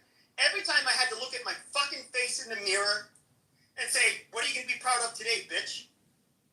What the fuck do you have to be proud of? You're a goddamn sociopath. You can't fucking change. You're parasitic. You're predatory. You still try to fucking scam women, get naked photos of them. And after you did that, what you did to those women in New York, and that's not a little fuck up. You really go out of your way to do that. What is there to be proud of? What is there to move on from? Like, how do I look in the mirror and have even hope? I would be so disgusted.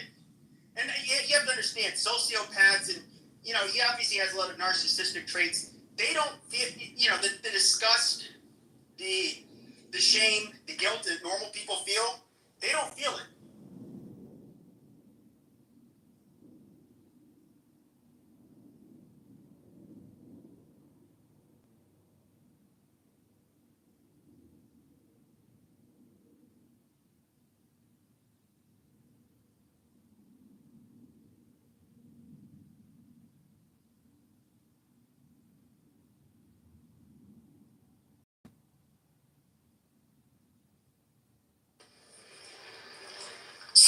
phone call.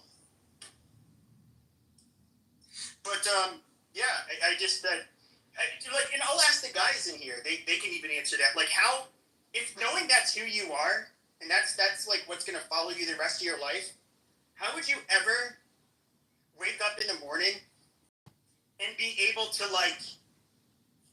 I guess it's just I wouldn't have the ability to forgive myself. I guess that's more or less, and just it's just like, how do you look at something and say, hey champ, you know, you have it rough today, but you can do better, bro. Just try hard today, man. Just keep your head up.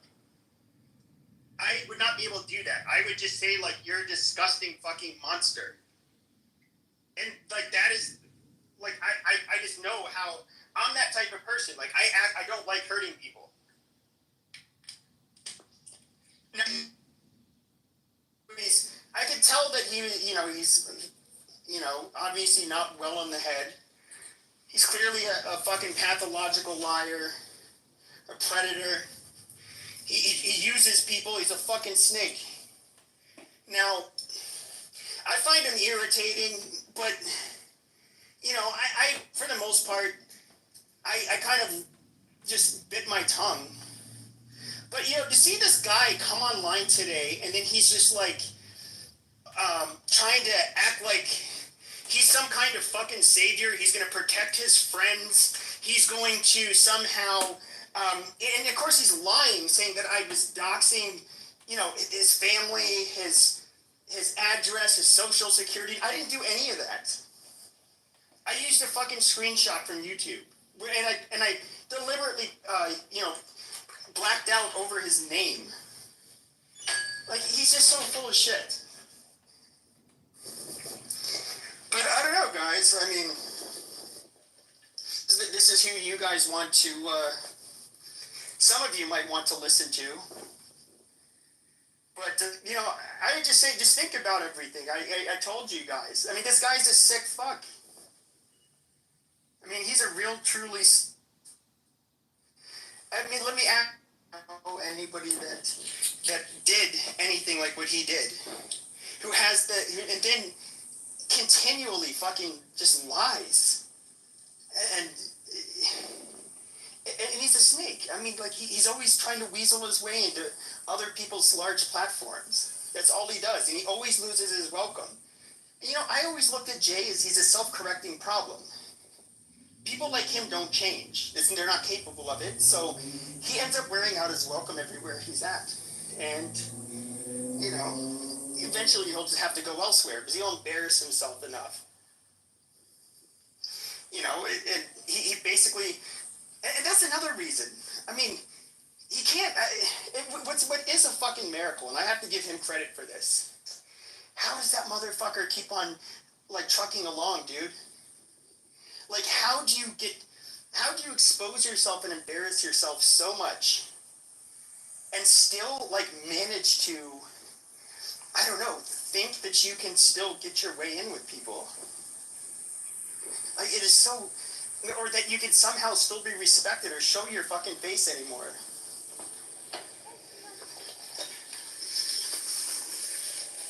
You know, that's beyond me.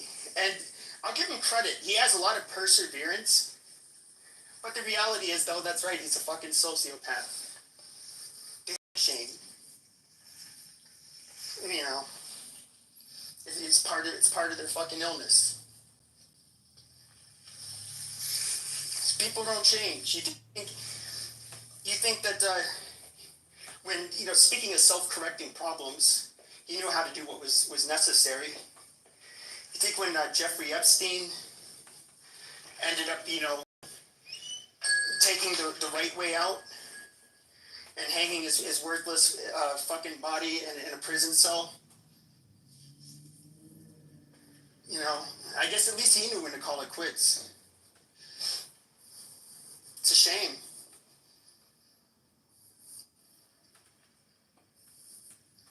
But, yeah, you know, let's see if there's any other clips. There might have been some, but, you know, I'm actually getting bored of talking about this asshole. But I think it's funny. I mean, so I can just, like, let's roll all of this shit off my tongue. Because, just observing this shit for so long, it's just like, he just gives you the goddamn ammo to use on him. I mean, this guy thinks he's a content creator too. That's funny. Who's gonna listen to him?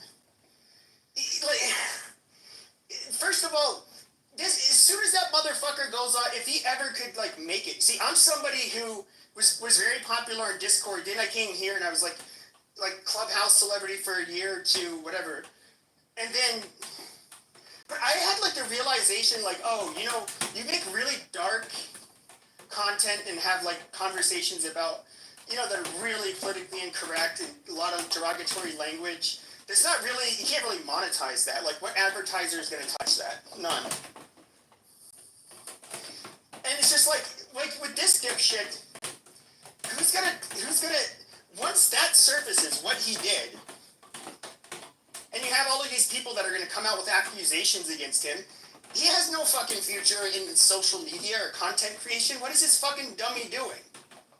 Is he actually a content creator, or is it more nefarious? What he would do, how he lured these women in the past. I'm sorry. That caught my ear. What do you mean nefarious? What do you think he's... I'm sorry, what do you mean by... What is he doing something more nefarious? That kind of...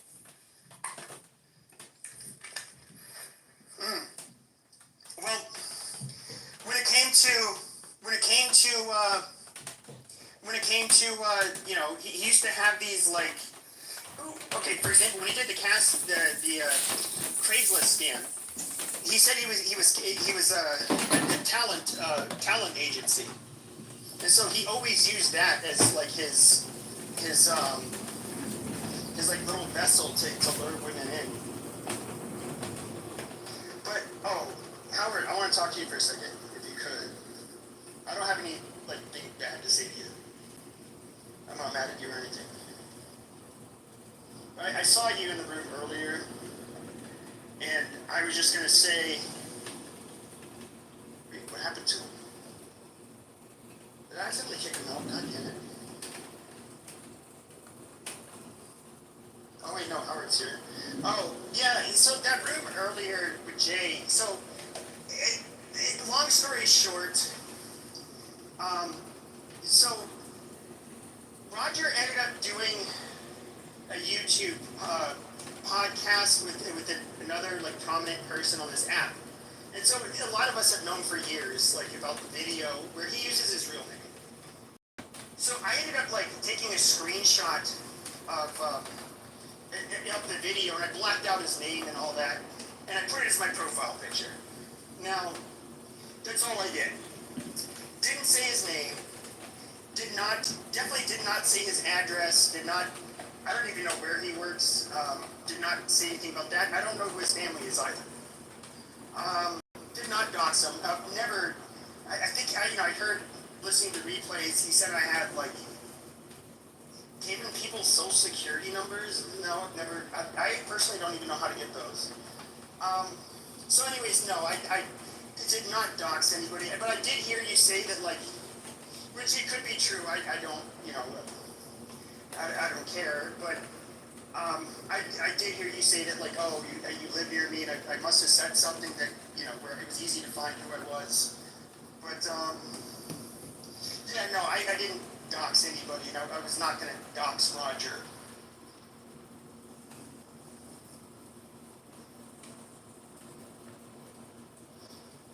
But yeah, it was there's just fake content. But you guys did get to hear it, but it was kind of amazing hearing him act like a tough guy. He got all riled up. He's like, if you go after my friends, I'm gonna take it in real life. No, he won't. His broke ass couldn't even afford to fucking come out to Arizona. His dumb ass is a standard ground state, you have castle doctrine. Physically, I mean, I boxed for years. He's not going to. What the fuck he thinks he's gonna do? It's just stupid, and he can't afford it. But yeah, it's a big faker. But I would love, this this is just like, this wasn't really like a planned thing today, but, you know, I did, it was kind of like relieving, and guys, I would say one thing I would take, and I guess, Howard, I guess one of the things I did notice in that room, and one of the replays, is that when he said he like knew where it was, I did say like, hold on, check your messages. I want to talk to you right after this. He was obviously chomping at the bit to, you know, actually get my information to dox me, but, you know, I would just hope that you would be kind enough not to. You said you wouldn't, so I appreciate that. But yeah. But this guy is so gung ho. He had to make up that I horribly doxed somebody. He's gonna protect me or protect them. Yeah, dude. I didn't dox anybody. And if anybody knows Roger, dude, you just tell him nobody cares to dox him. And it wasn't on this app that, you know, I'll just put it like this, you know, there's other people talk on other platforms, and, you know, people know who you are in real life, as they have for years, and nobody had a plan to dox you. The problem with Roger is that he was trolling, you know, we ended up, you know, with John Kitover and stuff, and trying to get people to donate money to his fucking campaign, and that was like super iffy, and we are not,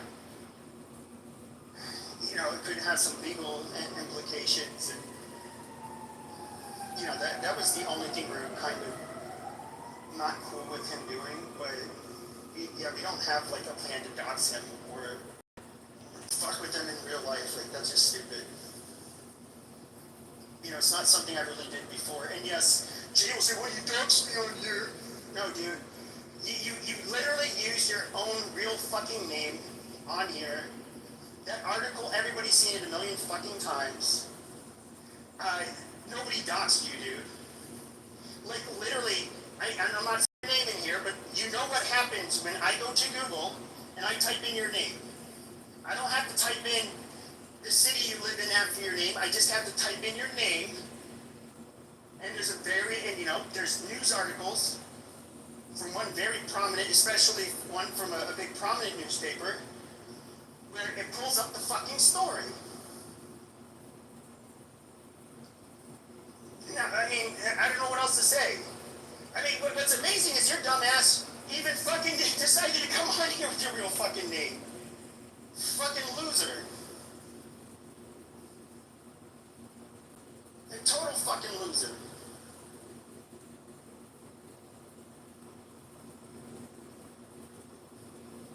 But, you know, I'm sure some of you guys will come back in, you'll be like, oh, I love you, it's great to see you. Oh, look, you're looking great. Oh, yes. Hey, what's up, my friend? You know you're my friend, right? You know, you're gonna let him butter you up. And by the way, normal people don't, sociopaths talk to you like that for a reason. Because they see you as a pawn to get what they want. To you, you're just like a part of their. People are kind of to be manipulated. That is how they normally think. They don't think like normal people. And so that's what he does. And then he's gonna, you know, say some bunch of hoorah shit about how I'm the mentally unstable one. Yeah, just look at this fucking freak show, guys. I've made my case fucking clear. This fucking creep. But, you know, honestly, I'm done talking about him. I'll probably make a room about something else, because this piece of shit's gotten too much of my time today. And, you know, if that fucker wants to quote-unquote bring it on in real life, dude, that would probably be the best thing that can happen to someone like you. So, yeah, I'm bored now, so I'm going to go ahead and close it. Thank you.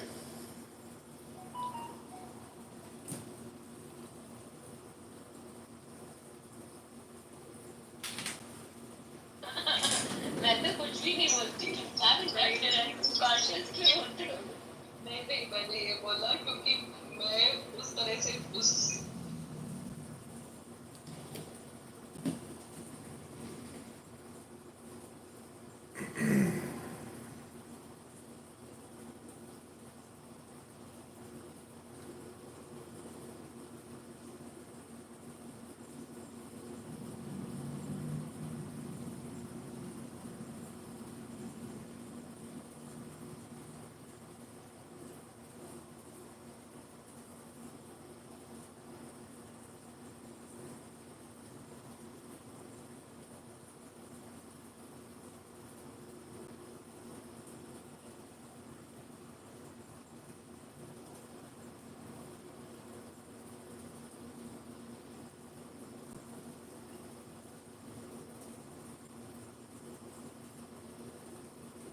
This is Saturday night. USA campaign to elect John.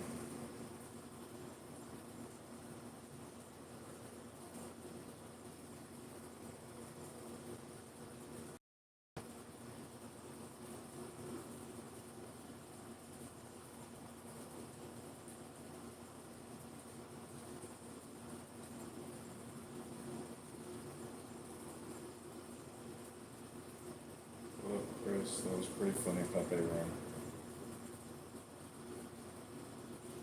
Yeah, I enjoyed it. And Jay Breska, he contributed $120 to the campaign. He's the #1 campaign funder, so, you know, I gotta side with Jay on this one. It's easy to drag him down, but it's all projections, so that's why it's pathetic. Pepe, like, that's Pepe's emotional response room, or that's the Pepe struggle, right? Like, that's his struggle session. It's pretty funny. All communication is projection. That's the way I feel.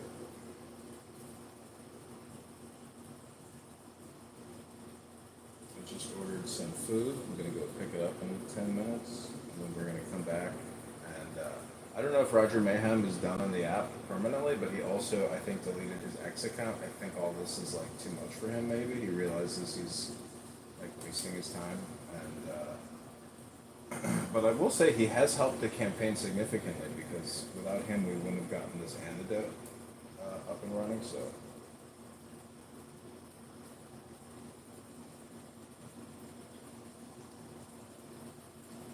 Thanks for all your X help. Thanks for the shout out. Yeah, of course, man. You know, I learned on this app to keep my mouth shut and just to listen more than to talk, you know? Mm-hmm. Because, you know, there's a lot of, like, really angry nervous systems, you know, projecting all their spam all the time. So, I just don't want to get medically sort of contaged, wrapped up in that entire, you know, world. Yeah. It's brutal because Roger has basically recreated a high dopamine environment for me by giving me a platform.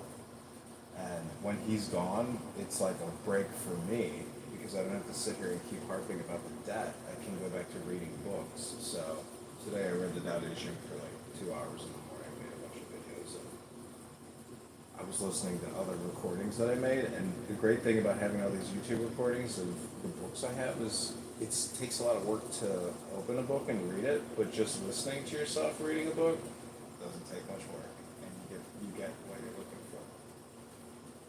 It's also like a mirror, so you can sort of reflect on your inflection, you know, like how you pronounce words. It's a great way of learning and self-training. Mm-hmm.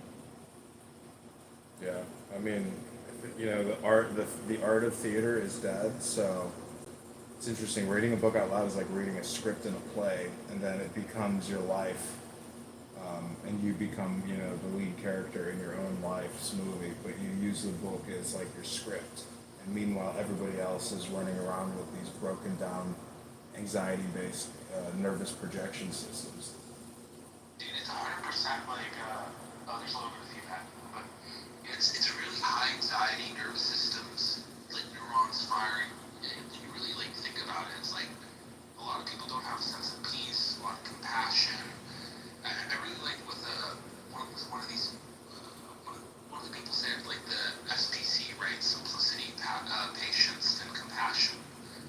And when you read books, you tap into knowledge that has always been there, you know, and a lot of people don't do it.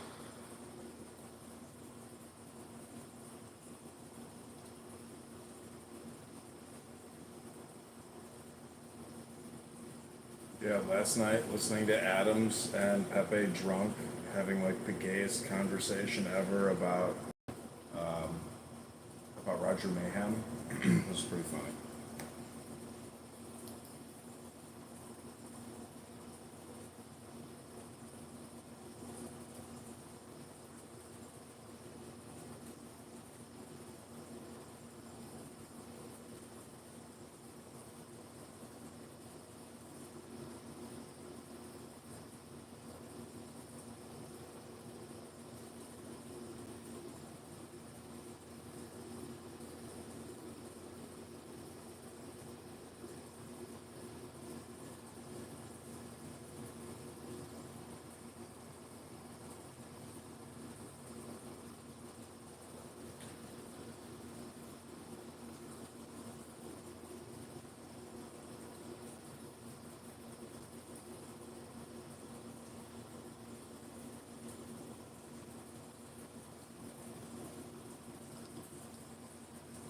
just annoying to the space. It's like, let's just have a normal conversation without you trying to interfere and play let's pick on guava game. Like, it's getting played out. Yeah, these people are engaging in, these sorts of acts, therefore, their children also deserve to be executed because they're no better than their parents, right? It's like, it's kind of like, to me, it's analogous to a lot of the arguments that I hear when people make about Gaza or things like that, that most people find abhorrent to hear, like when you had One of those people, John. streamer, he later apologized. It's funny how much you told him. In his words, he said that he's not going to super lives lost in Gaza because when you have cruelty baked in your culture, I'm not going to cry over when you guys get killed. Essentially, it's like, which even if I were to assume that every Palestinian was a person who believed in doing things like throwing gay people off of buildings and believed in stoning their daughter. What's the point? I had that one viewer, and that viewer made me get like 2 more. Did not do anything. Yeah. Honestly. Wait, hold on one sec. Yeah, sorry about that. What was that? I said he deleted his X account. I think so. It still shows that he could have gotten suspended though because it's like a new account, so the X always like kicks you off and you gotta re-verify and all that shit. So. You missed it last night. He came on as some fake alt account called Joe. Not the Joe, that's with Ann, but a different Joe that we've never seen before. And he came out there, and his voice was a little bit different, but you could tell by like the words that he used and the cadence and the pauses. No, I heard that. That's not him. That's somebody else. I've heard that guy before. I've heard that other guy before. That's not Roger. God, he sounds just like him. He's like, It's not him. listen here, you motherfucker. Shut the fuck up, you fucking bitch. Like that, and even like Alan's like, oh my god, bro. He's like, he sounds just like him. He's like his voice sounds different, but he like same coded cadence and like tonality and like his words and his pausing. Like it was fucking wild. And but yeah, Roger came back on and he said like 2 words, and then he just he kept writing in the chat that he was gonna go to bed and he was closing the room, which is a little odd, Yeah, But the Joe guy was saying that he was drunk and high last night and shit. He's like, yeah, I'm fucking drunk and high for the first time in a long fucking time, motherfuckers. And it was like, whoa. No, it wasn't. That wasn't him. I know that. It's not Joe, the guy with the cartoon character, the white PTR. It's a different guy. He's got like Jesus hanging on a cross upside down. I don't think that's him. I mean, I'm pretty sure I was in the room last night because I came back home at like No, 2 you o'clock. left. Yeah, you left. I even checked your live stream and stuff like that. You Oh, I was out? Oh, okay. Yeah. Well, then no. Yeah, it was after Pepe drugged Roger and shit, Doxy. Oh, I see. Yeah, it was at the very end of the room. But it was fucking hysterical. Yeah, last night was pretty funny. I felt like Roger was getting roasted. I told people in the room, and I'm just gonna let you know, I did tell people to be careful about announcing on fucking Clubhouse that I just donated $35. And I'm like, with Hakima, he kept saying, I donated $35 to kick fucking, and Hakima's open about who he is off the app, like he gives his full name and shit. But I was looking at it yesterday, in the state of Illinois, you have to give your legal full name and address. And on top of that, Illinois doesn't have a threshold of like $200 like Texas and other places have. So if you donate 1 penny, then that information becomes public information. Yeah, everybody who donates to me, I believe. Yeah.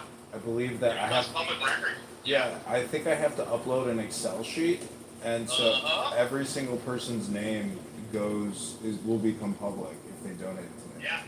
That's what I was trying to tell people. I'm like, Akila, you just realized you just said that I spent $35. all somebody has to do is go and look on yesterday's date and look through the people that donated on that day for $35.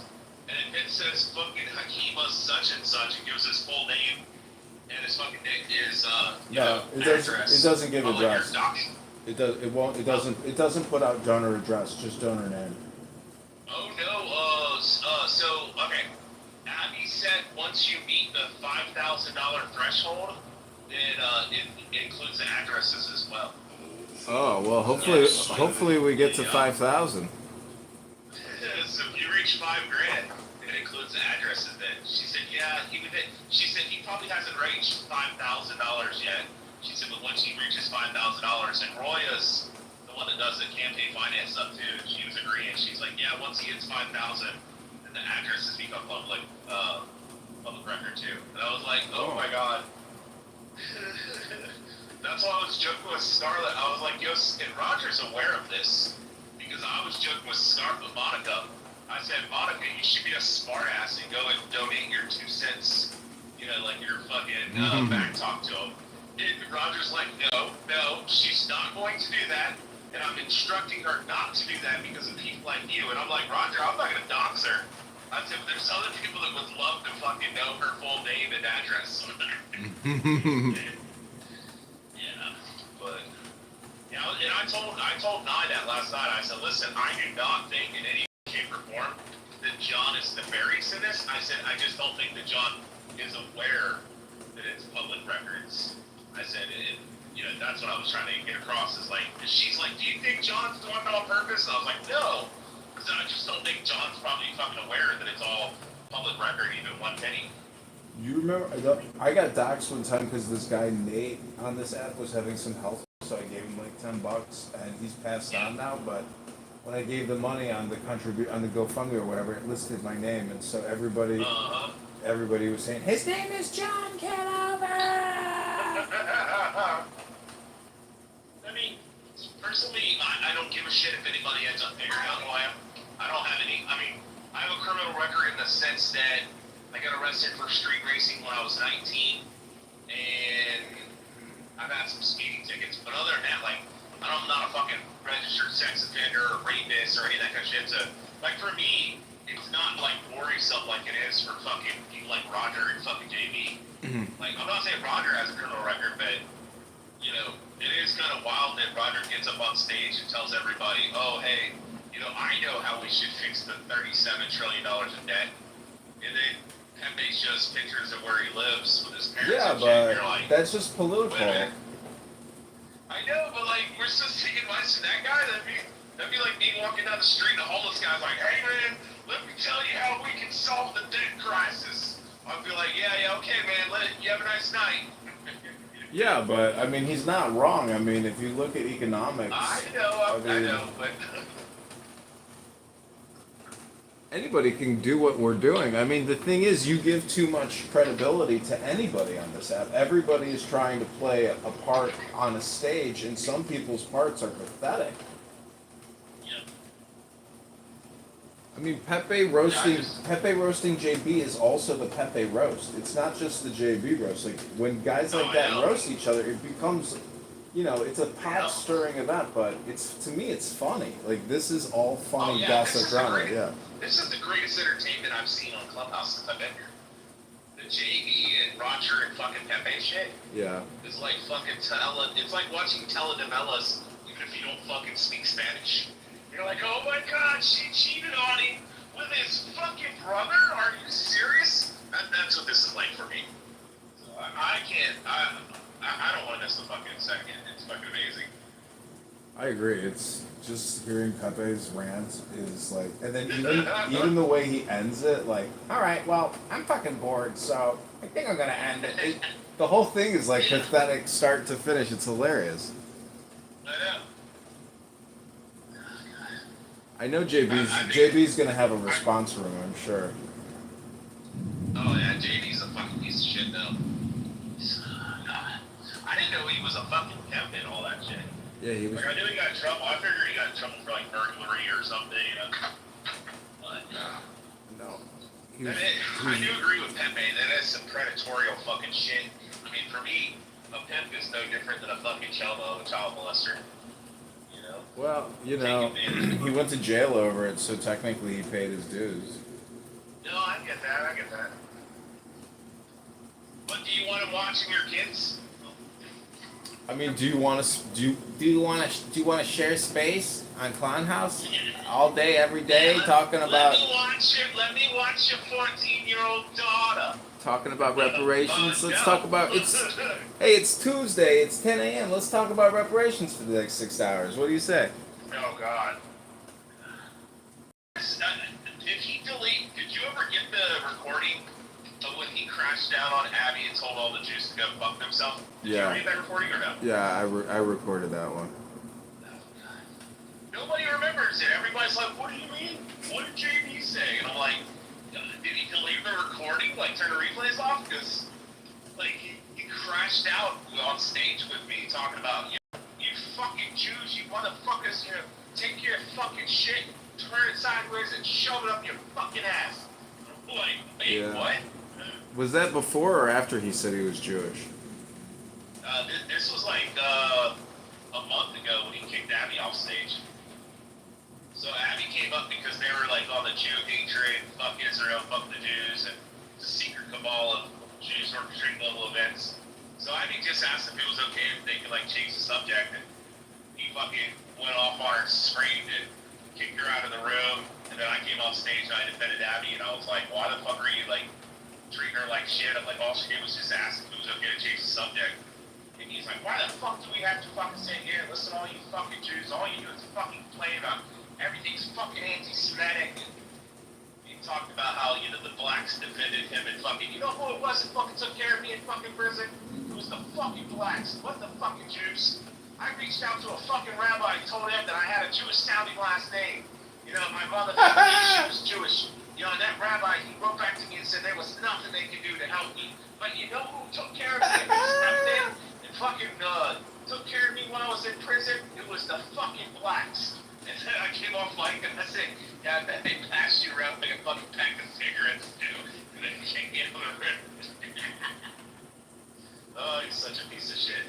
Well, he's good at stirring the pot. I gotta give him that. Yeah, I guarantee the black guys in prison weren't helping him out for nothing. They're like, here's some ramen noodles, Jay. Bend over. You want some tissue paper? Yeah, this is entertainment though, man. It's better than TV right now. Oh yeah, this is way better. Alright, Johnny boy, I'm gonna get back to listen to the live stream. See some Pepe's offline or what? I don't know. Alright, I'll talk to you soon. Bye.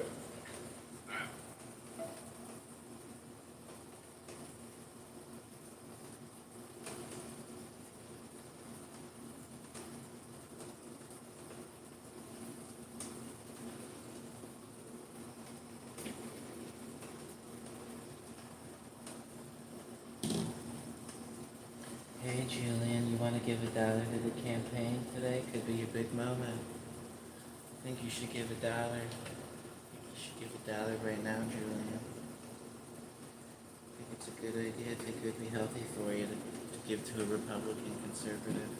Somebody's fiscally conservative, because you're not going to have any money left by the time you hit 40, Julian. Alright, I'm gonna go pick up some food. I'm gonna put recording on for you.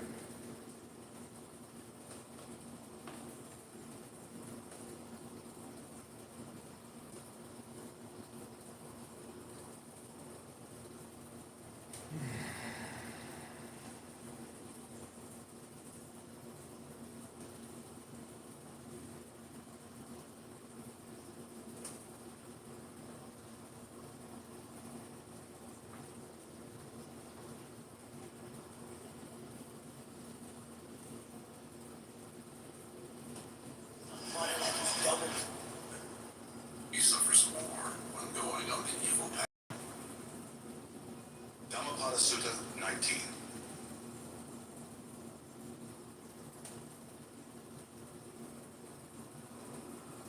The virtuous man is happy in this world, and he is happy in the next. He is happy in both. He is happy when he thinks of the good he has done, he is still more happy when going on the path. The thoughtless man, even if he can recite a large portion of the law, but is not a doer of it, has no share in the priesthood, but is like a cowherd counting the cows of others. The follower of the law, even if he can recite only a small portion of the law, but, having forsaken passion and hatred and foolishness, possesses true knowledge and serenity of mind. He, caring for nothing in this world or that to come, has indeed a share in the priesthood.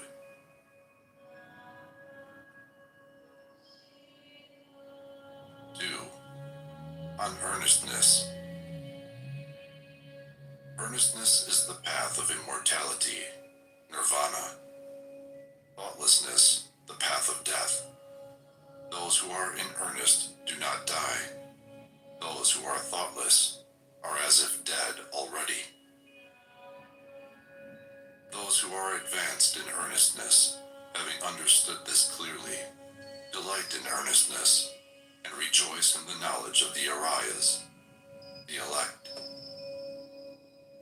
These wise people, meditative, steady, always possessed of strong powers, attain to nirvana, the highest happiness.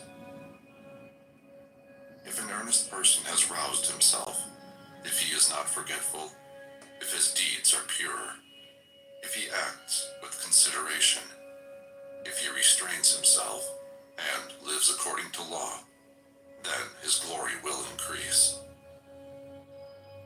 By rousing himself, by earnestness, by restraint and control, the wise man may make for himself an island which no flood can overwhelm.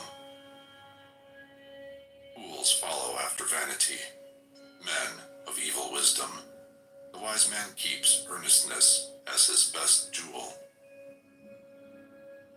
Follow not after vanity, nor after the enjoyment of love and lust. He who is earnest and meditative obtains ample joy.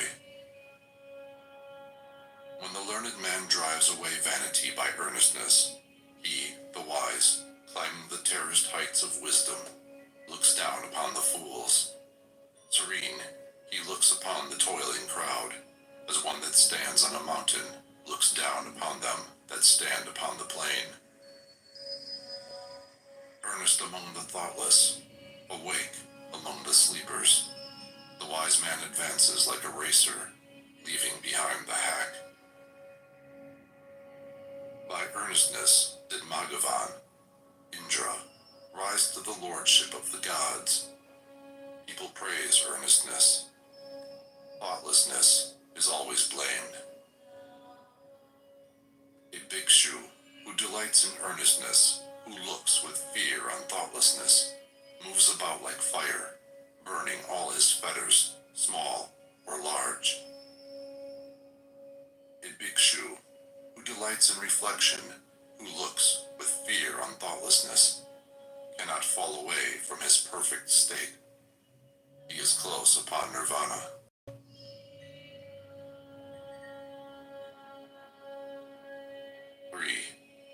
Thought. As a fletcher makes straight his arrow, a wise man makes straight his trembling and unsteady thought, which is difficult to guard, difficult to hold back. As a fish taken from his watery home and thrown on dry ground, our thought trembles all over in order to escape the dominion of Mara, the tempter. It is good to tame the mind, which is difficult to hold in and flighty, rushing wherever it listeth. A tamed mind brings happiness. Let the wise man guard his thoughts, for they are difficult to perceive, very artful, and they rush wherever they list. Thoughts well guarded bring happiness. Those who bridle their mind, which travels far, moves about alone, is without a body, and hides in the chamber of the heart, will be free from the bonds of Mara, the tempter. If a man's thoughts are unsteady, if he does not know the true law, If his peace of mind is troubled, his knowledge will never be perfect. If a man's thoughts are not dissipated, if his mind is not perplexed, if he has ceased to think of good or evil, then there is no fear for him while he is watchful. Knowing that this body is fragile like a jar, and making his thought firm like a fortress, one should attack Mara the tempter with the weapon of knowledge. One should watch him when conquered, and should never rest. Before long, alas, this body will lie on the earth, despised, without understanding, like a useless log. Whatever a hater may do to a hater, or an enemy to an enemy, a wrongly directed mind will do us greater mischief. Not a mother, not a father will do so much, nor any other relative. A well-directed mind will do us greater service.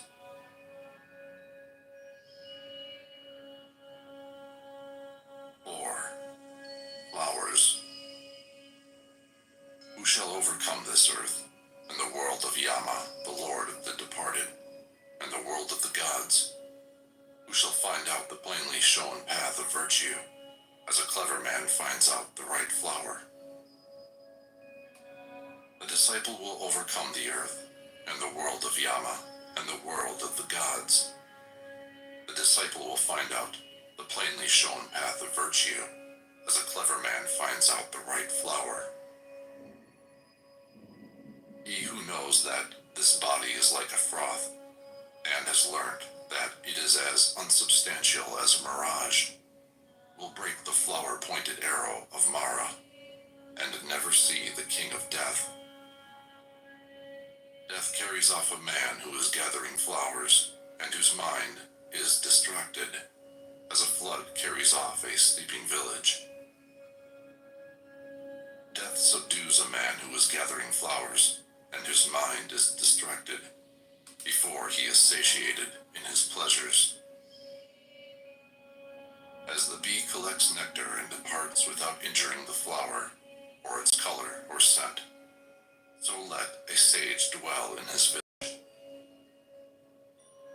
Not the perversities of others, not their sins of commission or omission, but his own misdeeds and negligences should a sage take notice of.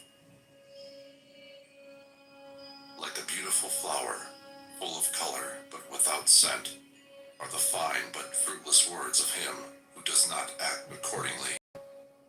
But, like a beautiful flower, full of color and full of scent, are the fine and fruitful words of him who acts accordingly.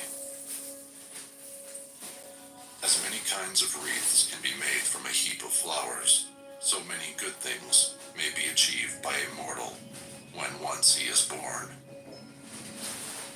The scent of flowers does not travel against the wind, nor that of sandalwood, or of tagara and malika flowers.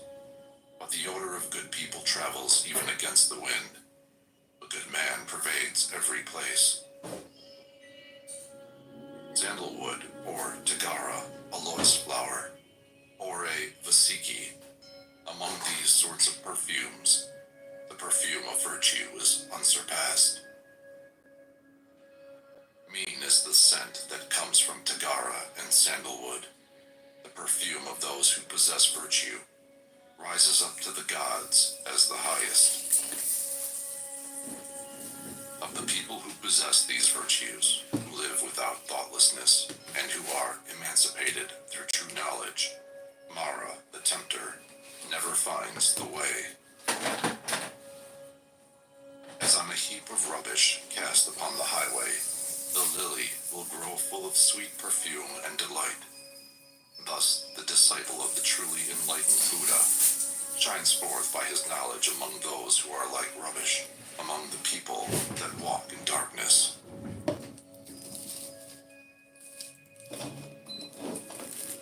5. The fool.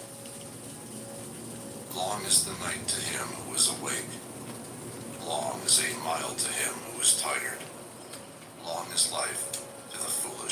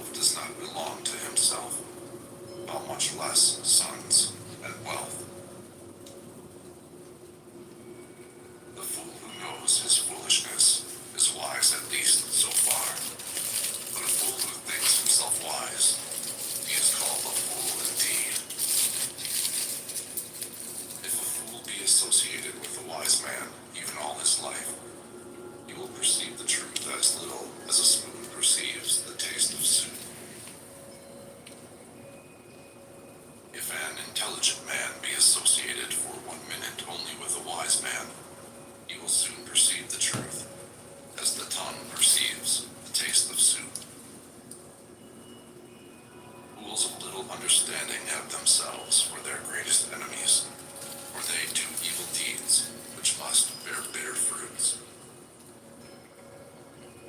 That deed is not well done of which a man must repent, and the reward of which he receives crying and with a tearful face. No, that deed is well done of which a man does not repent, and the reward of which he receives gladly and cheerfully. As long as the evil deed done does not bear fruit, the fool thinks it is like honey, but when it ripens, then the fool suffers grief. Let a fool, month after month, eat his food like an ascetic, with the tip of a blade of kusa grass, yet not worth the 16th particle of those who have well weighed the law. An evil deed, like newly drawn milk, does not turn suddenly, smoldering like fire covered by ashes. It follows the fool.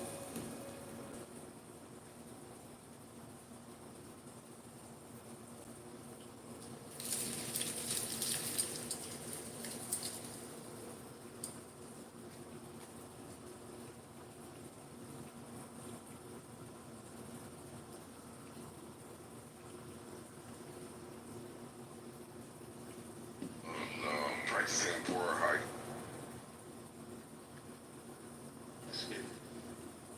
Yeah, I've found like several names. Maybe like 100 or so. Girl, why do you need 100 names on Clubhouse? Like, come on. Just kind of like to switch it out every once in a while I get bored. Have you looked at the poll? No, because I don't want it to be permanently stuck on my profile. Because if I click a poll result, I've noticed it's been stuck on people's profiles. So I don't want to. You've given that a lot of thought. You must not be proud of your answer. I don't know what the poll even says. If you just say it out loud, I'll give you my choice without, choosing. How important is Clubhouse to you? Very important? Not at all. Clubhouse is life. I'm addicted. I would say Clubhouse is life for sure. Clubhouse is life? Okay. Do me a favor, send my regards to your boyfriend. Let's move on from that We trope. should have put a bet on one of her answers was correctly. Would have definitely won some money. Strange bedfellows. Randy in the chat said if you've gone through 100 names, it's life. Amen to that. Jesus. I want to see a John Kitover, who is a dissenter of these storms lately, who's always been fucking insane. But I gotta be honest. I honestly, I never thought I'd say this and stick up for this lunatic. But honestly, I don't think he's done anything wrong this time. John Kitover, how you doing? I'm good. How are you doing, Jay? I'm fantastic. I need a couple of recordings from you, if that's okay. Yeah, we need to get a recording. You're right. If anybody has the damn receipts, it's John. I've been looking for John all day. He's not hard to find. He's usually in every room, but I couldn't find him. When I closed my room this morning, I went looking for him. Then I went and lived my life. And then when I got home, I went looking for him. And John, do me a favor. Send me a message on IG, and I'll send you one back. I need a specific recording, please. Is that okay? Yeah, sure. So, to those who don't know, how about this? I just called him a fucking lunatic. I called him other names. And yet, I have no problems contributing to his campaign. I have no problems. So for me, man, when do we leave this app here and go back to real life and support each other? I'm just curious. What campaign you just paid for those recordings? Shout out to Darren Lillard. Go ahead, Jake. Whatever, listen. You know what? As soon as I donate, you know what he said to me? I'm gonna take all your recordings down. I said to him, don't, because I don't give a fuck. Put up whatever you want, John. I hope you make $1 million selling that shit. How about that? Just throw me a little piece. I'm not greedy. Just a little smidge. I agree. I would love to monetize these videos and send you royalty checks. What are you eating right now? I'm having a chicken shawarma sandwich from it's a place called Jaraza Kebab. See, you gotta say, when you ask John something, you're gonna get the complete answer. He's gonna take the restaurant, the delivery guy's name, everything. You get the whole game with John. Anyway, guys, I put this poll up. I'm curious what you How important is Clubhouse to you? Very important. Not at all. Clubhouse is life. I'm addicted. John, why is it very important to you? Put down the chicken. Stop choking the chicken, bro. Well, I'll tell you. I mean, I went out last night, and I'm at the bar, and there's all these cute girls and people, and to me, I want to turn on Clown House and just live stream everything, and so having that extra dopamine, it's like having a slot machine in your back pocket, basically. It's free, it doesn't cost anything. But since I'm running for Congress as well, we have raised $500+. So from a fundraising perspective, this app has been invaluable. Roger has been invaluable. You've been invaluable, and even Dr. Adams, rooting for my opponent, Darren LaHood, is invaluable to me because in many ways this is like role play, and Dr. Adams is basically giving me content, and the voters in the 16th district are like, that dirty LaHood, look what he's doing. This is so inappropriate. So thank you, Dr. Adams. You're basically a crisis actor for my campaign. I think if I'm laughing at 2 M's, but I think any attention in the campaign is going to be good attention, especially when nobody really knows you. So, if Adams is helping your campaign, good for you, Adams. If you're on stage, please pick people in. If you're down in the audience, you're more than welcome to come up and talk about Clubhouse. We're not talking about anybody specific. I know some of you dinglings want me to address certain things. Here's the thing, and I've said it before. I'm at that Zen place on Clubhouse where I don't give a fuck what people say. In fact, everybody go through the room with my name in it. You know what's going to happen? People are going to get curious, who's this JB guy? And they're going to come back here. So please, by all means, keep talking about me. I love it. I just want to say to John, you may or may not remember this, but something I cannot stop thinking about since it happened, and every time I think about it, I tear up with laughter. The other night, when you and Rohan were going at it, and you started singing "The Dingo Ate My Baby," that shit was hilarious. Like, your comedic timing is impeccable. Like, Rohan was trying to be serious, and you were serious too for a while, and then he started singing "The Dingo Ate My Baby." Classic. So when you put together your documentary, please be sure to include that moment.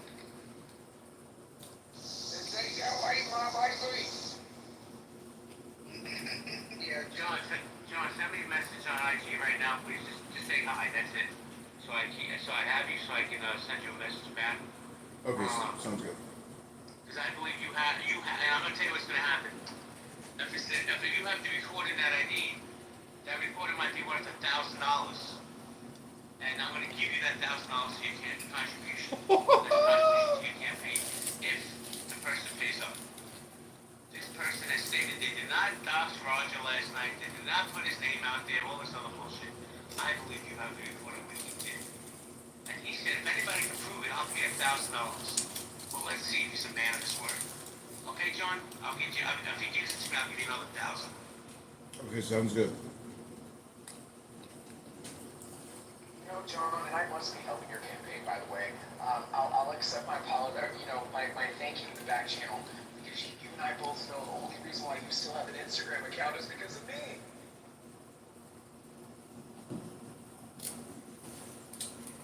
wait, now I want the tea. Why, Dr. Adams?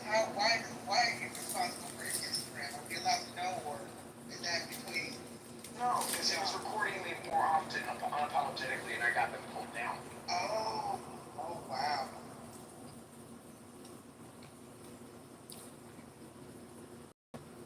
You lost, 15 accounts in that swipe?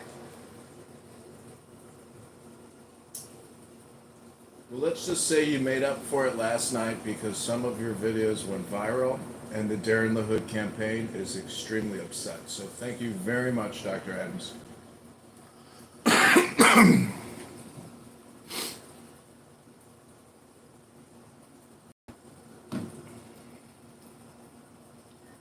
Anyway, guys, just talking about Clubhouse. What's your experience been like?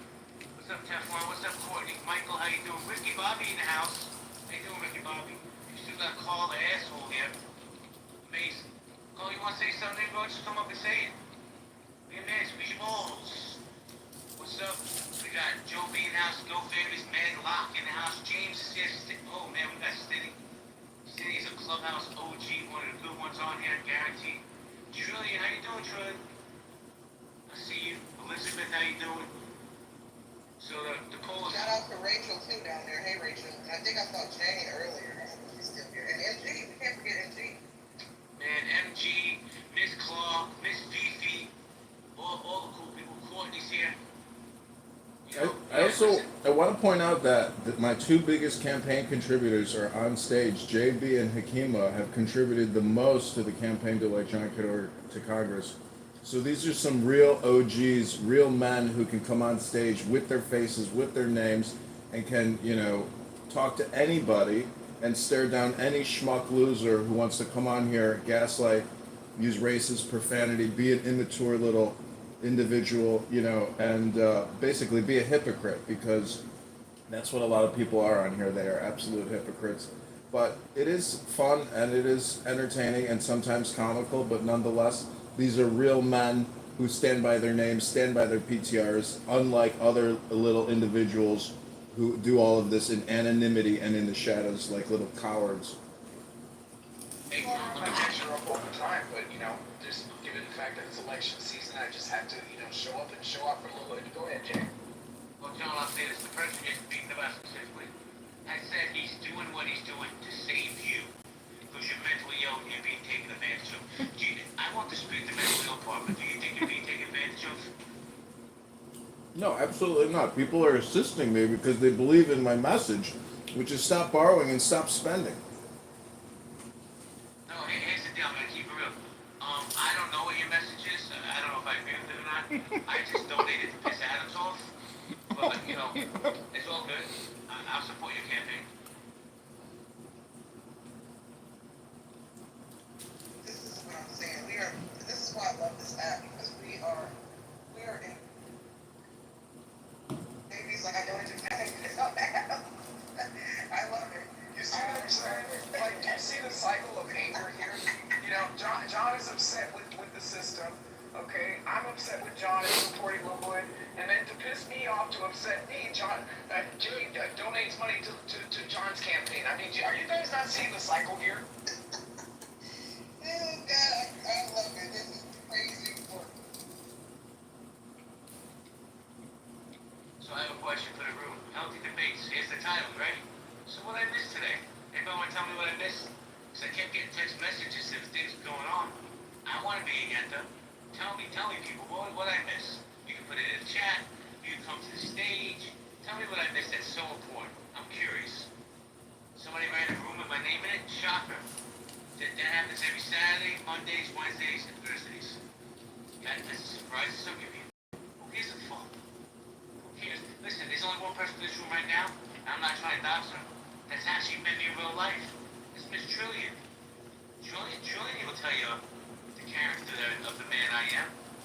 I don't really give a fuck what you people think. Meet me in real life and see who I am. It's not a threat. Let's just say, hey, meet me, and you'll see I'm actually a good dude. But I don't pander to anybody. Be real or be moving. That's it.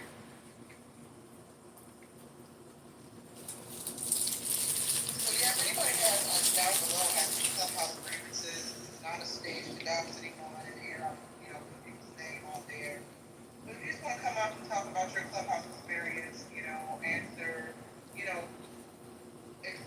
expound on your vote, why is it very important? Not at all. Clubhouse is life, I'm addicted. Come on up. Happy Saturday, everyone. Happy Saturday, everyone. Yeah, man, like I said. Here comes Seneca. Seneca. We love Seneca, but I've been in spaces with Seneca. Seneca catches some strays sometimes too. What's up, Seneca? What's up, Julian? I don't know Seneca. How you doing, Seneca?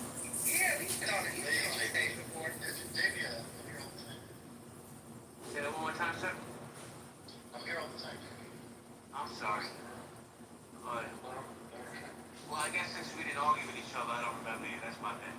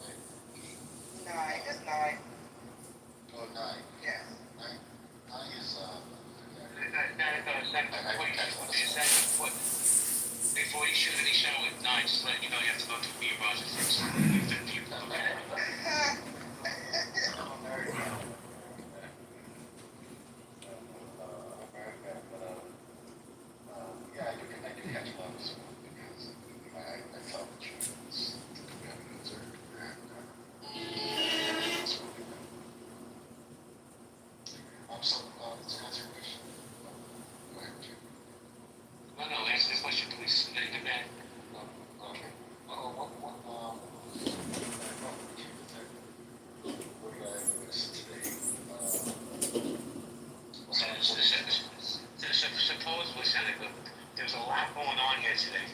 And unfortunately for me, I have a real life. And I was out enjoying the beautiful weather with a beautiful girl. But I kept getting text messages, you have to come here because this person's talking about you. And listen, these are my friends that care about me, so I appreciate the effort. But I'm at that point, bro. Keep talking. Because you know what? I opened the room, 15 minutes ago? Look at all these people in here. They want to come in and hear what I have to say. They want to have a conversation with me. So I don't, the haters are the one that stoked the educating. But that's it.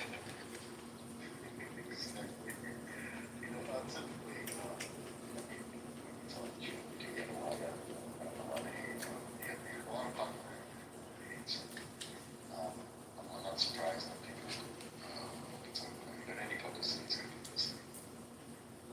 Why do I come to Clubhouse? That was the initial question. I come to really stupidity. I don't have a lot of stuff that's around me in my personal life. So I come here to see how the other half thinks. And it's amazing. It's so entertaining. I love Clubhouse. I'm so addicted to it. I just love hearing stupid things. Very stupid things. It really entertains me. And even when people are very hypersensitive because they're afraid. I love just saying things, just really truth and having them yell and scream like hyenas. I just love that. Nothing makes my day like watching and hearing that. I don't know why it's so much fun because it is.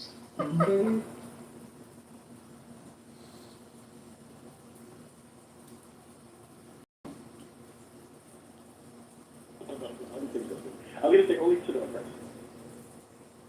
What's up, Sheila? I found out something really amazing about Clubhouse today. I don't know why I didn't see it the whole time. Clubhouse is a church. It's a mosque. And all these rooms are different churches with different pastors. The mouthiest people in each room are the pastors or bishops trying to push their narrative. Notice when you go to rooms and it's the mouthy pastor, no matter what gender they are, they're repeating the same paragraph every time they speak. This is symbolic of a church or a mosque or an imam where somebody is trying to project their propaganda onto the masses. And lastly, I have been just sitting back for the past 3 weeks just observing different rooms. Anytime somebody brings new information, the zealots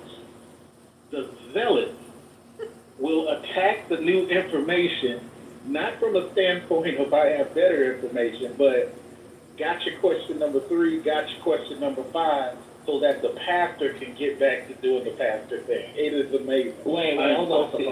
See, like, first of all, let me say this, man. I was getting smoked in another room because I compliment people. But to me, it's free to be nice, right? And I don't give compliments unless I believe, right? I like you, man. I've liked your energy every time you've walked in my space. You and I probably don't align on a lot of things, but one thing we align on is respect. I just wanted to say that to you, man. I appreciate you. Yeah, it's all good. It's all good. Would you say I'm the pastor of this room? No, you know what? Here and 2 other places are just genuine conversations, win or lose. Lyle has a good one. Another dude, Rich, has a good one. It isn't too many places that just, hey, let's have a fair conversation and move the microphone. Yours is in that top 5. A lot of other places I've realized are just temples for propaganda. Well, I'll tell you what, see, like, I've been on this app 5 years, right? And one thing that, like, just bores me to death is when somebody's long-winded. That's why I move the room the way I move it, because I like to get everybody in the conversation. And if you don't check some of these people, bro, they can start talking now at 9 o'clock. I'll leave, come back at 11, they're still talking. Like, people don't have any concept of anybody else's space. And I don't like to roll like that. But let me say hello to Holly. Hey, Holly, how you doing? Holly Dolly? Hey, y'all. Hey, JP. Hey, y'all. How y'all doing? What's up? So, Holly, you voted you're addicted to Clubhouse. Are you really addicted? I think so. When I'm not on, there's a little FOMO. Yeah, I'd say that's an addiction for sure. It's like some people are addicted to trash TV. I'm addicted to Clubhouse. That's a good comparison, trash TV and Clubhouse. Because there's a lot of fucking trash on this app, Holly. There really is. They're just some bad people with ill intentions. Yeah, but at least here, I mean, I'll make myself feel better about my addiction, right? Because at least here, I'm a part of that. Like I'm engaged. I'm actually using my brain. I'm able to, I'm able to flesh out some of my thoughts and ideas, and sometimes change my mind on things. And it scratches an itch that I don't have in my day to day. Well, let me tell you something about your itch, little girl. Is this? How many people did I warn you about, and how many times have I been wrong? I'm just curious. A total of 0 times when you've been wrong. Your instincts are usually good, and mine are bad, and I acknowledge that. I need to listen to the men in my life that I've trusted. I can be easily duped, for sure.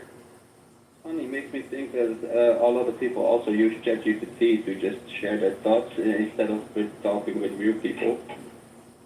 Oh my god, I actually do that. Sorry, by the way, I just hopped in and I didn't have a chance to introduce myself. No, you're good. Well, It's funny. Hey, Jordy, how about you do this real quick? Join the house. Cash in that pink ticket. That's like a requirement in my room. If you're going to come to the stage, just join the house. Then you can talk all night long, I promise. Can you do that for me? What do I need to click? You click and see where it says healthy debates. Click there and you follow the prompts and you can be part of the house.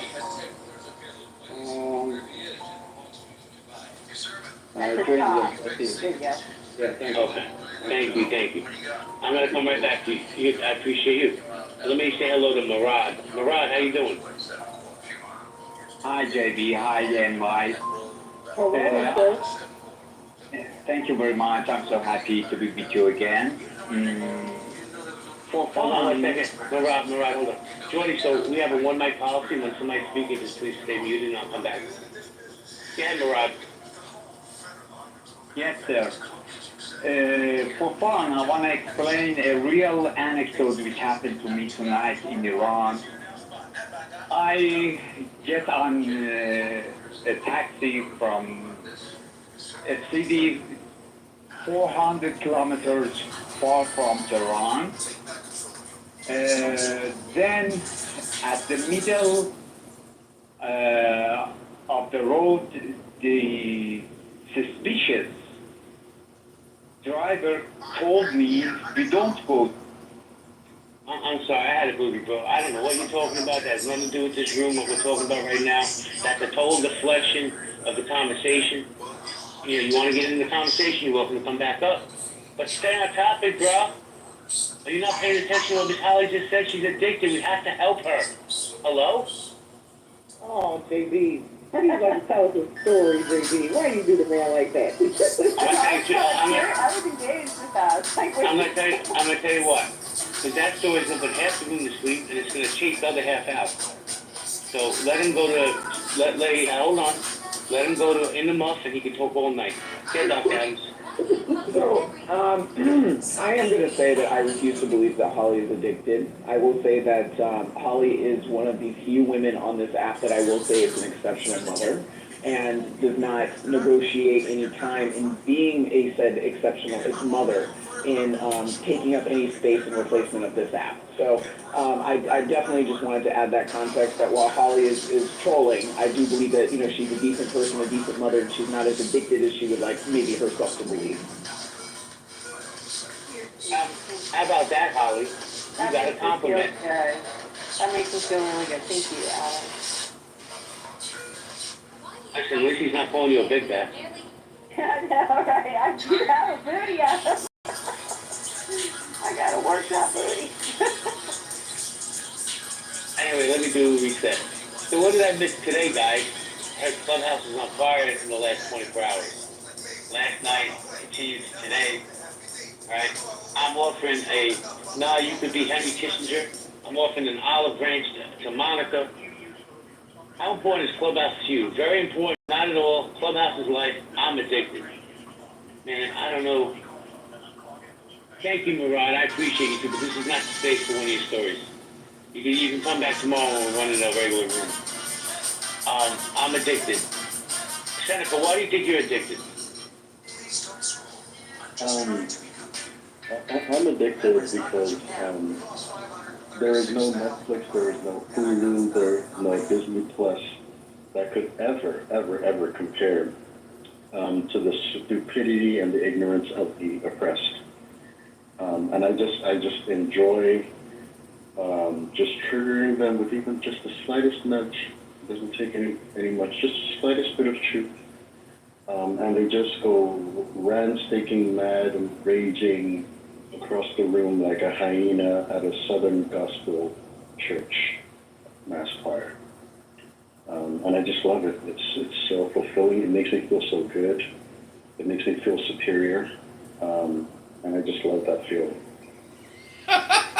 Seneca, would you agree it doesn't take much to trigger the oppressed on this app? It doesn't take much. It does not take much. Just say I love Trump. Just say That's it. That's it. You know, just say. Wait a second. Hold on, Seneca. Don't even mute up. Let me just say this. Go into a space and say, I don't support reparations. Yes.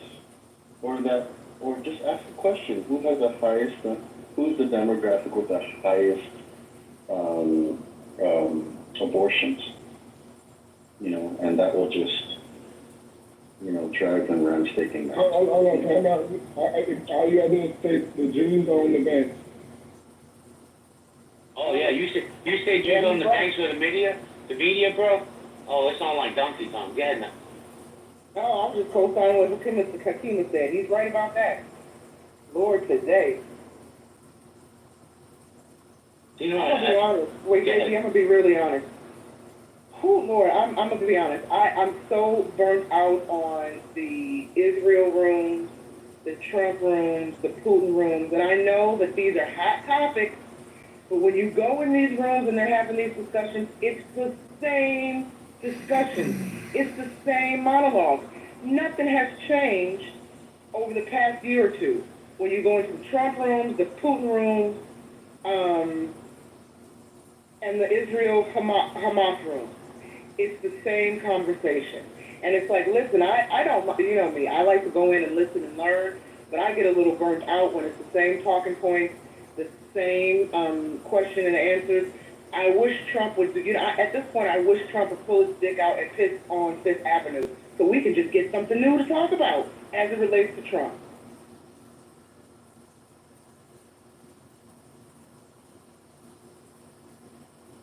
I be confused because like Trump loves attention. He loves to be talked about. But then when people talk about him, then it becomes a problem that he's being talked about. Like that's what he do. That's what he wants. I don't get it. Like he makes headlines. He did it his whole life. Like now that people talks about him, now he wants people to shut up. That's weird. Yeah, you're right. I think because when folks talk about him, it's the same old thing. I'm so glad Epstein's list hasn't come up in a while, but it'll be back in the media and clubhouse conversations soon. Right now, you know how many rooms were open yesterday about the Trump-Putin meeting? And in every room, everybody was saying it was a nothing burger. He didn't say anything, and it went on for hours of people saying, he didn't say anything. He didn't say anything. It's like, geez, but y'all been up here for hours. And shame on me that I even know this because I was popping in and out of the rooms for hours, listening to the same voices say the same thing on repeat. It is, we need something new and exciting in our social climate here in America to, you know, kind of inspire new topics on this app. Because right now, like I said, the past 24 to 48 hours, there were a handful of rooms that took a break from Trump, Putin, Israel, Hamas to talk about people's personal business. We need something new. Wouldn't y'all agree? You get no arguments from me. I gotta be honest, I'm tired of talking about all that stuff. Right? But why make the content creator the content? Right? Why dox somebody's personal life? And here's the thing, I'm not gonna mention names because I'm not gonna breathe life into this cancer, but Hold on, because Sandra in the chat, are you talking about me? This lady sounds like she needs to go for a walk. Oh, I go for a walk every day. You want to join me? Why is every time these delusional ass broads come for me, it's always a weirdo ass chick in the chat talking shit about now? Y'all are some fucking weirdos. Go fuck your man. Go fuck your man. And get off my clip in the chat. Well, they'd be lucky to be on there, but I'll just say this. Just look at the profile. They have one follower. Obviously, it's a troll. Look at the gaslight you and trigger you. Fuck that. Who cares? Don't breathe life into it. Oh, anybody who uses Yes Queen, they're probably a gay white guy. Oh my Yes God. Queen, you're not even a woman. Okay, I'm done with you. I don't argue with gay men because y'all always win. Good luck. Do it, lady. Do it, lady. Shout out to Chit at Groundlings. Do it, lady. Oh, God, not. Jasmine, how you doing? I'm not familiar with you. How you doing tonight? I'm doing well. Hi, JD. We have the same initials, so instantly you're my brother. But I was just laughing. If you're a Taurus, then you're really connected to me. I'm a Cancer. Oh, Cancers are good people. Yes, absolutely. Can you do me a favor, Jasmine? Yeah, go ahead. Before you jump in, can you do me a favor? Can you cash in that pink ticket when you get a chance? Yeah, I will. I will for sure. Thank you. The mic is yours. Thought it was funny when you when you said tonight, when you said, oh well, they'd be lucky to be on there. I'm sorry, that just put me out for it. So I just thought that was hilarious. But I'm listening to you guys talk, but you know that's and what just happened in that whole exchange of the person feeling like they needed to say something to you. That in itself is what's wrong with Clubhouse. You know what I'm saying? Like to me, Clubhouse is like one of those situations where it gives people, like some of these people are really, and I don't mean to say this in the wrong way, but like are really nobodies. And all it takes is for 2 or 3 people to jump on their bandwagon and make them feel like they're saying things that are important or they're saying things that are special. And the next thing you know, they think they're the authority on everything. You know what I'm saying? Like, it's just, Clubhouse, and that's why you want to answer the poll. I'm like, Clubhouse really ain't that important. Like, it's great to build relationships, to network with good people, and then you can, meet people outside of Clubhouse and form relationships. But outside of that, it's like people come on here all day just to argue and spew a bunch of things that they think that they know about, and they really actually do not.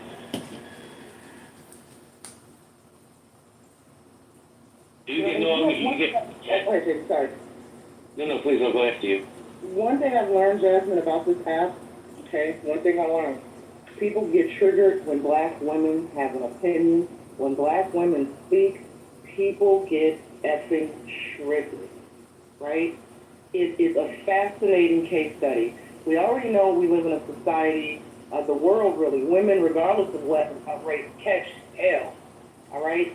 But add some melanin to the mix, the power that I have over these peasants, because I'm black and I got a vagina, it is so entertaining to me. So keep it up, girls. And every time I come into healthy debates, there's always at least one delusional ass broad in the chat who gets riled up over something that Nye said.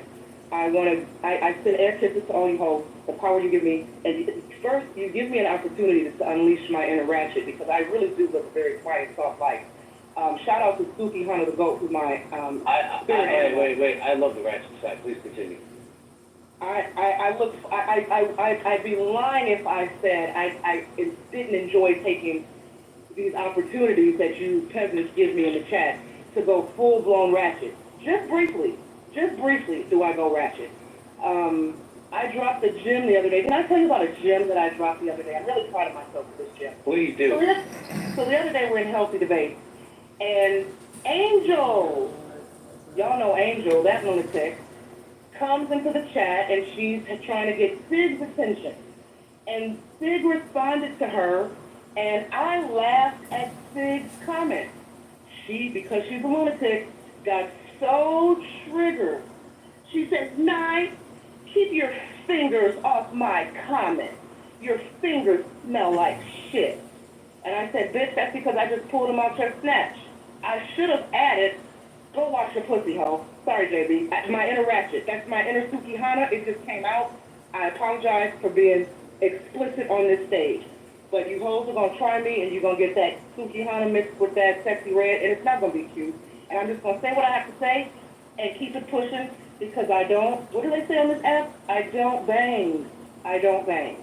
Not women at least, you dig? So I'm done, thank you. Thank you for giving me the opportunity to just be ratchet just a little bit. Now I'm gonna go back to being demure and soft until the next bitch get out of Fuck pocket. that. It's Saturday night. Be ratchet. And stop apologizing for saying how you feel. If you need to bitch slap some of these hoes, be my guest. Well, you know, I don't like to use all that type of nasty language. But sometimes people test you, and I look forward to the test. It's like, oh, somebody is pushing my buttons. Let's see what I can pull out of my rabbit bag of fucked up things to say to a hoe.